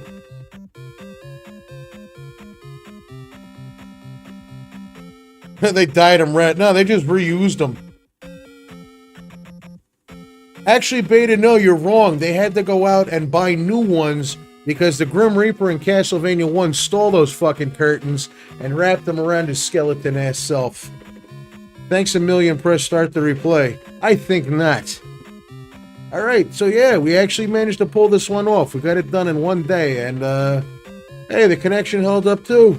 Go Adrian, we did it. So yeah, it's Zelda II, The Adventures of Link Redux. Shadowrun 333, great job on this. Seriously, it made the game a lot more playable by taking down the grinding, and needs a little bit more love in some areas. As Tech pointed out, some of the enemy placement's a bit kind of fucked up, but for the most part, it was really fun to revisit this game. And it was even more fun to play it in a new way, and it was even more fun to sit down and play it and experience it with all of you. So I appreciate you guys hanging out with me on this Monday evening. Thanks so much for dropping by, inviting me to your day. I had a lot of fun with this, and I'm hoping that you guys had a lot of fun hanging out as well. Please play Kyo Kitsuki no Kirachino again someday. It's more fixed than The Blood is Better and some other stuff. You know what? We will actually do that. Send it to my email, alright? Send the newest version to my email. I'll download it. We'll try to get it up and figure out a way that I can get it to run through OBS. We'll live stream it. We'll have some fun. We'll make it a random Vania. Alright. If I were to rate this game overall, quite good. My grade for this is a B+. Tech, on the nose.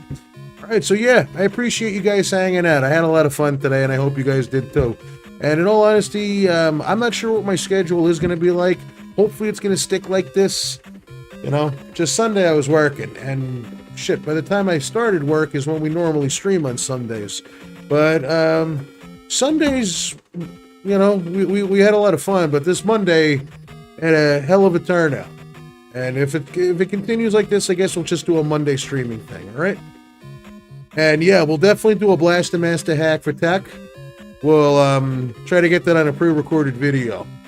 Just trying to get it back there, alright? So yeah, alright, everybody be good, everybody stay safe, and yeah, that's all there really is to it. This was a cool one, and I appreciate you guys recommending this one. We'll see you really soon, so until next time, auf Wiedersehen, bye-bye now, be good, take care of yourselves, kids. Woo!